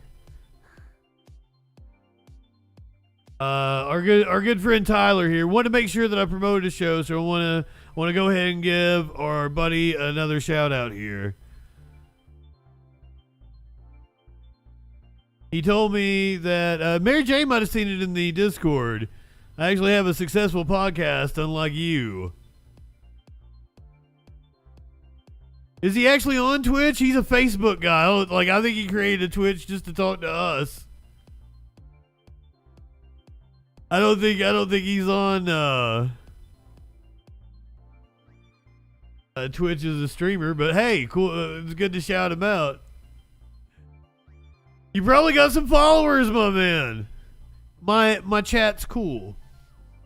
The dude tried to say he's a bigger has a bigger podcast because I guess it's like all wrestling is WWF. You know, it's like an old lady would. Any kind of online content is a podcast. So he said, I have a bigger podcast than you. He doesn't do a podcast. He makes little clips for Facebook. But anyway, I don't really use Facebook. I'm usually banned on Facebook, so I don't have a very big following there. And I've still got a bigger following than him. 845 to his 698.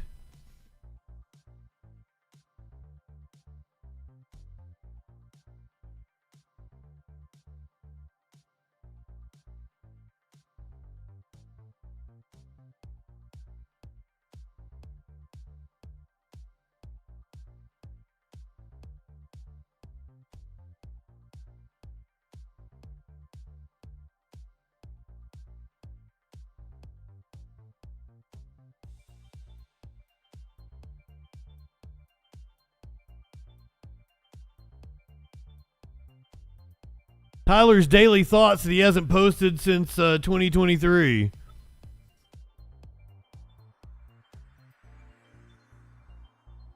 But he's a more successful podcaster than me. The whole thing has been hilarious. And then him asking me how to call in on Twitch. And I'm like, you don't on Twitch, you use a phone.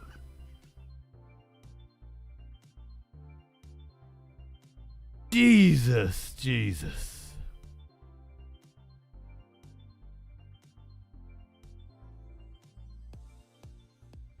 Wonder if it's a Friday night. Wonder if there's a chase tonight.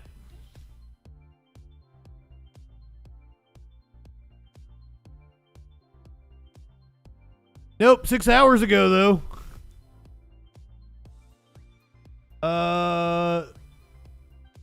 An armed robbery suspect in LA. Looks like they're in a fucking box truck.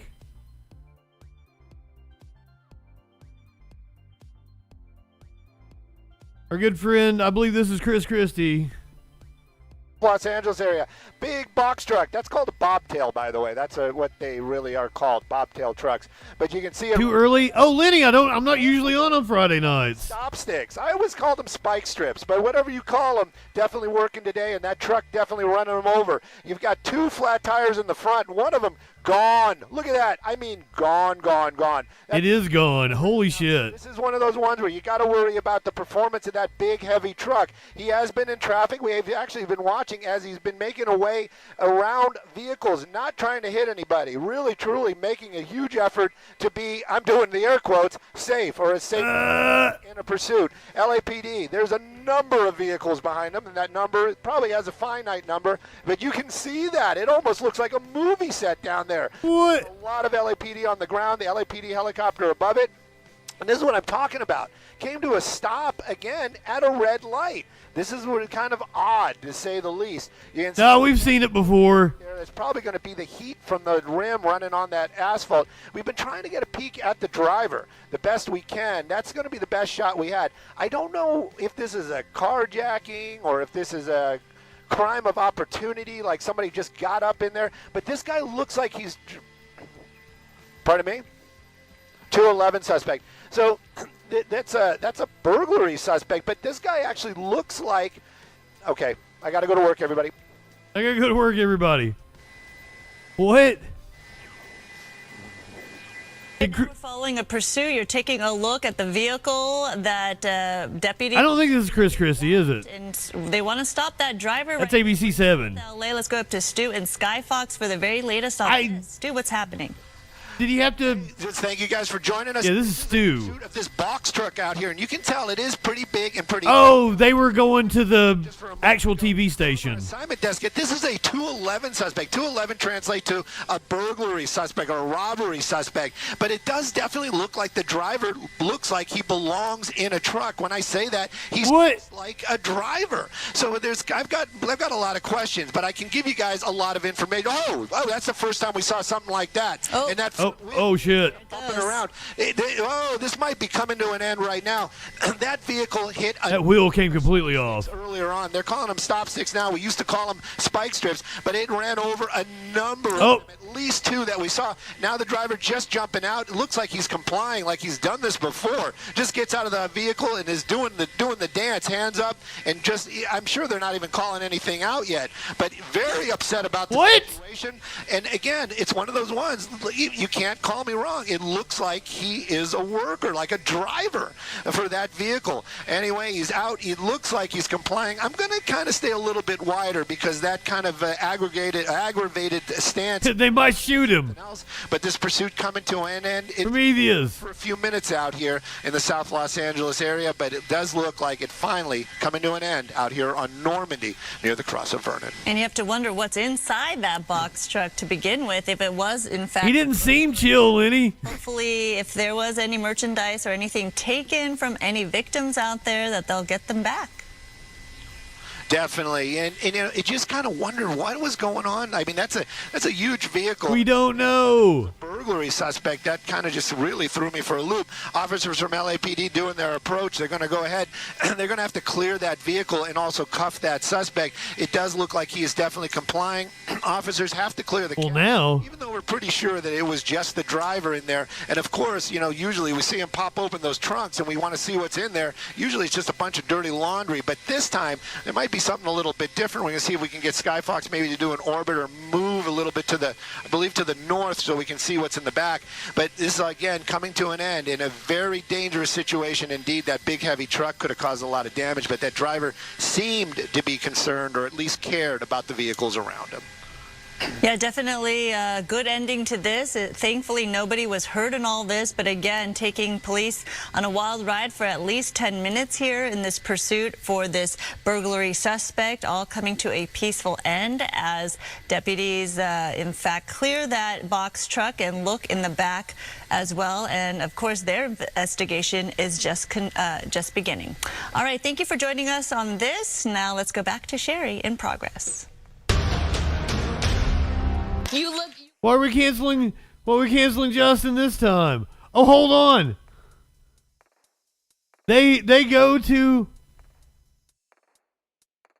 this different show, Sherry, and then they come back to the. Oh, okay, I get it. Bunch of flat tires are going to need a flatbed for that box truck, and you can see the number of officers down there. Any number. They're back on their online stream here. 9 LAPD officers. But again, this could have turned out a lot different. Thank goodness nobody was injured. LAPD doing an amazing job bringing this to an end. And it happened here in the South LA. It is South LA. Normandy and Vernon. And I like this guy. He's been day drinking. Joining us. If you want pursuit coverage, you always check us out on Fox. On Fox. I wish I could check out your questions and comments. I definitely want. That's what I would be like if I was the dude in the helicopter. But, come to us. Watch Chases on Fox. I'm tugging my ear. And you can follow me, Stu_. It does look like bags of something, perhaps. X and Facebook, but IG seems to be. It looks like fruit. So if you want to hit me up there. And again, thanks for watching. Am I wrong? We be Foxy. You be Foxy too. We be Foxy. Maybe I can get a job as one of these helicopter reporters. I'm just as good as that guy. I got the same kind of personality, I think. You be Foxy. Yay. Okay, I got another wild situation. It's not a police chase. We've got a standoff that happened yesterday. But we've got a couple other stories we're gonna do before that. How about that? We'll find out a little bit of what that news be doing. Do you want me to do Israel? Do you want to do Netanyahu and the attack on Beirut? I don't particularly want to, but if you guys want that, we can.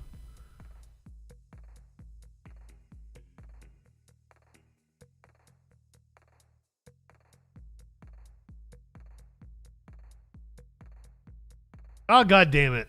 Okay, we'll do it then. I didn't want to. I said I didn't want to. Let's start off with, I guess, the attack.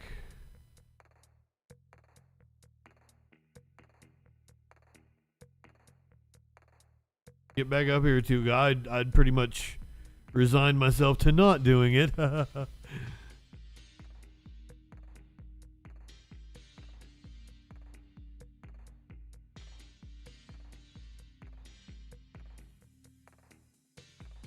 I'd like to have a different source than CNN, but yeah, ITV does a good job. No, wait a minute. It was France that does a good job. ITV is not the one that does a good job. God damn it.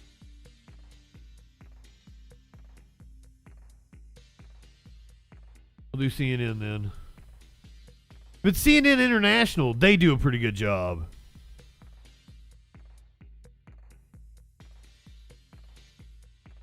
I'm a man of the people.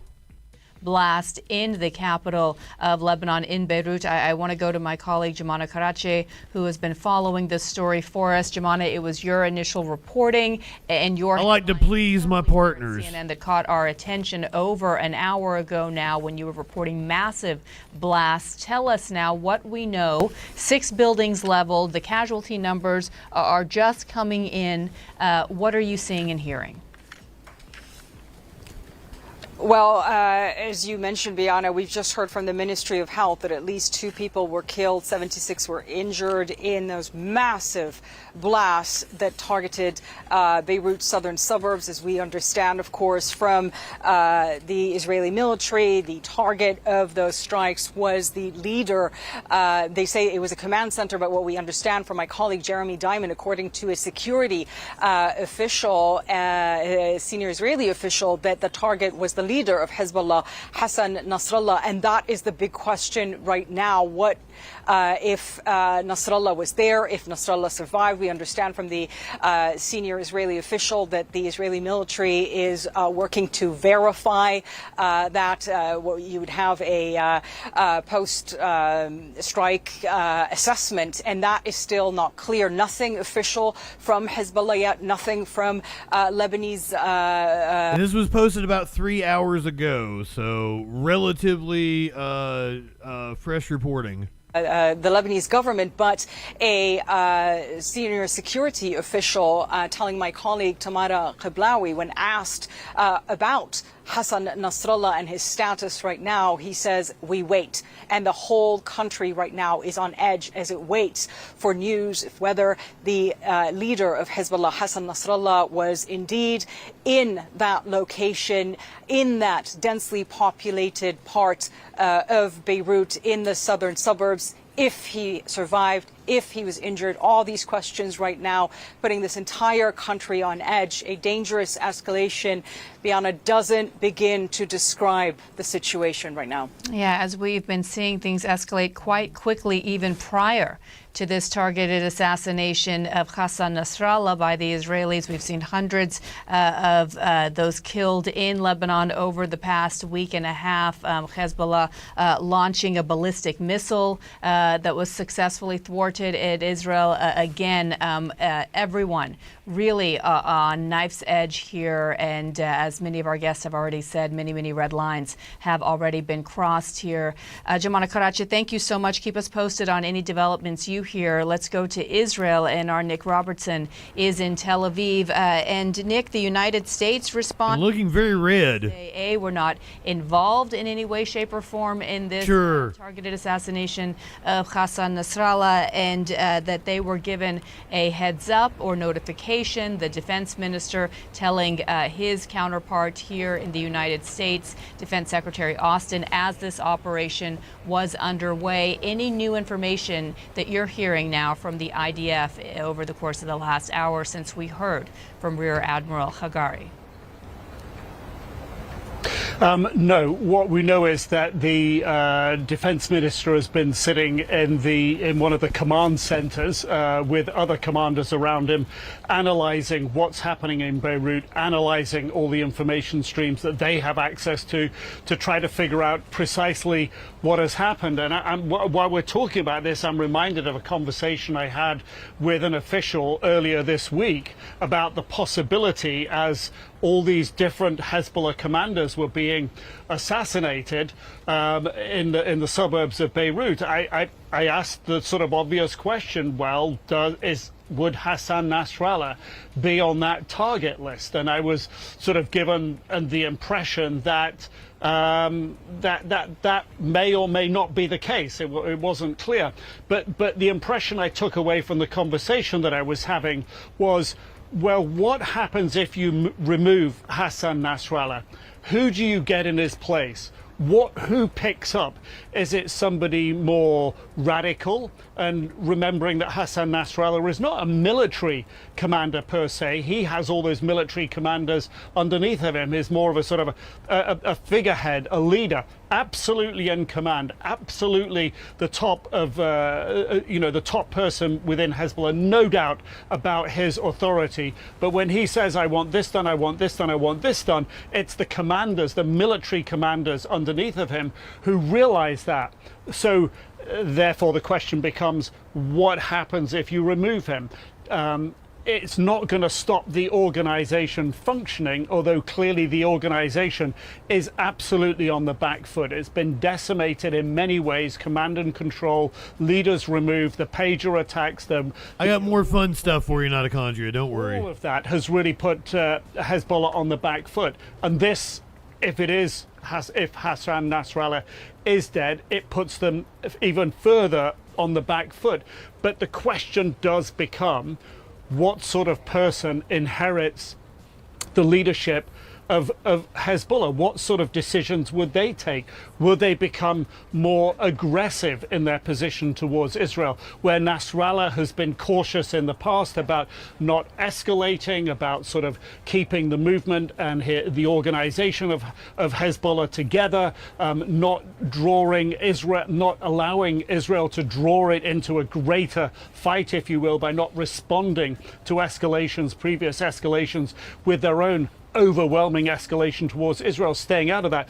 Is that the sort of leader that you get in his place? It is frankly too soon in a way to be discussing this, but these will have been the discussions prior that went into whether or not to target the leader of Hezbollah, and clearly a decision was taken to target him on the belief that that was going to further Israel's efforts to move Hezbollah off the border, where they threaten the civilians in the north of Israel, and that the assessment was clearly that this is the right course of action. Now, Israel could be proved wrong in this case. I believe they will be. A much wilder card that takes over in leading Hezbollah, and that could lead to a much harder. Oh yes, because when has a bombing campaign ever led to radicalizing people? That's never happened.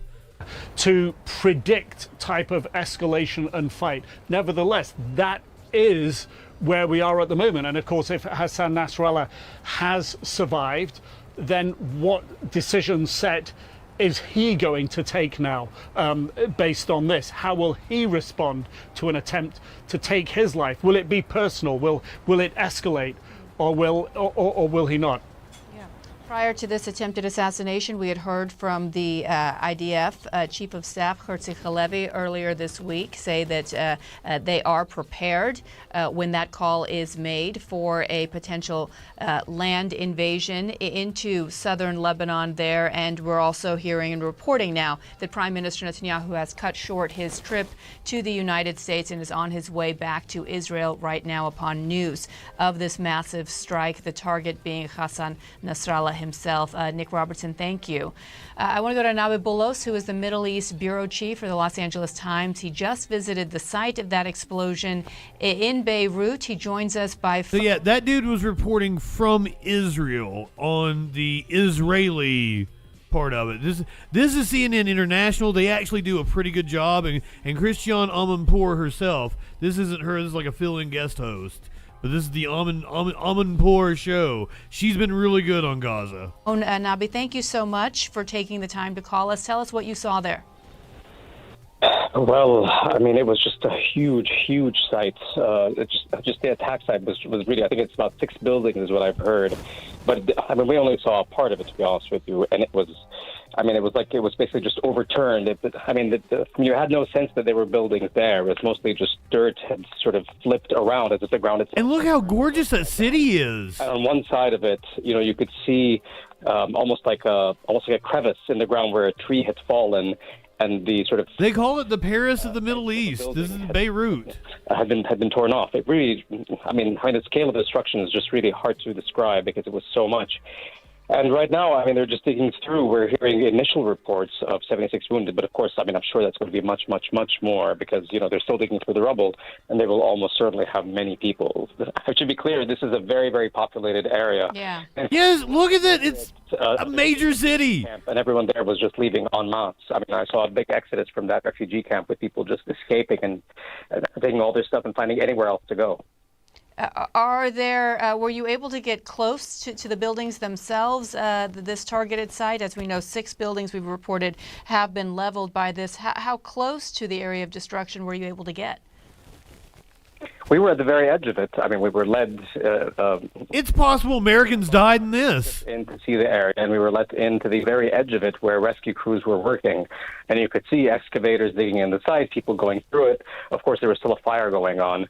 But as I said, this was the edge of the site, and it's quite large. So, it was, at least as large as a city block. So we didn't get a full view of the destruction, is what it amounts to.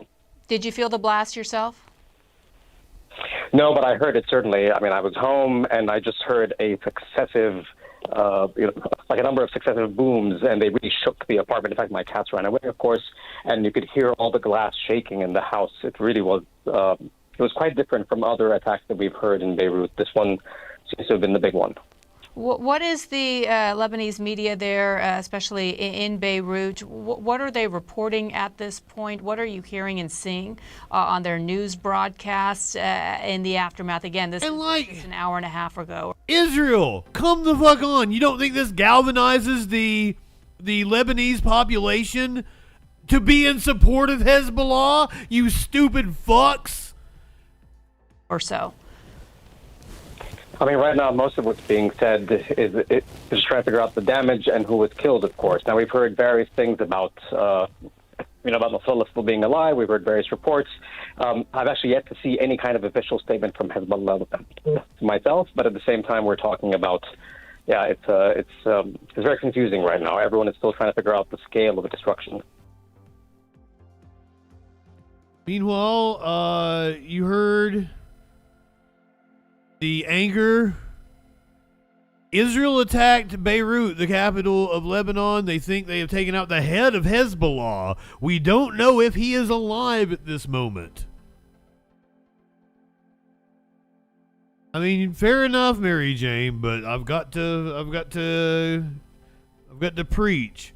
Netanyahu cut his visit to the U.S. short so he could go back and oversee a possible ground invasion. This could be the prelude to a ground invasion of Lebanon. But Netanyahu spoke in front of the UN earlier today. War fighting for its life, but after the lies and slanders leveled at Israel, I decided to come and set the record straight. What stood out in what was a pretty comprehensive speech from the Israeli Prime Minister to you? Well, clearly the defiance stood out, and clearly singling out Iran and painting this picture of either blessings or something far worse, a curse, and holding up those maps. In many ways, this was sort of vintage Prime Minister Benjamin Netanyahu. This is where he actually feels comfortable, where he is speaking. Netanyahu is almost certainly going to get arrested. He feels that the moment he is no longer president. A master orator, and he was delivering clearly his version and his belief. But it's not the first time we've heard him single out Iran. I think any of us that were looking to try to see if there was a nuance in there about this potential ceasefire with between Israel and Hezbollah on the northern border, I think his continued references to America and France about how Hezbollah and Iran as well have been responsible for killing your citizens was kind of getting specific on this was your initiative, but examine this, why don't you? I mean, look, the big takeaway here has to be this is a Prime Minister who's not climbing down from anything he's said, who doubled down on everything that is said so far, the demand for the hostages back, his position, his view, and the takeaway has to be at the moment, in this moment of escalating tensions across the northern border, is there was nothing in there that told us those escalating tensions are going to be tamped down in any way in the short term, Becky. And let me bring in Ben Wiedemann, who is in Tyre in Lebanon. On Hezbollah, Benjamin Netanyahu said, and I quote, "Enough is enough. We won't rest until our citizens can return safely to their homes," echoing what we've heard from the defense minister earlier today. And seriously, mitochondria. It's like when you were in school reading about the Holocaust, and you're like, how the fuck did people let that happen as it was going on? We see now, don't we? We see. Stated aim of the Israeli government, or certainly the Prime Minister at this point. What did you make of what you heard? Becky, if you take into account what you just said and the fact that I don't think I heard the word ceasefire once in that speech, that clearly Israel is set on its current air campaign and perhaps a ground incursion to try to push Hezbollah back. Now, for instance, he did say that Hezbollah has a missile in every kitchen and a rocket in every garage. That sort of sends a rather alarming message to people here, because the fact of the matter is, in South Lebanon, there is not a missile ever. And that is a wild thing to say. What? That's a Nixon line: a chicken in every pot and a car in every garage. I think. Am I right on that one? Somebody, a little more, a little older, a little more versed.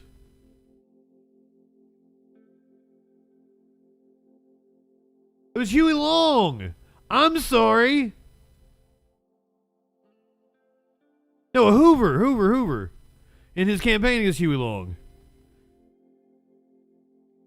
Vote for Hoover.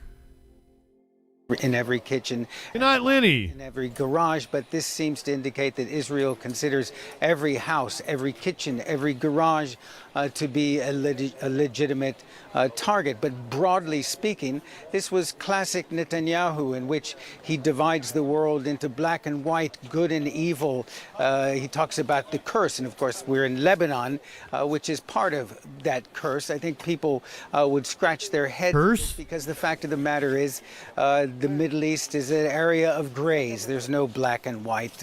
Certainly take into consideration that Israel has occupied the West Bank, East Jerusalem, the Golan Heights, and essentially occupied Gaza, despite the fact that settlers pulled out in 2005. That is an open wound in the region that Israel has not really done much to treat. There was a peace process at one point, but that didn't go anywhere. And certainly the rhetoric that comes out of Israel from some of the extremists sends a very dark message to the region, that this is not necessarily a question of good and evil, that there are extremists on both sides of the conflict, and those extremists on both sides are really the ones who are driving this conflict forward. And what we're seeing increasingly is that the United States, under the current administration in this election season in the United States, has really just put the Middle East on a back burner, throwing lots of rhetoric and encouraging words about diplomacy and peace in the Middle East and whatnot. But the fact of the matter is very little is actually being done about it. The U.S. and France put forward what they called was a ceasefire proposal, but it doesn't seem to be going anywhere. And every day in Gaza, in Lebanon, more people are dying. More people are being killed. Becky? Gershon, let me bring you. Thank you with the slick back hair. Also, ask for some analysis from Gideon on the issue of Gaza. Very specifically, he said there is no substitute for total victory in Gaza. He said we do not seek to resettle Gaza. We seek to de-radicalize it. We're focused on mapping up the remaining elements of Hamas.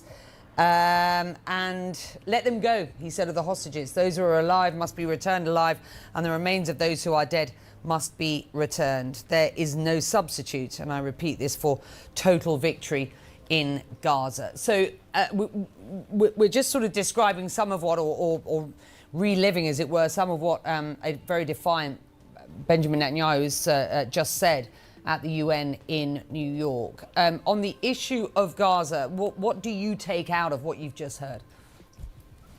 Listen, Netanyahu is living in a world of delusion. There is yes. no victory in Gaza, and there is a deal on the table. And this is what the world needs to understand. This is what the Americans need to know. They know it. They've seen the deal. Hamas has agreed to a 3-week deal, during which time the war would end, Israel would evacuate Gaza, there would be an agreed upon release of Palestinian prisoners, and Hamas will return all of the hostages. This is not only a deal on the ceasefire, but Hamas has also agreed that they are supporting the establishment of a civilian, technocratic, professional government in Gaza, of which they will not have a part of. They are willing for this government to be empowered because they know that if they rule Gaza, there won't be a single dollar of international aid going into rebuild Gaza, and Gaza is destroyed. There's nothing left in Gaza. Yep. 2 million homeless people, disease, devastation, no sanitation, no fresh water, no schools, no universities, nothing. Gaza needs to be rebuilt, and it needs a responsible Palestinian government to do it. Now, we asked Hamas if they're talking about turning over internal security and their weapons to the new civilian, professional, technocratic government, and they said yes. But what I say to the Americans, to the Israelis, to everyone is don't listen to me. This is on the table. I have it in writing. I have voice messages from Hamas saying it. The officials need to check it. And President Biden needs to understand in his final months in office that his legacy is either going to be the war in Gaza or ending the war in Gaza. And we all know that the day that the war in Gaza ends, the war in Lebanon ends, and we need to get into the diplomatic path. There is no solution to this conflict without the freedom of Palestine, the establishment of an independent Palestinian state next to Israel, the realization of the two-state solution. This is the way forward, and this is the way to defeat extremists. Not through weapons, not a two-state solution. We're long past a two-state solution. It has to be a Israel in which Palestinians have equal rights. Gideon, your thoughts? It was so embarrassing, Becky, embarrassing and pathetic, because Netanyahu is a good speaker, no doubt about this, a very impressive one. But today I think he reached one of the lowest points of Israeli propaganda. To speak about blessing in the Middle East after killing over 40,000 people in Gaza and distracting Gaza and to bring Gaza to a stage in which it's nothing but a humanitarian catastrophe, and to speak about blessing. By the time that you stand on the stage, on the podium of the UN, your army is continuing to kill both in Lebanon and in Gaza, and you speak about blessing. You know, he spoke about de-radicalizing Gaza and demilitarizing Gaza. What about de-radicalization of Israel? Netanyahu is today hostage of the most radical fascist partners in his coalition. What about de-radicalizing Israel, who in the last year speaks only in one language, the language of force, the language of brutality, many times the language of barbarism? Where is the ceasefire? You don't speak about the ceasefire at all. You don't mention it. What? How are you going to finish those two very cruel wars without even mentioning the ceasefire? One more sentence. I was really interested. Yeah. Don't cut him off. And then the decoration of the hostages, really a decoration. He could have released those hostages 1 year ago, 10 months ago, 8 months ago, most of them. He wasn't ready for this. Now to stand in the UN and to use them as a slogan, as a decoration for his speech, ask the families what they think about him. Ask experts who know that we missed so many opportunities to release them. So really, I for many months or years, I was accused as a Bibist, as a supporter of Netanyahu, which is not exactly the case, but that's not important now. But today, I really felt embarrassed. This was the lowest propaganda, the cheapest propaganda, which doesn't serve Israel, I'm afraid. The lowest and the cheapest? Man, have you heard all the propaganda out of Israel? Just throwing that out there, brother. I mean, I'm pretty sure you have, because you're living through it. Brother! Well, then get down! God damn it, Smokey. Love this cat so much, but he will not fucking cooperate. And also, I think your ass still smells, dude. The attack on Lebanon, not the only attack happening today. The Houthis attacked a U.S. Navy warship. Good. Okay, this is what we need. 3 U.S. Navy warships came under attack in the Red Sea. Houthi militants said today they targeted 3 U.S. destroyers with missiles and drones.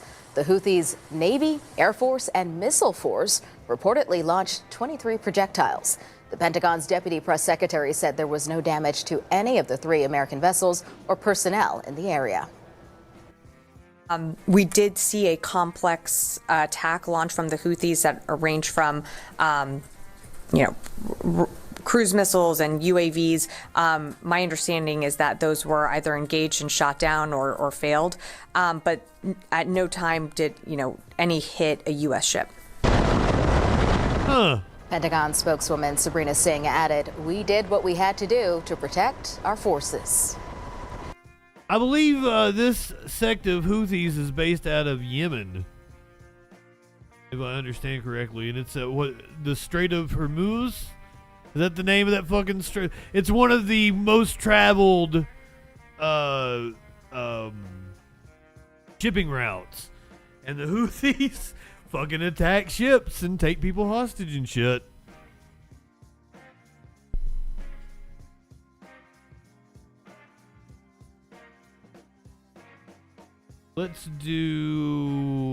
We've got a couple of different airplane stories. Some are more fun than others.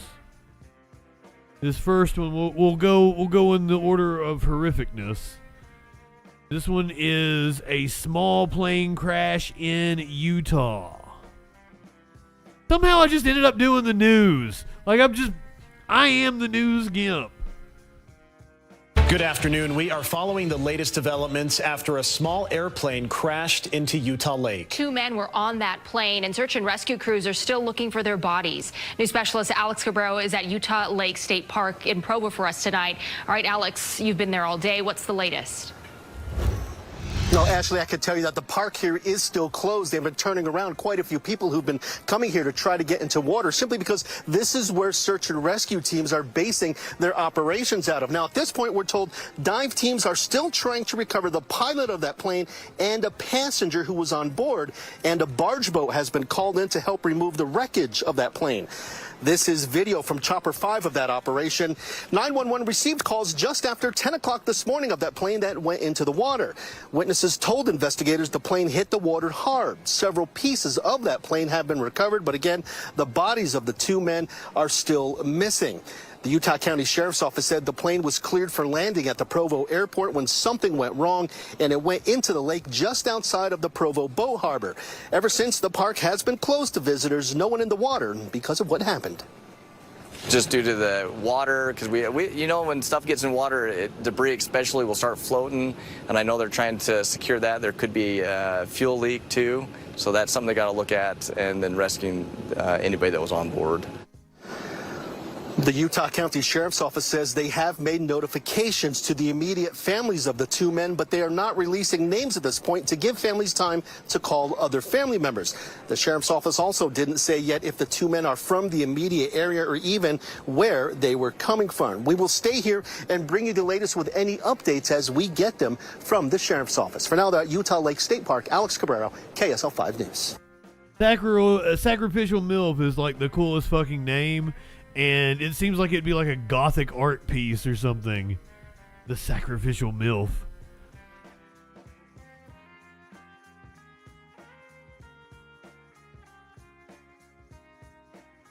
Let's, one more plane story here. And this one has a bit of a twist to it. Happened in San Diego. They had to make a, emergency landing. Dustanaut. That's also a cool name. Check you out. Welcome in, my friend. News Daily. I'm Monica Dean. Let's get right into your top local stories. New details on the emergency landing of a plane on a North County freeway, which ended with 2 men arrested. My chat has the best names. Investigators say that plane left Oceanside on Wednesday and flew to Arizona, but when they were trying to return, they ran out of fuel. 21-year-old Gabriel Bright and 36-year-old Troy Smith were arrested after police say they saw one of the two men discard a backpack into a nearby bush, which contained 1 kilo, that's about 2.2 pounds of cocaine. Bright is cocaine? an instructor, and his grandfather says he's still trying to make sense of it all. He's a very kind person, very conscious of what he does, and I flew with him several times, so he is very professional. The owner of the plane tells NBC he rents it out through a local flying club. Oceanside police searched Smith's residence yesterday. Both men were released on bail. City crews are working on removing the bollards along Diamond Street. The bollards? I had no idea that's what those things were called. Bollards? Wanna be a bollard? Shot caller.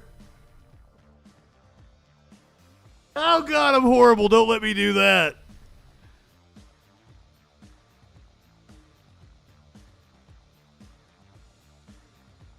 Let's go to Atlanta where, whoo boy.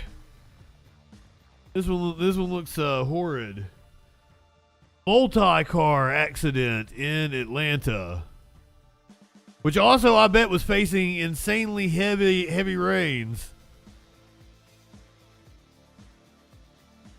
Had 30 grand worth of cocaine blocked and reported holiday. Meantime, we do have a breaking traffic alert. We've been following this for going on over 2 hours now. Southbound lanes completely shut down on Interstate 75. This is a big time mess. And let's bring in Atlanta News First Maria Moreau, who's at the First Alert Breaking News Desk. I know you're updating this, and this is a major crash right now as we've been watching this on. That's the major highway. I mean, there's several highways that go through. Maria and getting 75. Georgia. This hour?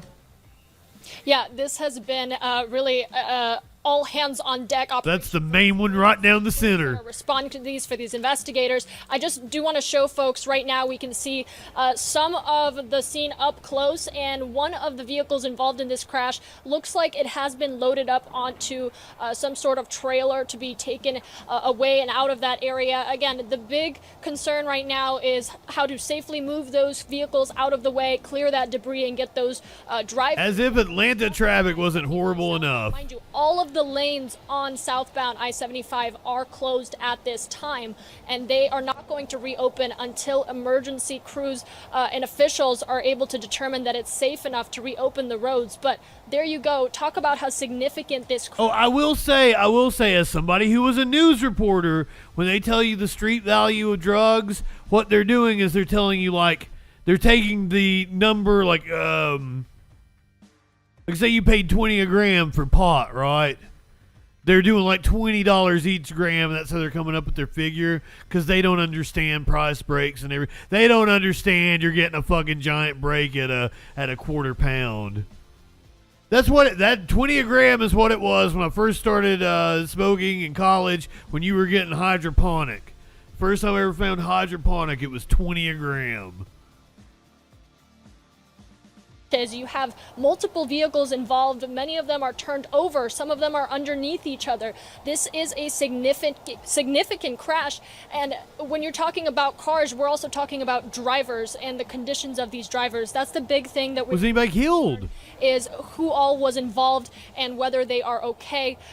We are still trying to get a word from these investigators. They say that their primary concern right now is to clear this road and get these vehicles moved safely out of the way, and then they will release additional findings in their investigation and more details about this. So for all of my drivers out there, because I know more and more people are getting on the road after the severe storm system that we had today, I-75 southbound at Northside Drive and Howell Mill Road is the problem area right now. All lanes are currently closed. Oh yeah, they just want to make themselves look a lot better. Crash, you've been parked since 1:30 2:43 p.m. Some vehicles have. Listen, I haven't bought a gram since in college. Some of our viewers have to. When I was 18 or 19. When have I ever bought that little found marijuana? So do tell your friends, loved ones, anyone who's near this area that this is a ongoing investigation, an ongoing effort from emergency crews. You see Georgia State Patrol on scene. We saw a few ambulances. We saw fire crew on scene. A massive effort to get this road cleared. Someone gave you a gift sub to Carter. Again, all lanes closed for now. We are going to get you an update on what that clear time is going to be. Oh fuck! Once again, I'm sorry. I'm sorry. I took you guys in there. But like, okay, here's the thing: is I believe in my heart that I had like Carter had 250 some people in there, and I believe in my heart that 5%, 6%, 7% of his audience would love JustinFREAKIN and would be regular viewers. They just don't know I exist yet. That's everybody, right? Like I'm ready to poach from everybody.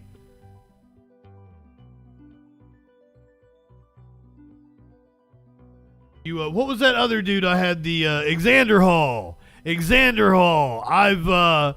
I'm sure there's 5, 6, 7% of his audience would love me and just doesn't know I exist anyway. It doesn't know I exist yet. Are you telling me to cope?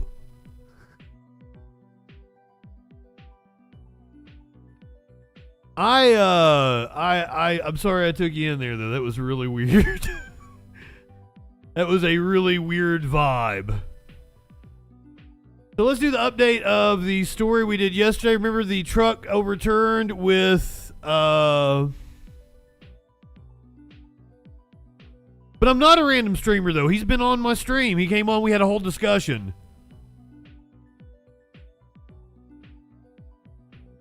Bring in more Tories.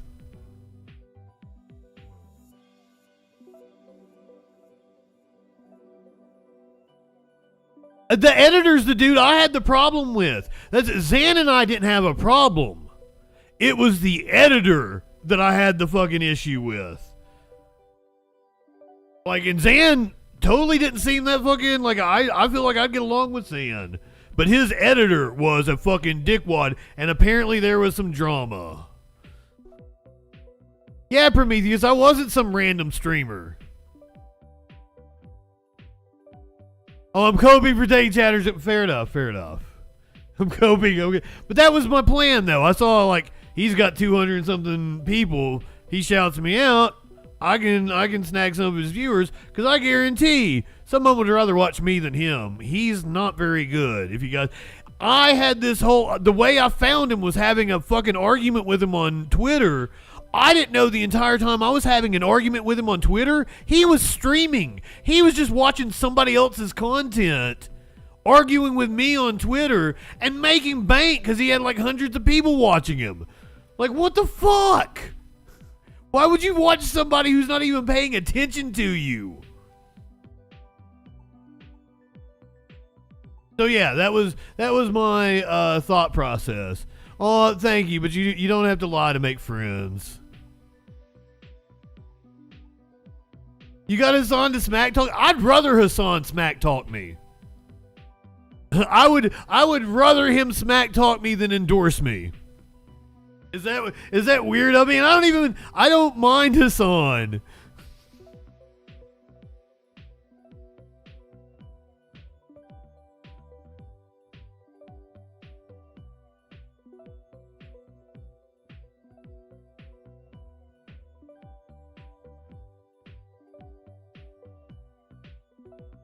Him smacking talking, you say you get Destiny viewers. Oh. Okay. Fair enough. And also, I said it in the Discord. If any of you want to go and share my content, and I would even encourage you, like, share it as if you hate me, and everybody should mock me.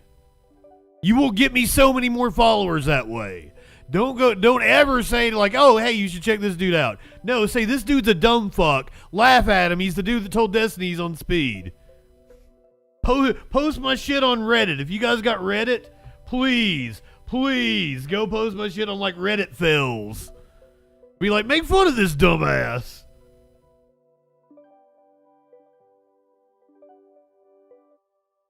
Added the permitted term murder other people. Messages have been leaked of Zan telling his old editor how much he wants to murder other people. Like, wow, what?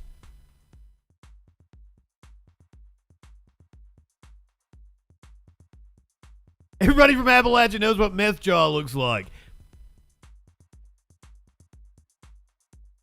And he was talking fast. I did not make Destiny submit. I should have been more hyped up. And I even told people that like asked me going into it, I'm like, I'm trying to be as calm and cool and just hit some, and like you go back and watch it and like everybody else is like on double speed and I'm on half speed.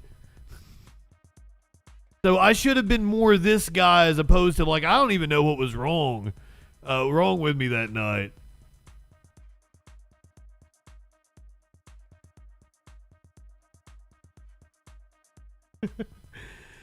All right, so yesterday we did the story of the lithium-ion battery in San Pedro that was on that shipping dock that had traffic snarled. Oh my God. We now have video of the batteries exploding.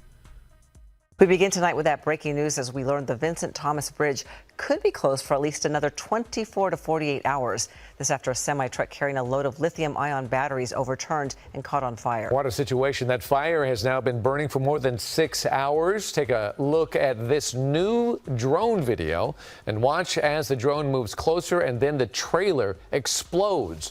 The truck flipped just before noon on North Seaside Avenue. Hazardous materials experts are on the scene. This is causing a massive traffic backup as trucks try to get out of the port. So let's get right to Chris Christie live at Air 7 with the latest on the firefight. Learned the Vincent Thomas. That's right. Chris Christie is ABC 7. 24 to 48 hours. This after a semi-truck carrying a load of lithium-ion batteries overturned and caught on fire. What a situation. That fire has now been burning for more than 6 hours. Take a look at this new drone video and watch as the drone moves closer and then the trailer explodes. The truck flipped just before noon on North Seaside Avenue.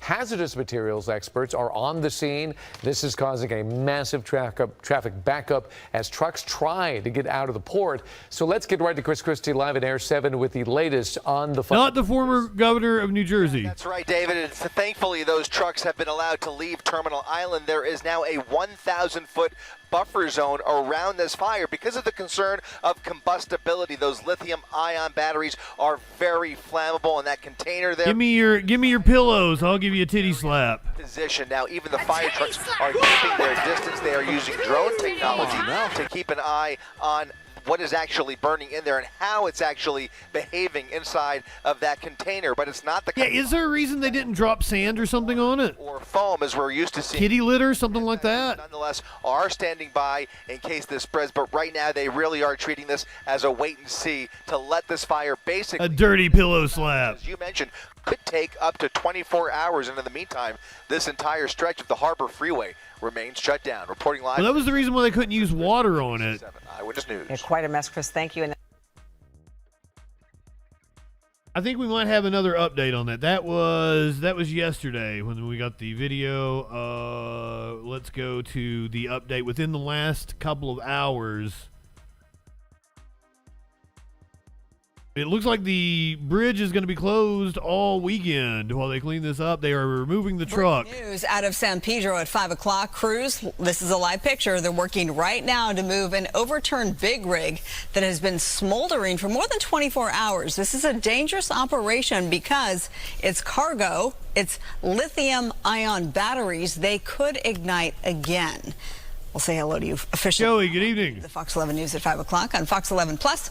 I'm Marla Tejas here for Christine Devine. I'm Alex Michelson. Another problem here. The Seaside Freeway still closed, and that's holding up a whole lot of traffic at the port. Fox 11's Christina Gonzalez live in San Pedro with what's happening there right now. Oh, it's Pedro. Yeah, standing right on the westbound 47. You talk about cargo. Over half of the terminals in the port are not working. That's a lot of cargo. So let me show you what's going on. Wow. We have to move this thing out of... Yeah, I was saying San Pedro. It's San Pedro. Pedro.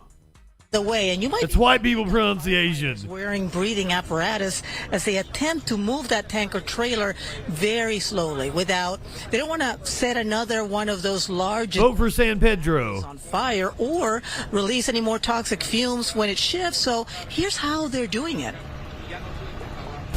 Using two of our heavy equipment wreckers to pick up opposite ends, and then using one of these heavy-duty container forklifts that pick up containers to lift the middle section of it, lift it up, put it on a steel plate, and put that steel plate on a lowboy type tractor trailer. How to get the burning lithium battery-filled big rig that overturned on the 47 freeway near the Vincent Thomas Bridge out of the way. LA City fire crews were able to evacuate the area before this explosion yesterday. We had one of these thermal runaways. The fire started to build. We had 15 to 20 foot flame lengths, toxic smoke being emitted. Air toxicity got much better, but the closures meant the toxicity of your city. With trucks stuck on freeways, firefighters can't just put water on large burning lithium batteries like this one's. They can burn and continue to... Oh yeah, Flash, I didn't even think about that. That motherfucker burnt for like an entire day, and that's a bridge. Underwater. For a long time. For a long time. The case of this size of battery, we could put millions of gallons of water on it and eventually end up with millions of gallons of runoff that is a contaminant to the waterways here in the Port of Los Angeles. And back here live, we're talking about 6 very large industrial batteries. They don't know how many of them have burned, and they would like to move this before dark, but at this point, they're taking their time because this is a dangerous operation. The good news is that people who are going out on cruises, they're actually able to get on their cruise ships. The harbor exit off the 110 freeway, that is how you're going to do it, but give yourself at least an extra hour because traffic remains pretty bad. People going on cruises. They're hoping to do this by tonight and get this moved to a safer area. So from Terminal Island, I'm Christina Gonzalez. Back to you guys in the studio. Well, at least people can still go on cruises. I am glad the cruises can go on.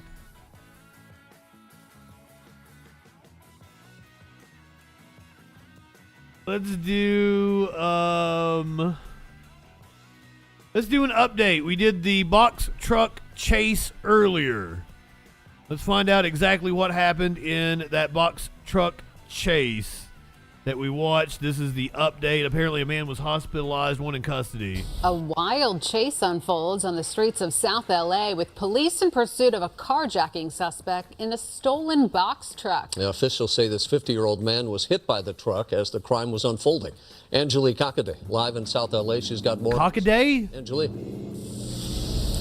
Rick and Courtney, we're getting new details about who... Oh my God, it is Cockaday. We've done this before, haven't we?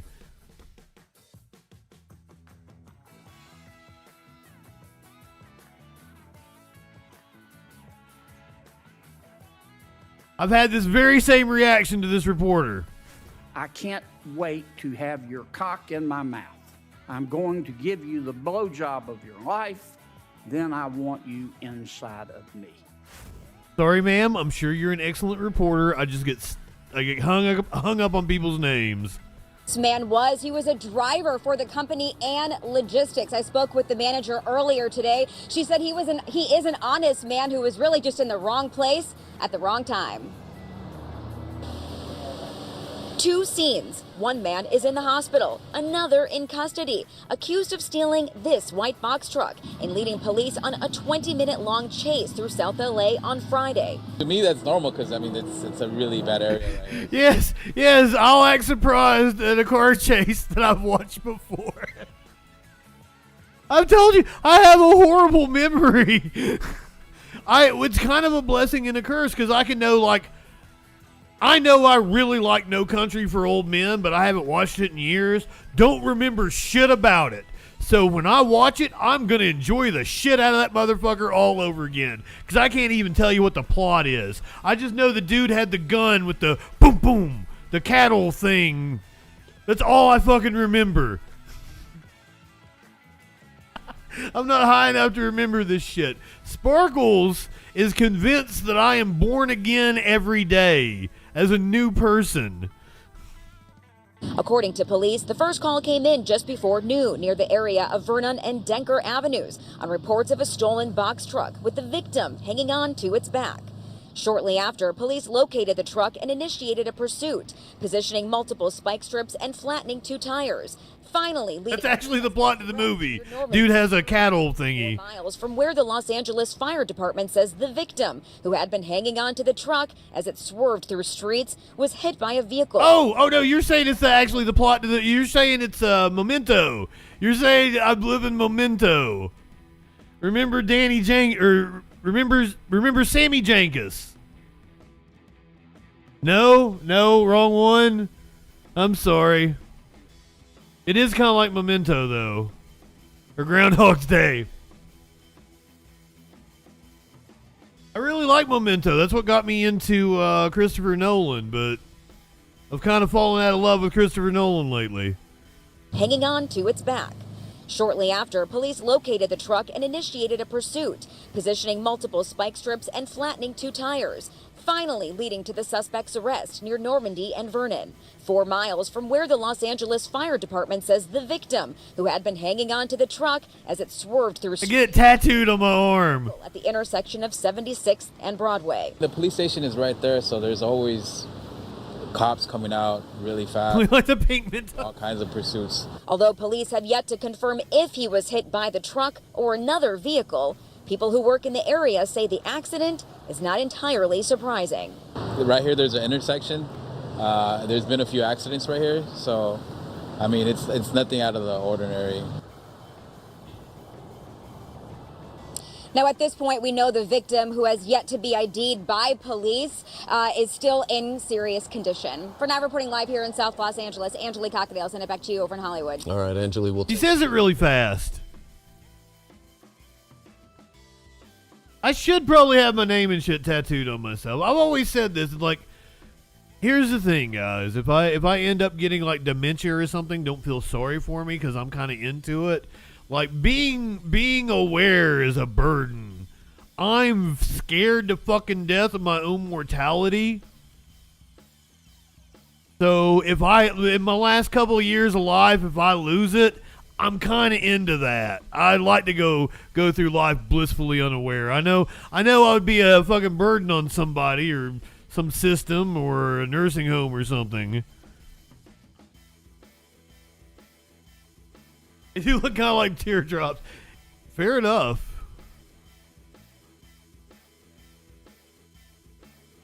I need to tattoo my name, my birthday, my favorite movie, bag of weed on my arm. Make sure. I don't have a favorite movie. I couldn't pick a favorite movie. I have so many movies I love for so many reasons, you know?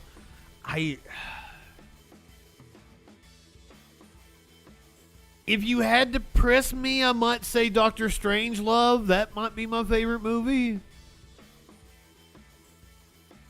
Maybe? I don't know.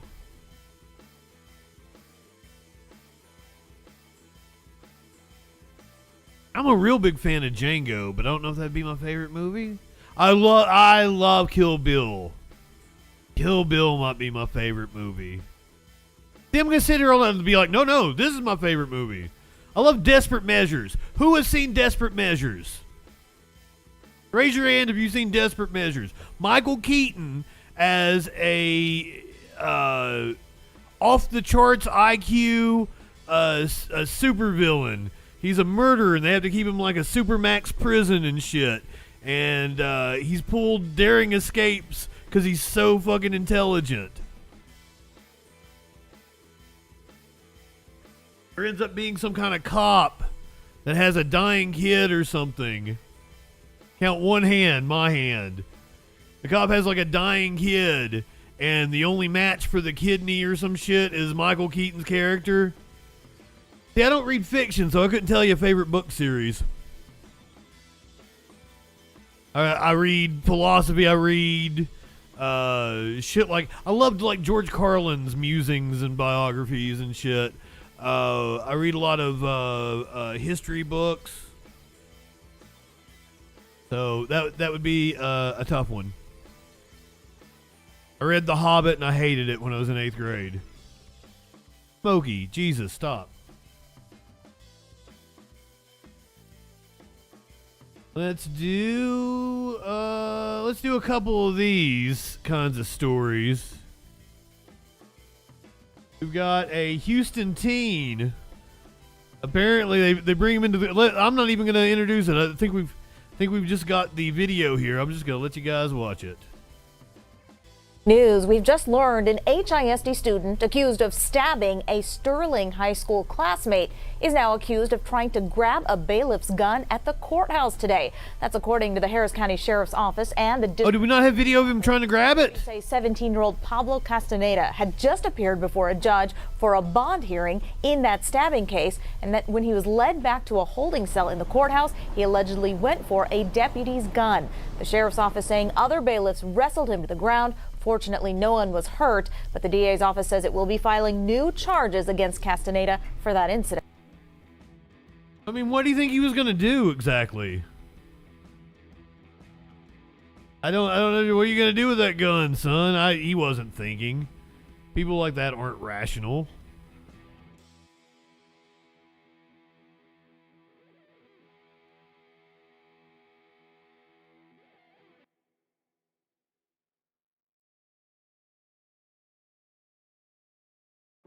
Hold on here. We've got this also in Houston. Let's do this. This judge is accused of trying to reset his phone. I believe he's under investigation for something, and he's trying to hide what was on his phone. More fallout tonight for Fort Bend County Judge K.P. George in a newly released search warrant, 25 pages long. The judge is accused of trying to factory reset his phone while Texas Rangers searched his office. Thank you for joining us at 6 o'clock. I'm Keith Garvin. Good evening. I'm Daniela Guzman. KPRC2 investigator Joel Eisenbaum joining us now. Okay, if they were a couple looking at me across the bar. Live from Richmond with much more on this investigation, Joel. Let's talk about this big. I'm not inviting him in, though. George's phone. On page 17, the investigator details. Fucking Judd Apatow looking motherfucker. George was reluctant to give it up. He was kind of fiddling with it. And then that DPS trooper apparently surmised afterward that George may have been trying to delete the contents of his phone. And you think you've had a bad week. Fort Bend County Judge K.P. George has had a tough week. Take Monday, for example. I do have one question, though. Do you think that your constituents should still trust you? I don't have any comment at this time. When you answer that question, you know things are going to get worse. And Tuesday, with this DPS search warrant for Judge George's phone, they sure did. Then Thursday, it all hit the fan. A criminal indictment for Fort Bend County's top administrator, K.P. George, accused of posting incendiary content on Facebook under a fake name. George's chief of staff faces the same allegation, and we wanted to know... Wait, what did it say? What did it say? So that's his own post. Dirty politics in Fort Bend after the racist attacks against my family, and I over the last few weeks from the opposition. So apparently this is his fake account. I'll be pulling every KP sign I see. We need a MAGA judge, not a sorry-ass Democrat judge. Democrats suck at everything, unfortunately.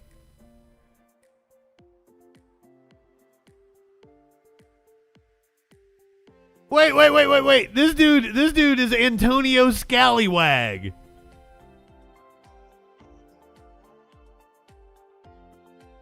Maybe it was Scallywag was his fake name or fake profile. Maybe it's both of them. George's chief of staff faces the same allegation, and we wanted to know why that man caught a felony charge, but George is only facing a misdemeanor. If I walk in and rob a bank and you are waiting outside. Riverly, good evening, welcome in. But like, this guy's a judge. He thinks he's above the law. To be my getaway driver, we're both guilty of that aggravated robbery. I couldn't have committed it but for you. So you aided and abetted, you're a party to the offense. You would be charged with the same crime. Yes. What I don't understand is why, if true, or if there's probable cause, why the county judge was charged with a misdemeanor and his, at least it appears to be, accomplice was charged with felonies. KP George hasn't granted us another TV interview since his indictment, but he did release... He's still the judge, isn't he? Which boils down to, I look forward to clearing my name. Be a chief concern certainly for KP George. Will he be too busy now to carry out the business of his elected position? KP George is not in custody right now. He has a PR bond, meaning no money had to exchange hands because it's a misdemeanor. You can read George's full statement on our website at click2houston.com. We're live in Richmond. I'm Joel Eisenbaum, KPRC 2 News. As long as we're talking about judges, I think we have an update on the story like everybody's fucking talking about. I clipped it for the YouTube. Everybody talking about that shit on the YouTube.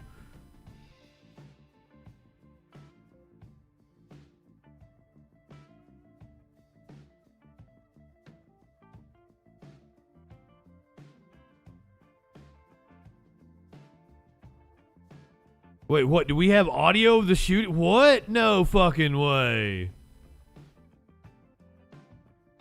I might be getting punked here by some channel or some shit. So I don't think there is other... I knew there was an update, but I don't...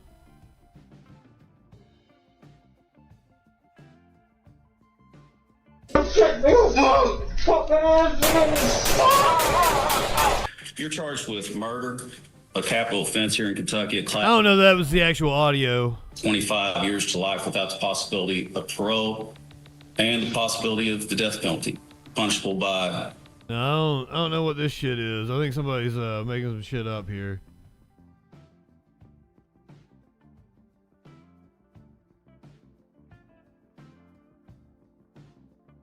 But I saw a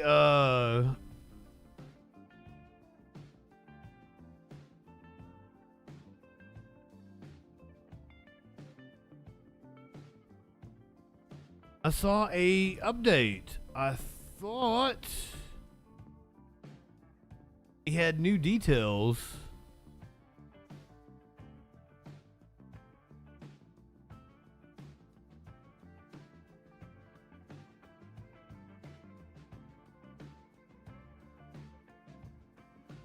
Oh, here we go. Here we go.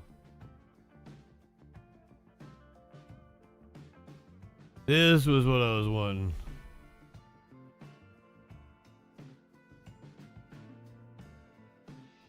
Diddy audio. And Kevin were really close and good friends. I never saw any hostilities between them. Residents in Letcher County are struggling to cope with a shooting involving two of its most prominent citizens. District Judge Kevin Mullins gunned down in his courthouse chambers, and the sheriff, Mickey Steins, charged with his murder. It's our top story on the night team. I'm Connie Leonard. According to Kentucky State Police, Stein shot Mullins multiple times following an argument inside the courthouse. Mullins, who has been a judge there for 15 years, died at the scene. The fatal shooting stunned the tight-knit town. Many folks had nothing but praise for them. They said the two worked closely to help people who struggled with substance abuse to get the treatment they need, and were leaders in addressing the opioid crisis. These were two great pillars of the community that we have now, in a sense, lost. This is just one of those things you're just waiting to wake up from the nightmare, but because you never dreamed that anything like this is ever going to happen in your small town, especially Whitesburg. And here we are, and you just don't know where to turn from one moment to the next.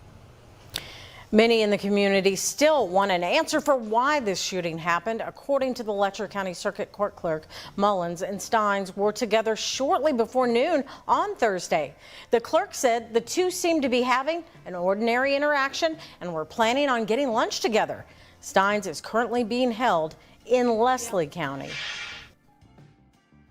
Andy Bishop.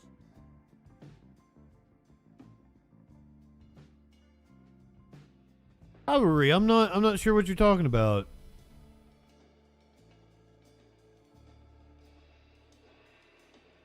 I encourage you to come in with an informed opinion. Or have your opinion informed. I will try my best to give you the facts.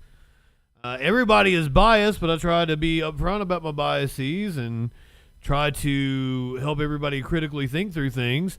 But remember, this is just a parody show. I do a show with a troll head. It is for entertainment purposes only.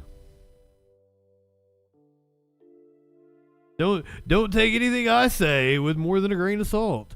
Hey, here's a delivery driver who, or man posed as a delivery driver, breaking into some homes. The peace of a bright, sunny Texas morning shattered by unexpected visitors. When authorities say two men forced their way into a Houston area home with guns, one posing as... Oh, well, I mean, look, this is a news show. I jump from story to story and story. Like, each news piece should kind of contain it. I try to intro it and stuff for you.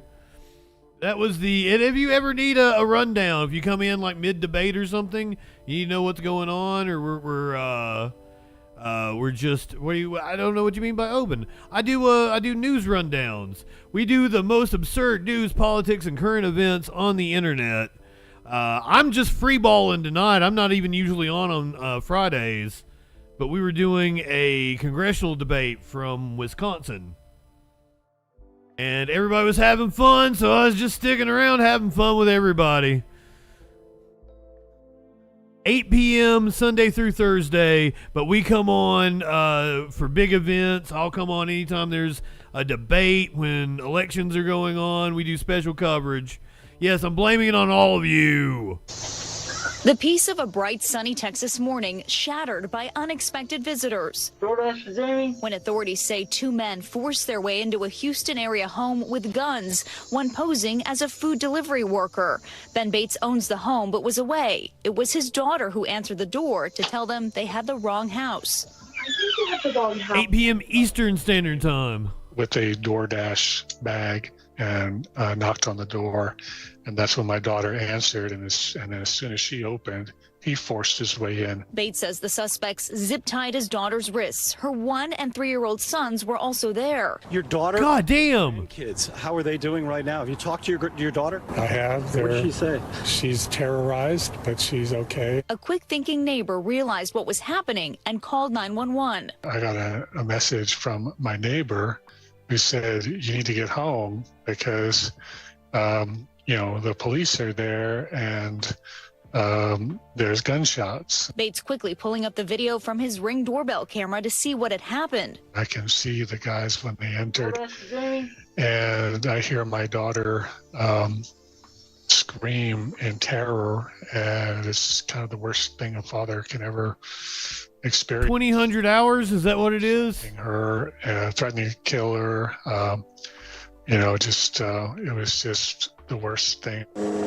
Police arrived in a matter of minutes, finding the armed men inside. The suspect came out of what we think is a bedroom and shot immediately at the officer. The officer returned fire, did not strike the suspect, but that was the suspect that ran out the back. That officer, Scott Durfee, was shot in the leg while his suspect in another room and arrested him. In the midst of the chaos, Bates says his daughter managed to break free of her restraints and grab her children. We don't know how, maybe it was adrenaline or the grace of God or whatever, but as soon as the police came in, she just pulled her arms apart and the zip ties were free and ducked behind some couches.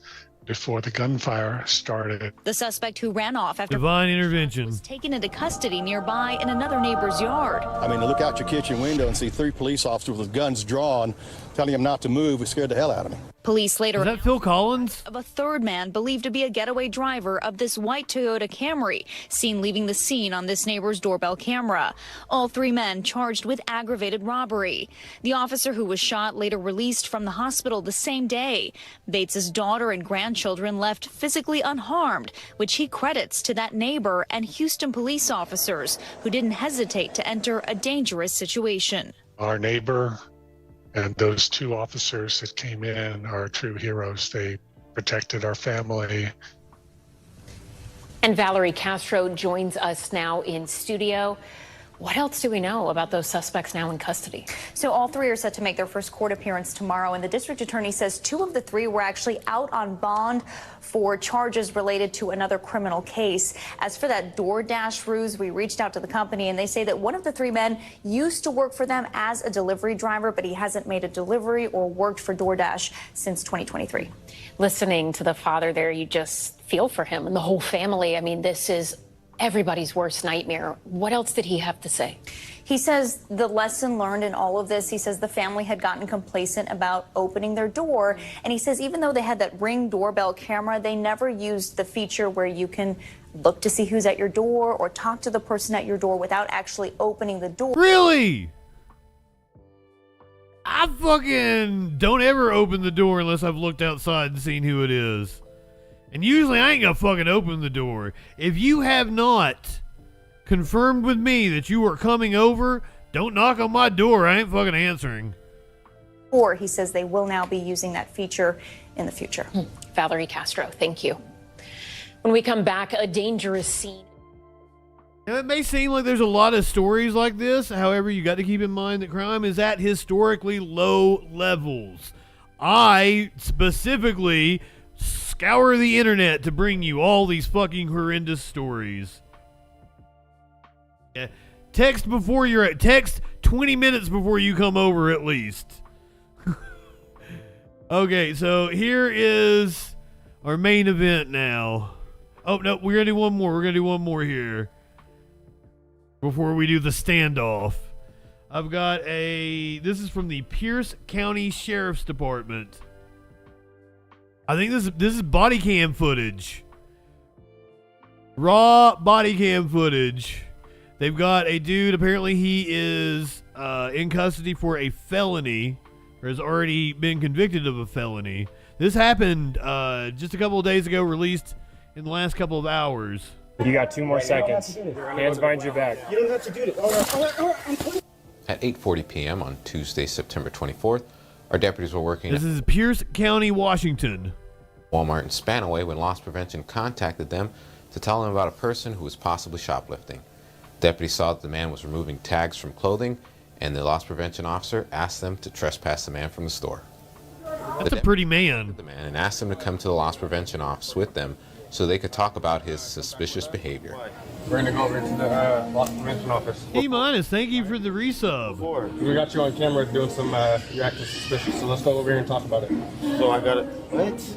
Why though? We're going to go back to the office and talk. We'll explain it to you more. Now, come on. He kind of looks like that. Remember that dude with the mugshot? Guy that got arrested that went viral a few years ago? He had tattoos on his face, though. I think he became a model and then got arrested again. Come on. Sir, I'm just shopping for my daughter. That's it. All right, well, let's go over here.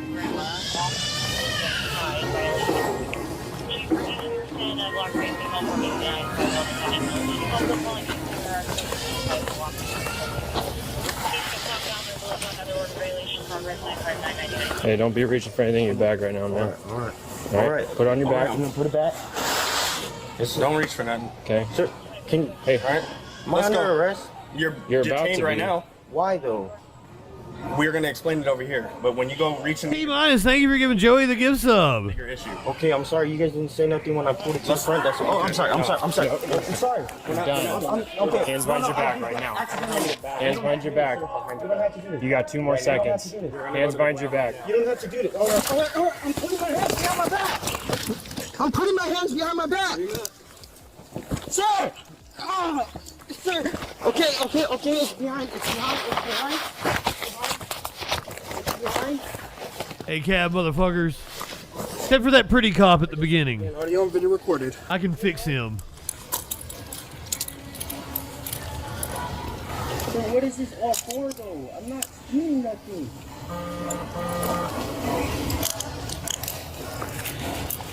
Shout out Chris Dorner.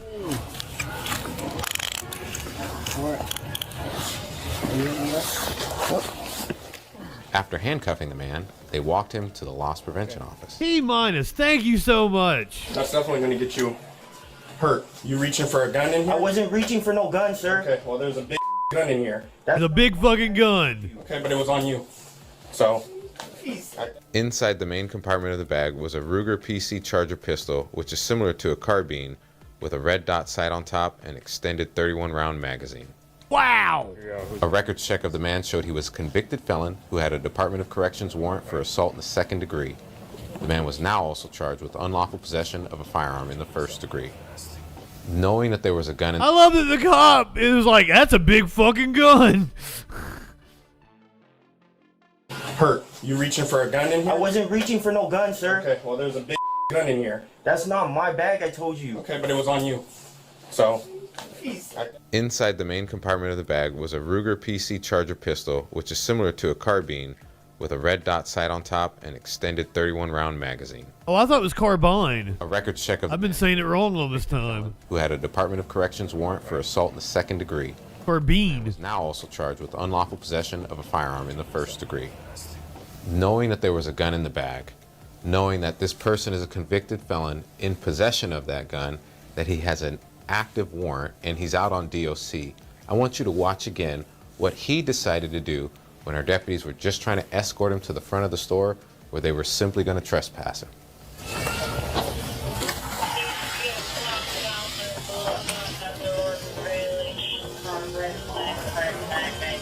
Hey, don't be reaching for anything in your bag right now, man. All right. Put it on your back. I'm gonna put it back. I mean, are you trying to tell me that he was going to spray the cops in the Walmart? I mean, he seems dumb, but is he that dumb? In the field, we often have to make split-second decisions that can mean life or death for us or someone else. In this situation, our deputies used their instincts, felt something was off, and put this person into handcuffs before he was able to try to hurt either one of our deputies. Outstanding job, and please continue to be safe out there. I guess so, Flash. I'd rather go back to jail.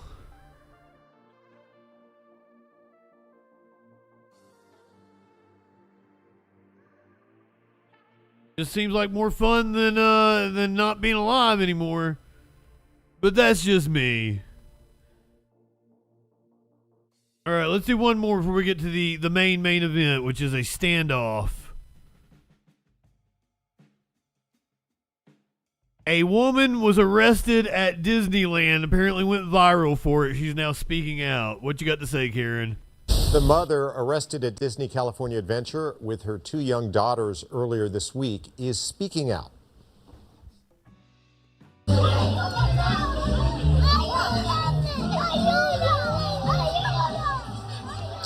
Disneyland accuses Yesenia Diaz of Torrance of trying to bring her 2 kids into the park without actually paying for tickets, and says she would not cooperate with park security when they confronted her about that.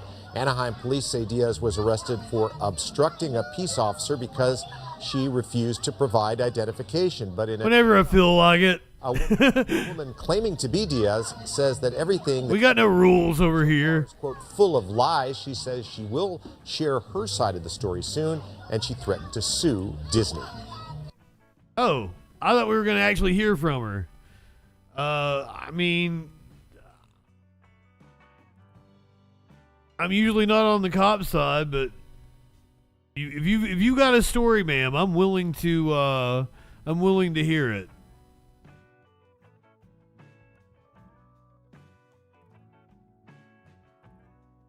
This happened Wednesday, I believe, in San Diego. A family held at gunpoint at the border. NBC San Diego News. Customs officers forced a family out of their car with guns drawn. Thanks for joining us. I'm Monica Dean. Cell phone video captured the moment officers at the San Ysidro port of entry drew their guns on a family returning home from a funeral in Mexico. What? I don't understand why. What happened? This video shows the officers pointing guns at children and an elderly woman. What in the fuck? Overwhelmed, she had to be rushed to the hospital. The family says this whole traumatic experience was a mix-up, a case of mistaken identity over a very common name.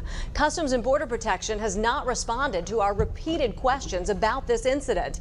NBC7's Shelby Bremer starts us off this half hour with a closer look at this terrifying incident.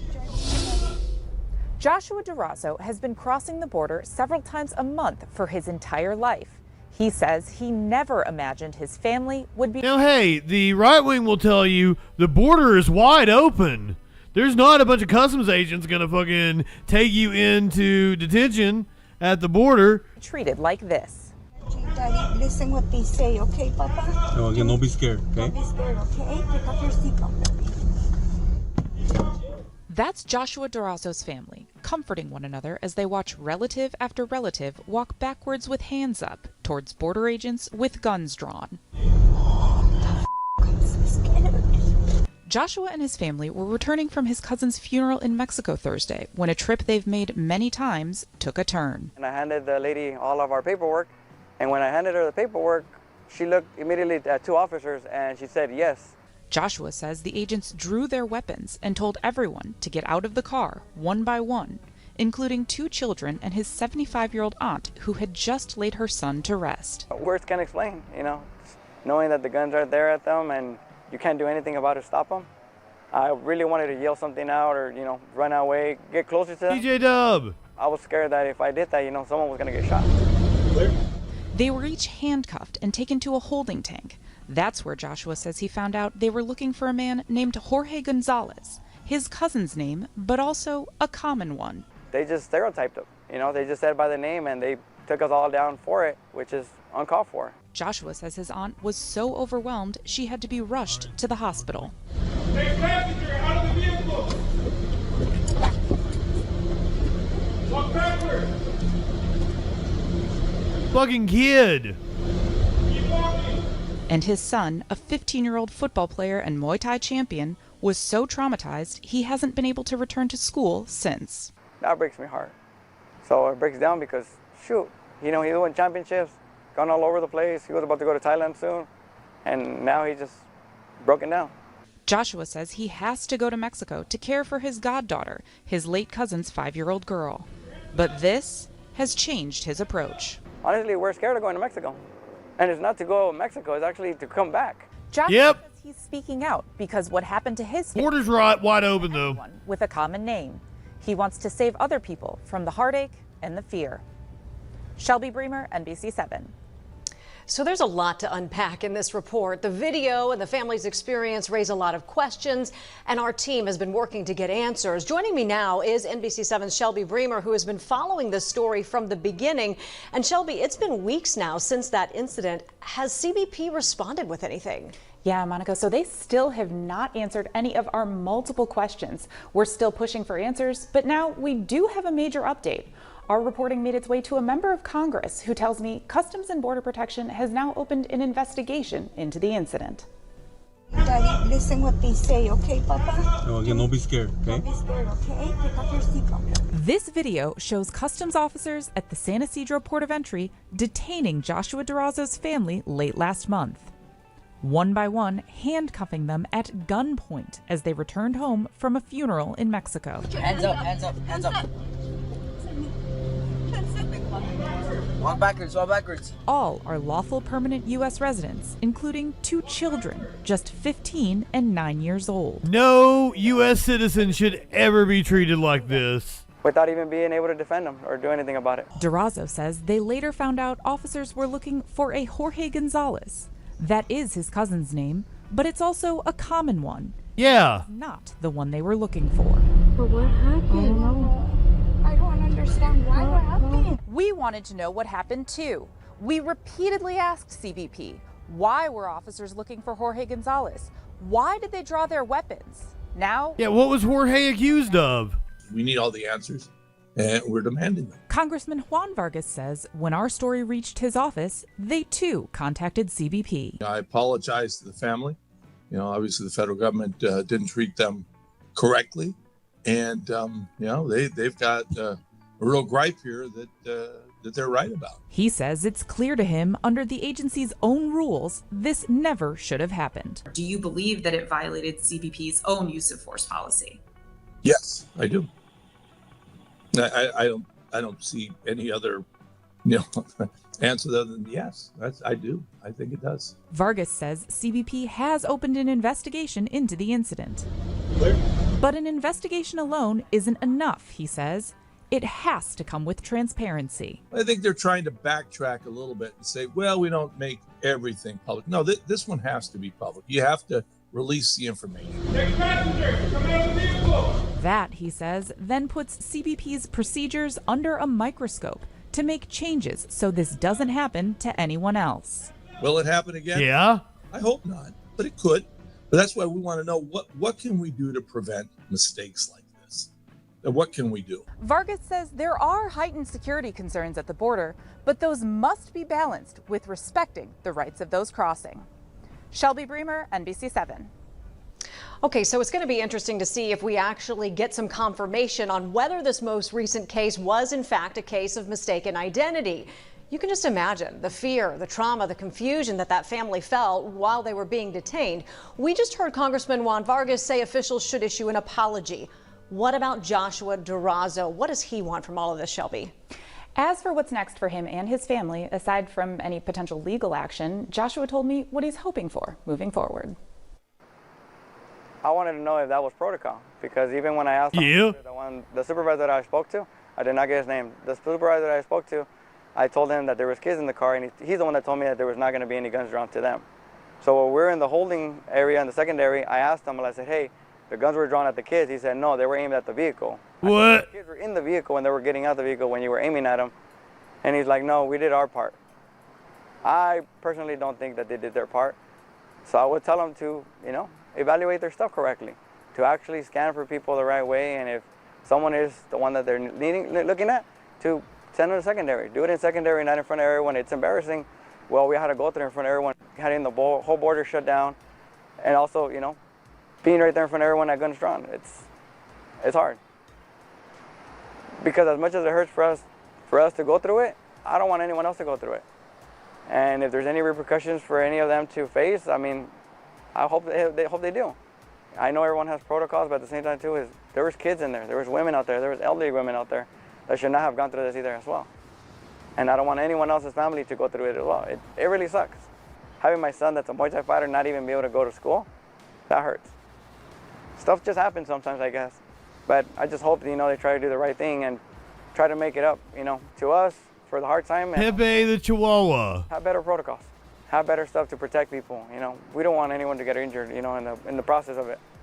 So I'm pretty sure they didn't need. Why do I know the name Oh, that's where Waukesha is that where the Kyle Rittenhouse shit happened? Or was that where the dude from Making a Murderer was? Something happened. Or was that the dude that drove his car through a parade? A lot of shit happens in Wisconsin.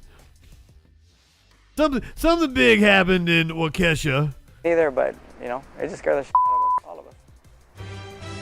This case raises a number of questions. Do you know your legal rights at the border? Still ahead, a local lawyer explains what. Do you have legal rights at the border? While at the border.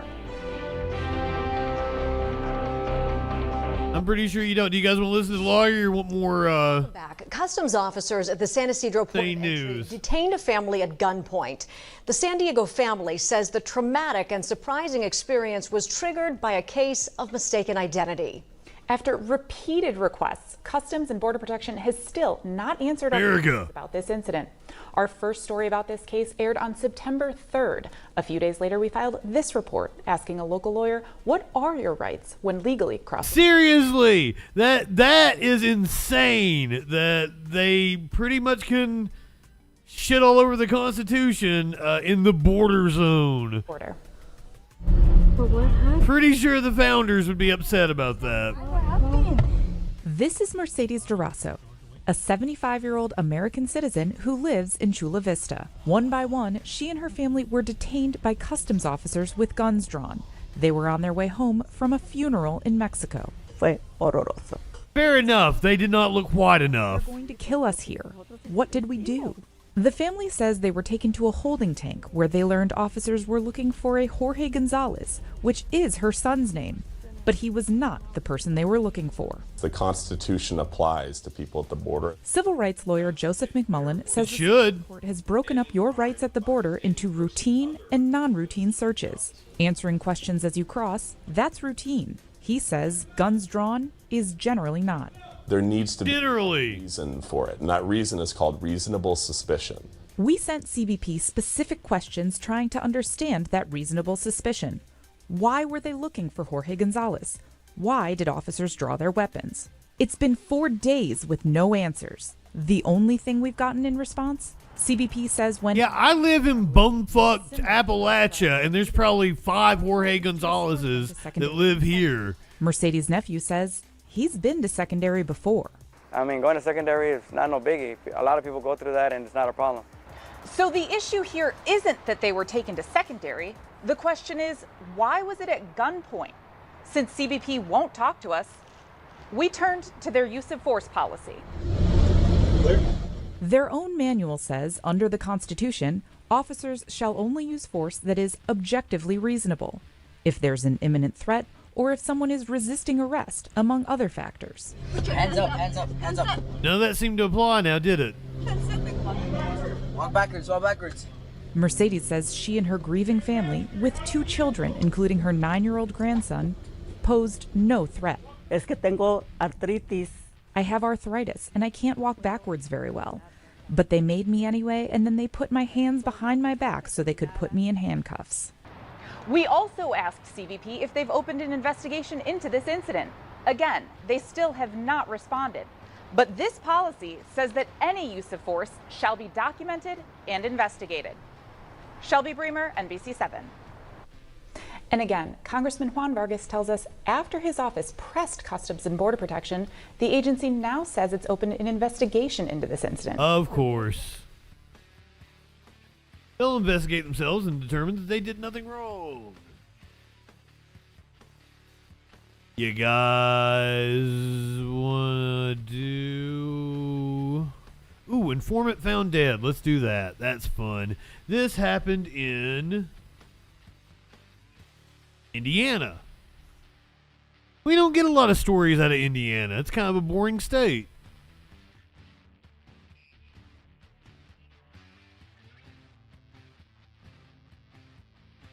Thank you. Indiana Task Force 1 has been activated by FEMA to respond as a search and rescue team to Florida. Consists of 80 people and in support of FEMA Region 4 ahead of the potential tropical storm Helene you just heard Tyler talking about. That storm is expected to become a tropical cyclone this week. Of course, we'll keep tabs on Task Force 1. Court documents claim 2 police informants were killed last week by a man police say is a local drug dealer. It all started last Friday when 2 bodies were found in a river in Fort Wayne. Fox 59's Eric Graves breaks down these court documents and their connections to a drug investigation in Richmond. Eric? Court documents say a Richmond Police Department informant was picked up at this apartment complex just a day before his body was found in a Fort Wayne river. Fort Wayne police said that ginger has no soul. Cleaning up the St. Mary's River found 2 bodies inside of trash. Lifeless fucking eyes. By the 2 peoples, Matthew Johnson and Christina Dixon, both reported missing out of Richmond earlier that week. Johnson was shot and stabbed, and Christina had been strangled. Court documents detail how multiple witnesses and the Richmond police helped connect this man, Dominique Washington, to the two victims. Richmond PD told Fort Wayne detectives Johnson and Dixon were both police informants in an investigation that led to a drug raid 2 weeks ago at a Richmond home where multiple narcotics were found. Court docs say Richmond police told detectives Dominique Washington went by Nico and was a known drug dealer with a connection to the raided house. Police used surveillance video and witness accounts to place Washington picking up Johnson at the Genesis apartment complex and then picking up Dixon from a Richmond home on Thursday. Monday night, Washington was arrested during a traffic stop as he tried to leave this home on Campbell Ave. Washington is now being held without bond, charged with murder and kidnapping in the deaths of both Johnson and Dixon. Dominique Washington's initial court hearing is set for Wednesday in Allen County Court. Reporting in Richmond, Eric Graves, Fox 59 News. I mean, they narked. That's kind of what happens, isn't it?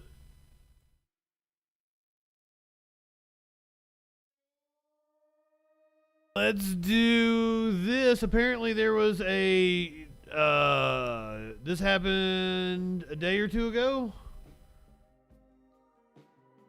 This was on the Dan Abrams show On Patrol Live.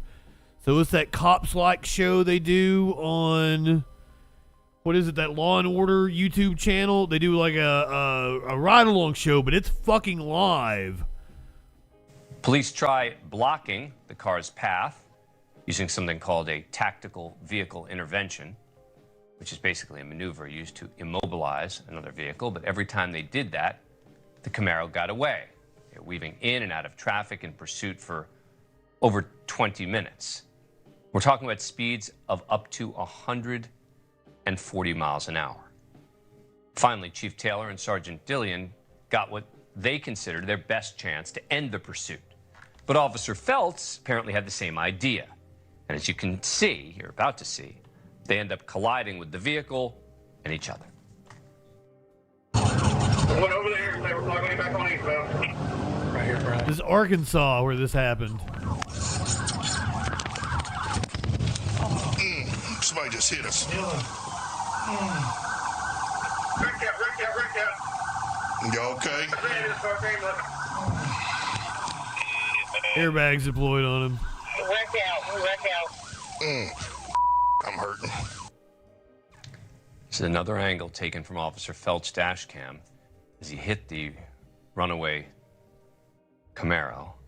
I actually haven't seen this. This is the first time I saw that, which was then immobilized. All the officers made it out okay. And the driver of the Camaro faces a whole slew of felony charges now. Join us now is Chief Bradley Taylor. Chief, good to see you. Hey, all right. So I already know. That's the dude in the I've already spoken about this. car that got hit. My viewers who don't know this, let me just ask, how are you doing? How are you feeling? Are you okay? Good to go. Everybody's good to go. Clayton's okay, Dylan's okay, and Bosco's okay. So everybody's fine. We were a little stiff for a few days, but after that, we're Feel like a sore thumb. All right, so take us through your mindset as this is happening.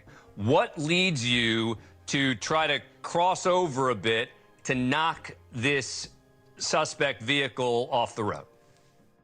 My intent when I was crossing over was I was kind of trying to reverse TVI, and what that is trying to hit him from the rear end to make him sound sexual.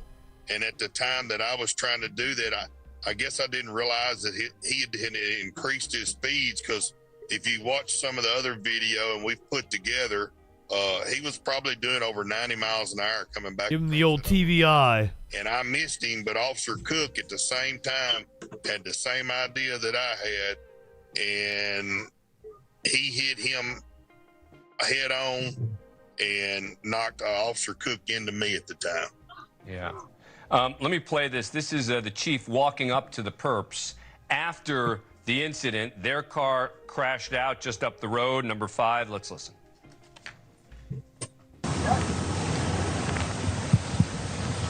Jesus, what a scene. Like I'm a passenger. I couldn't hear you. So did he kidnap you? Oh, but I'm the passenger. How can I get out of the vehicle? Like, how can I get out of the vehicle? Did you tell him to stop and let you out?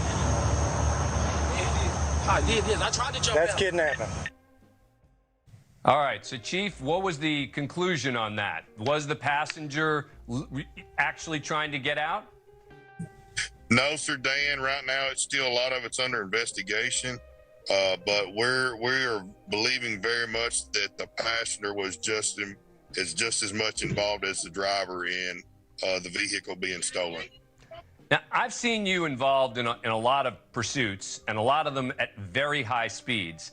I have to say, I was concerned as I was watching this one. Do you get nervous at all when you're sitting there driving 140 miles an hour, trying to catch up to a vehicle? No, Dan, I really don't get nervous at all. That I don't. Because you're probably a sociopath. No, I mean I don't. I don't. Maybe I've been doing it too long. What kind of charges is this guy facing now?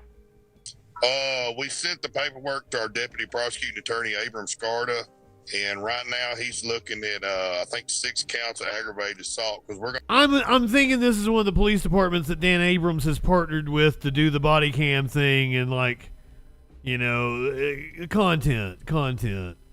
Also charge him for our camera crew being with us.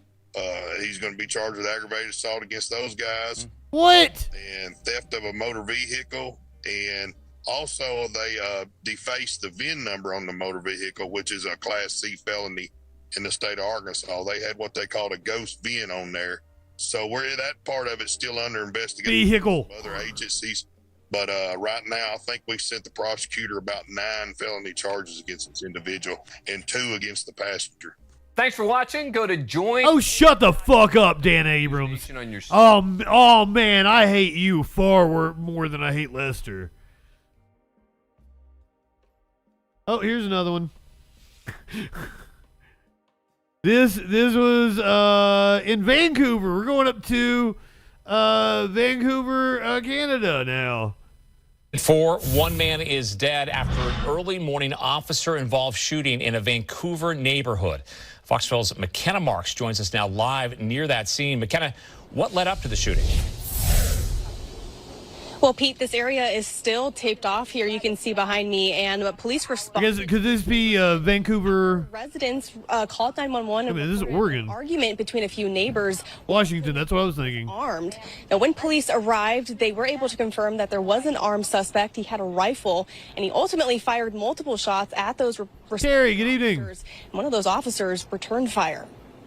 What started as a report of a minor disturbance involving a few neighbors turned into an officer-involved shooting that left one man dead. It's a pretty quiet neighborhood. This is the first thing like this I've seen. Police responded to Northeast 71st and 54th in what neighbors describe as a usually quiet and safe neighborhood. Residents reported seeing an argument between 2 of their neighbors and that one man was armed. Before police arrived on scene, a resident reported that the armed man had also taken a knife to several cars in the area. Police confirmed one male suspect was armed inside his home. By 12:45 a.m., the suspect had fired at least 1 shot at the responding officers. 2 women were inside the suspect's home, and police were able to help them escape. Neighbors were asked to shelter in place. I didn't even bother to get out of bed because I didn't want to get shot or anything. Jerome Kuhn lives nearby and says he watched everything from his cameras. I have a camera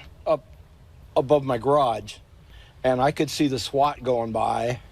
I watched on my camera rather than getting up and looking out the windows. By about 1:20 a.m., the SWAT team had arrived to the scene, and the suspect fired multiple shots at an armed SWAT vehicle. As you can see from this picture, at least 1 round hit the windshield. By about 2:30 a.m., officers say the suspect was standing in his residence armed with a rifle and was wearing what appeared to be a ballistic helmet and a gas mask. A Vancouver police officer fired at the suspect, killing him. I spoke to another neighbor who didn't want to go on camera, but said she and her husband were up all night because of the gunshots and the police response. She told me she's lived here for more than 20 years. A gorgeous neighborhood. Expected something like this to happen so close to home. Now, 2 Vancouver police officers have now been placed on administrative leave. One was the officer who fired his weapon, and the other was the officer who was sitting inside that SWAT vehicle when that windshield was hit by a bullet. The victim killed in this officer-involved shooting, that suspect, he has still not been identified. Reporting live in Vancouver, McKenna Marks, Fox 12 Oregon. All right, Flash, you seem like you would be a suburban prepper type. Just throwing that out there.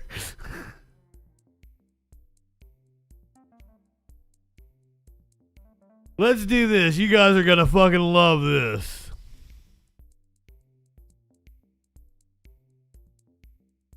This is a monster truck assault. This happened at Rednecks. What's fucking Rednecks? What goddamn state is this in? What the... Arrested after monster truck assault at Rednecks with paychecks. What in the fuck is that?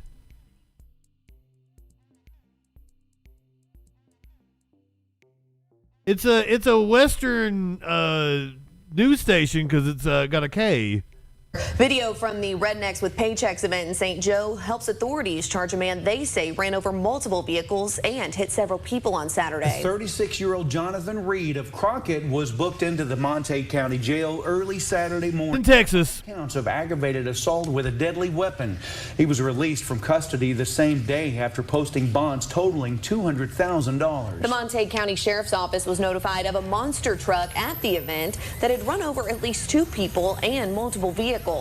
Deputies say they collected 21 written statements from witnesses, with many identifying Reed as the suspect. Witnesses say Reed got into a verbal argument with several individuals inside the park after he struck the side of a UTV. They say Reed then climbed back into his truck and hit the UTV again before other people began throwing rocks and beer cans at his truck. Witnesses say that's when Reed put his truck in reverse and backed into other vehicles before putting it in drive and accelerating, hitting and rolling over the top of a Jeep. Witnesses say 2 individuals were outside of the Jeep. You can't dodge it, ram it. Out of the way, but one was struck by Reed. Witnesses say Reed then drove over the top of another UTV, striking and a second victim there. Authorities say they identified 5 victims of the assault, 2 of which required hospitalization. They also said they reviewed multiple videos of the incident and photos of damages to 2 vehicles, all corroborating witness statements. After Reed was placed into custody, he was transported to Nakona General Hospital for medical evaluation. While at the hospital, Reed claimed he was being assaulted by individuals in the park and was attempting to get away from them. Rednecks with paychecks. Rednecks with paychecks. I can't get over that name. All right, I'm going to give one more little scroll of the news here. See if anything has happened.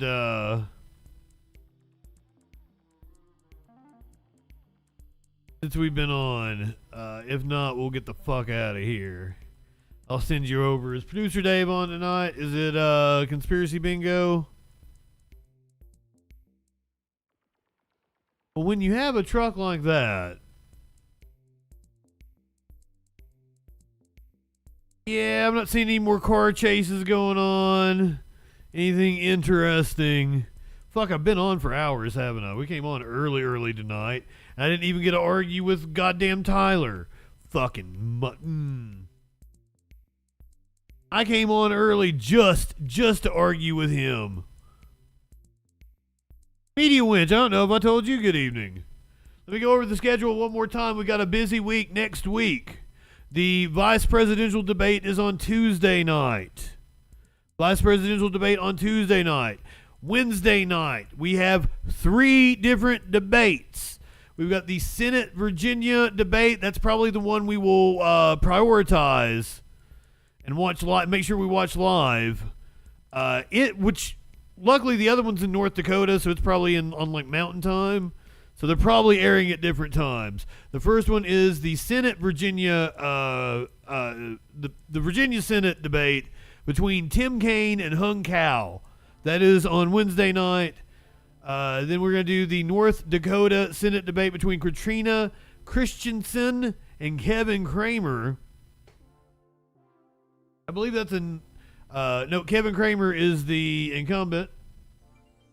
We also have an open seat in Virginia's 7th. The Republican Derek Anderson debating the Democrat Eugene Vindman. I believe that's the brother of Colonel Vindman, that from the famous perfect call that Trump made. That is also Wednesday night. That one we will probably watch later. We'll prioritize the Virginia Senate debate, then the Nebraska Senate debate, and probably watch the Virginia 7th District on tape delay. Then on Thursday night, another big Senate race. Bob Casey, the sitting Democratic senator from Pennsylvania, will debate right-wing nut job David McCormick. Have any more House races that night? I don't think we have a House debate that night. So that's your debate schedule for next week. We might add some other ones after I Google. Still waiting for several Senate races to announce their debates. Ain't nothing like this mutton. Who'd I call mutton? What? I don't know what I said. I was looking at my notes. Anyway, also tomorrow night, don't forget we're doing classic wrestling at 6:05 if you're on Twitch. I called Tyler Mutton. I think I probably was getting ready. I've been fucking up words tonight. It's been a long week. Tomorrow night we're doing classic wrestling at 6:05. 6:05 classic wrestling. We're doing War Games matches. At 8 o'clock we're doing classic Saturday Night Live. So tomorrow night is the first episode of the 50th season of Saturday Night Live. We're going to watch the first and second, maybe the third episode tomorrow night on stream. Here is your animal video. Also, a little bit of an update on the hurricane. That you just saw in Derek's report of the man and his dog being rescued. Well, this video is from the helmet cam of a Coast Guard rescue swimmer who saved them both. And he's our guest tonight. And we have his exclusive full video of the rescue. So let's watch how it unfolded.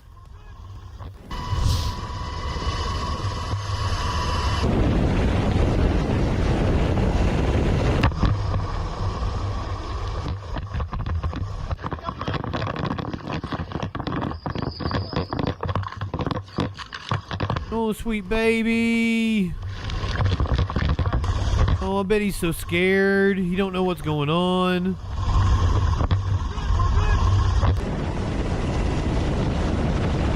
Link to donate. The puppy?